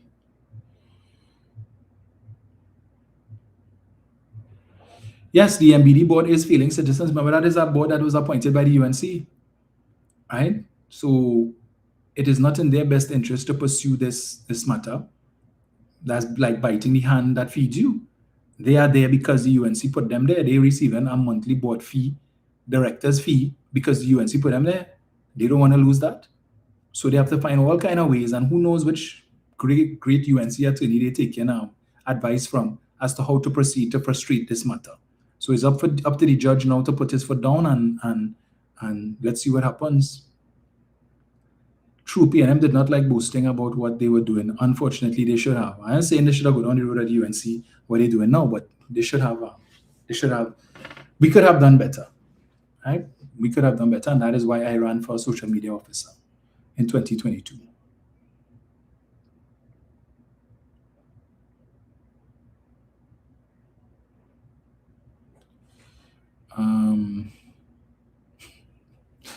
Exactly, the book says local elections coming, we will see. Indeed, as I said, as much as I am seeing UNC supporters voicing their dissent and their disgust with this current administration, at the end of the day, as someone said earlier, come election day, they're going out there and voting for the UNC, you know. They're not like PNM who will stay away in droves to punish the party. No. They will always hold out hope of redemption, and maybe the Prime Minister might change her mind. Maybe she might see the error in her ways. Maybe.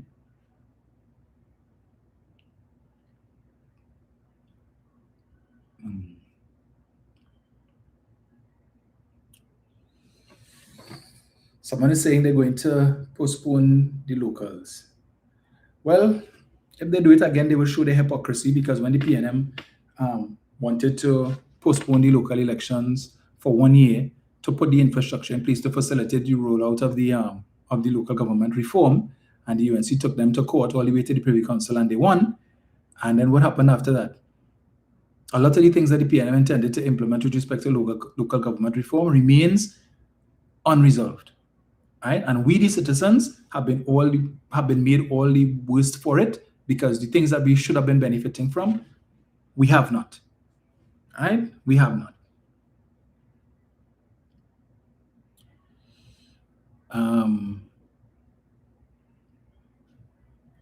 You know, it's surprising. You get the same old talk about the other side going and vote on election day.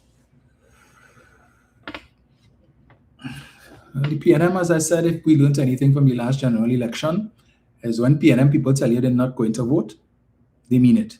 And when I was campaigning, I tell you, I met a lot of PNM people who told me they're not voting. And they told me why they were not voting. Chief among them was the 4%. Chief among them was the 47% that they said that Dr. Rowley got. Right?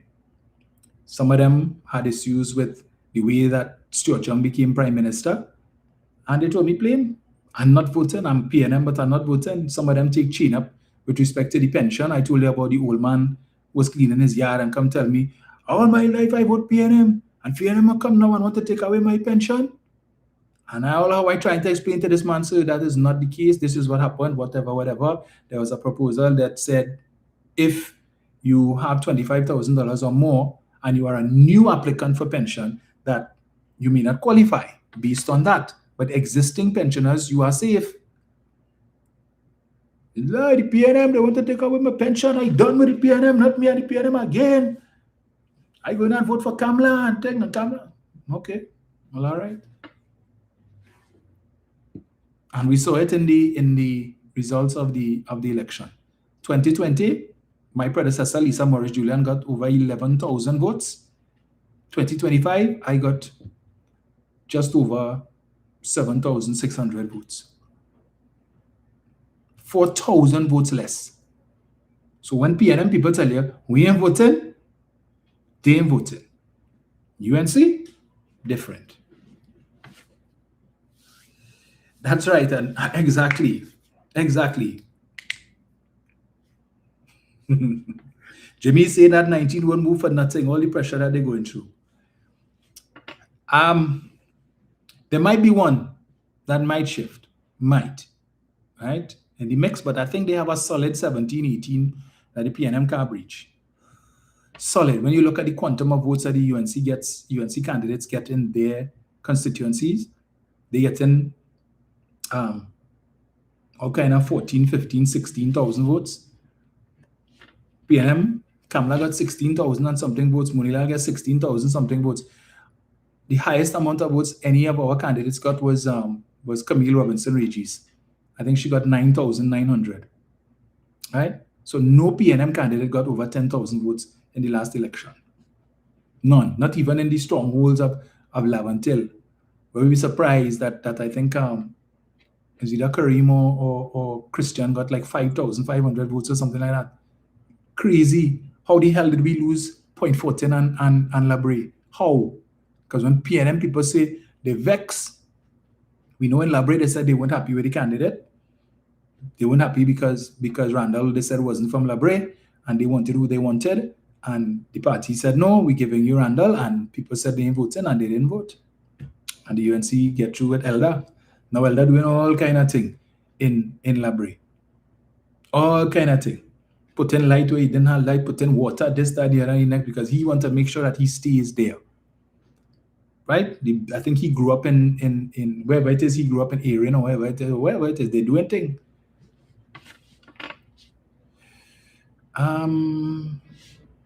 PF Cutters is saying, speaking about the 10% increase, the press conference that Mr. Emwood did, clarifying that it is not 10% but 8% because of the increase in NIS and other taxes.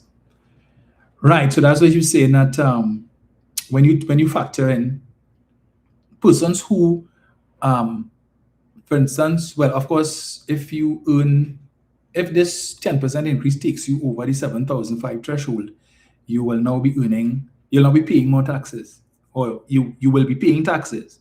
So there are some people who were not paying income tax before who will now be paying income taxes, right? Because this 10% will take them over the 7,005. And then the increase in the contribution rates for NIS actually is going to go up. Even though it's 3% by 3%, that as a percentage of the current rate of 13 works out about 42% increase, right? Because a total of 6%, and right now it's 13.5 or something like that.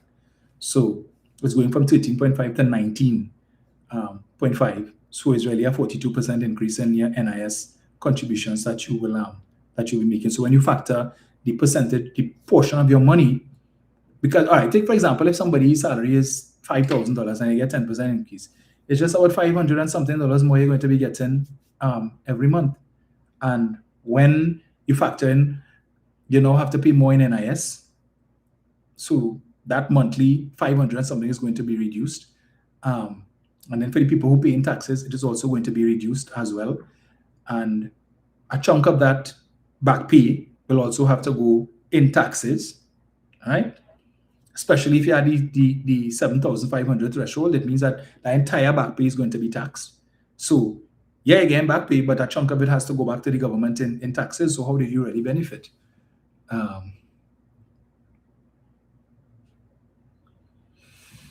Juju Bernard is saying the PNM should listen to those people. And I can tell you the PNM is listening, Juju. We recognize, and I mean, it's been spoken about, I can tell you, when we've had our general council meetings, it's been, persons have spoken about it, and they said what their experience was, what they heard on the ground during the election campaign, where people were telling them why they were upset with the PNM, why they were upset with the party, and efforts are being made to fix that. So I can tell you that while they say the PNM are heartless and they don't care and so on, I can tell you, we learned our lesson.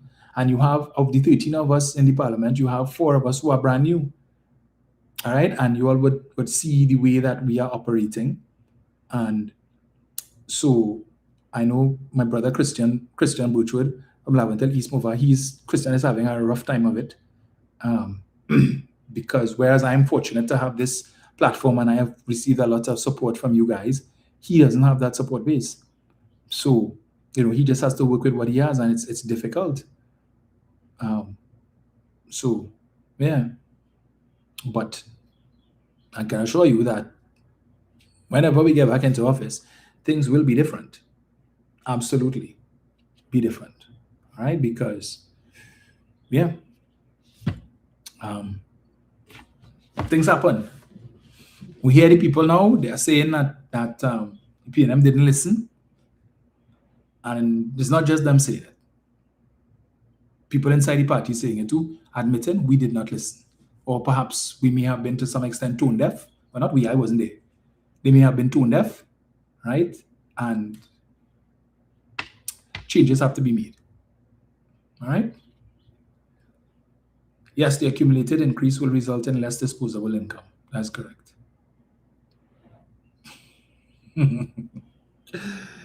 Oh, Lord. I hear you, Jenny. I hear you. I hear you. I hear you. It rough on what it rough. But changes have to be made, and changes will be made. Maybe some dynamics have to change for that to happen. But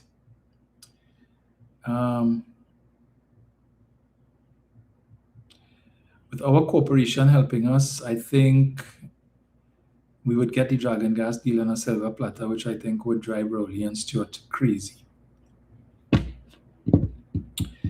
Right. I will say to you, sir, Maria Machado was very cooperative, right? She apologized for receiving the Nobel Peace Prize. If she could have given it to Mr. Trump, she would have. I think she may have even dedicated it to him. And where is she today? She would have thought that with Mr. Maduro's removal, I heard her talking about, that things must be put in place for a smooth transition to a democratic transition and all of that. It seems just like Mr. Guaido, she too is now poised to just fade off into the sunset. She is not part of the equation for Venezuela going forward. Okay?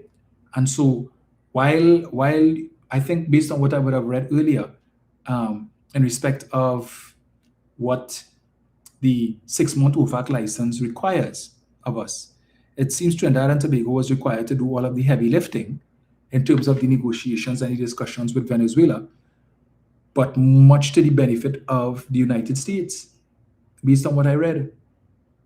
All right? And that is why that there were certain milestones that had to be met over so at the end of the first month, the end of the second month, the end of the third month. This is what we needed to achieve going forward, which would have informed whether or not you would have gotten a longer term OFAC license. And that has not happened. All right? And so while I would like to be optimistic like you are, I'm saying, based on what was articulated yesterday and the plans going forward with respect to the Venezuela energy sector, I don't know if there's going to be much emphasis placed on the gas sector. And if it is, with Mr. Trump wanting to give precedent or prominence to U.S. energy companies. Remember the other day, as they say, this thing is fluid. And let me just wrap this up here because it's already 5:30. Whoever is whispering in Mr. Trump's ear at any point in time, okay? And if U.S. gas companies or even the oil companies take a serious look at the lay of the land, because maybe they were telling themselves before, well, look, you have Venezuela, don't make sense here really paying any much attention to Venezuela because Mr. Maduro is there. Venezuela is a sanctioned country, and it's not like we could do anything there anyway. Now the dynamic has changed, all right? And a lot of those sanctions, I suppose, as it pertains to the energy sector, will be lifted to allow for, as Mr. Trump said yesterday, the big U.S. oil companies to go into Venezuela and fix the mess. And so now that they are going in there and looking at opportunities, and remember, while there has been discussions between Trinidad and Tobago's government and the U.S. government, Marco Rubio and so on, remember Mr. Basabi says I had no discussions with Donald Trump. So while Donald Trump might know the name, he probably has no idea who Kamala Basabi says otherwise to that. What we need to take into consideration now is that the dynamic has changed. Mr. Maduro is no longer there, and the U.S. and the Venezuelan energy sector is now opened or will be opened up very soon for US investment. And so when these players go in there, they don't know who the hell is Trinidad and Tobago. Who's Kamala Persaud? Who is she? We don't know her. We don't know them. We see an opportunity here. And they could just go and tell Mr. Trump, well, here what now? Why do we need Trinidad and Tobago? Of what strategic value are they to you? Mr. Maduro is gone.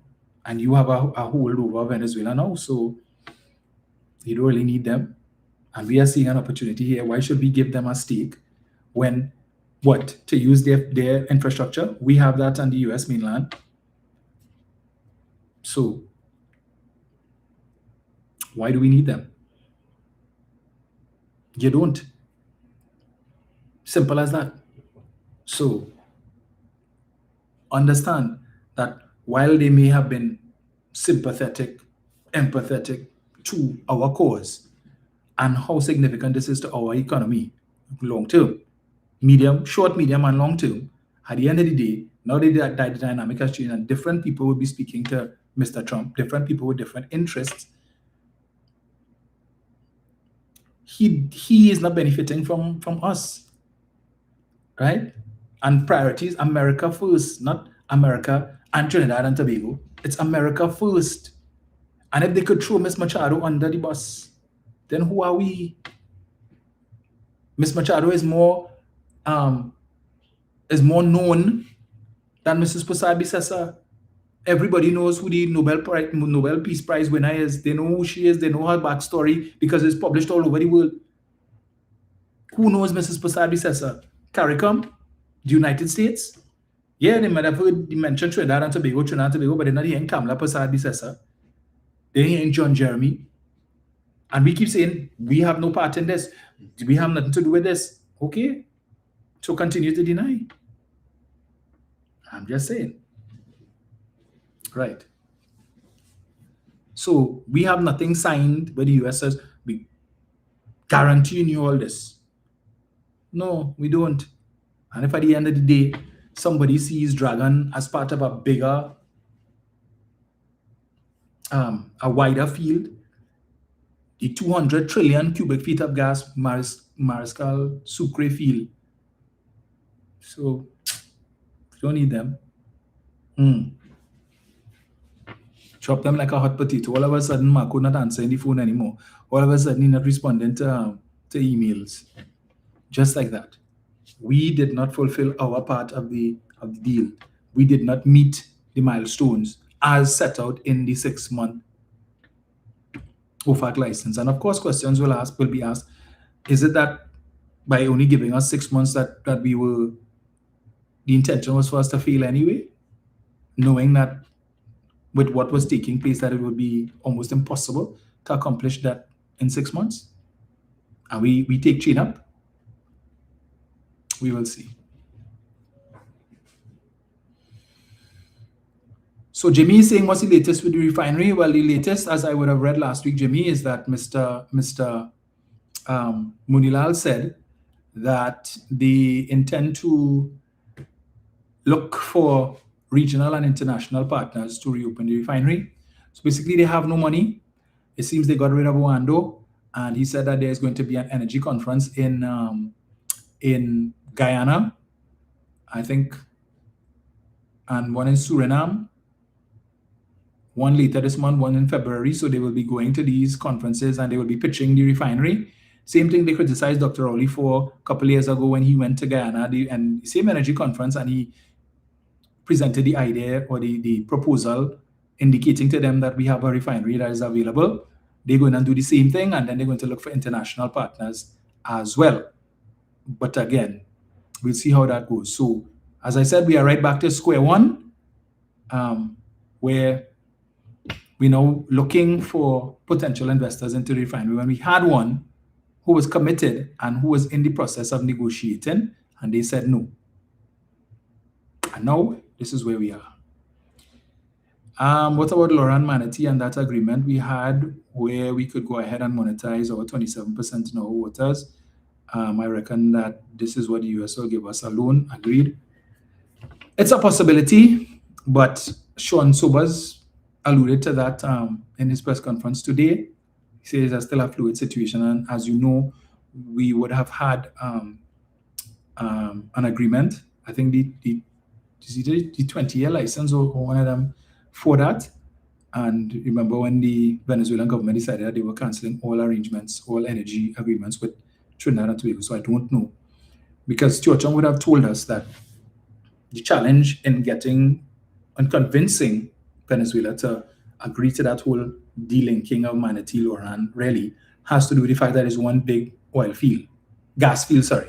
So it's not to say, well, there's a physical border in the ocean and all the gas on this side of the border, or all the gas on this side of the wall is Trinidad and that side.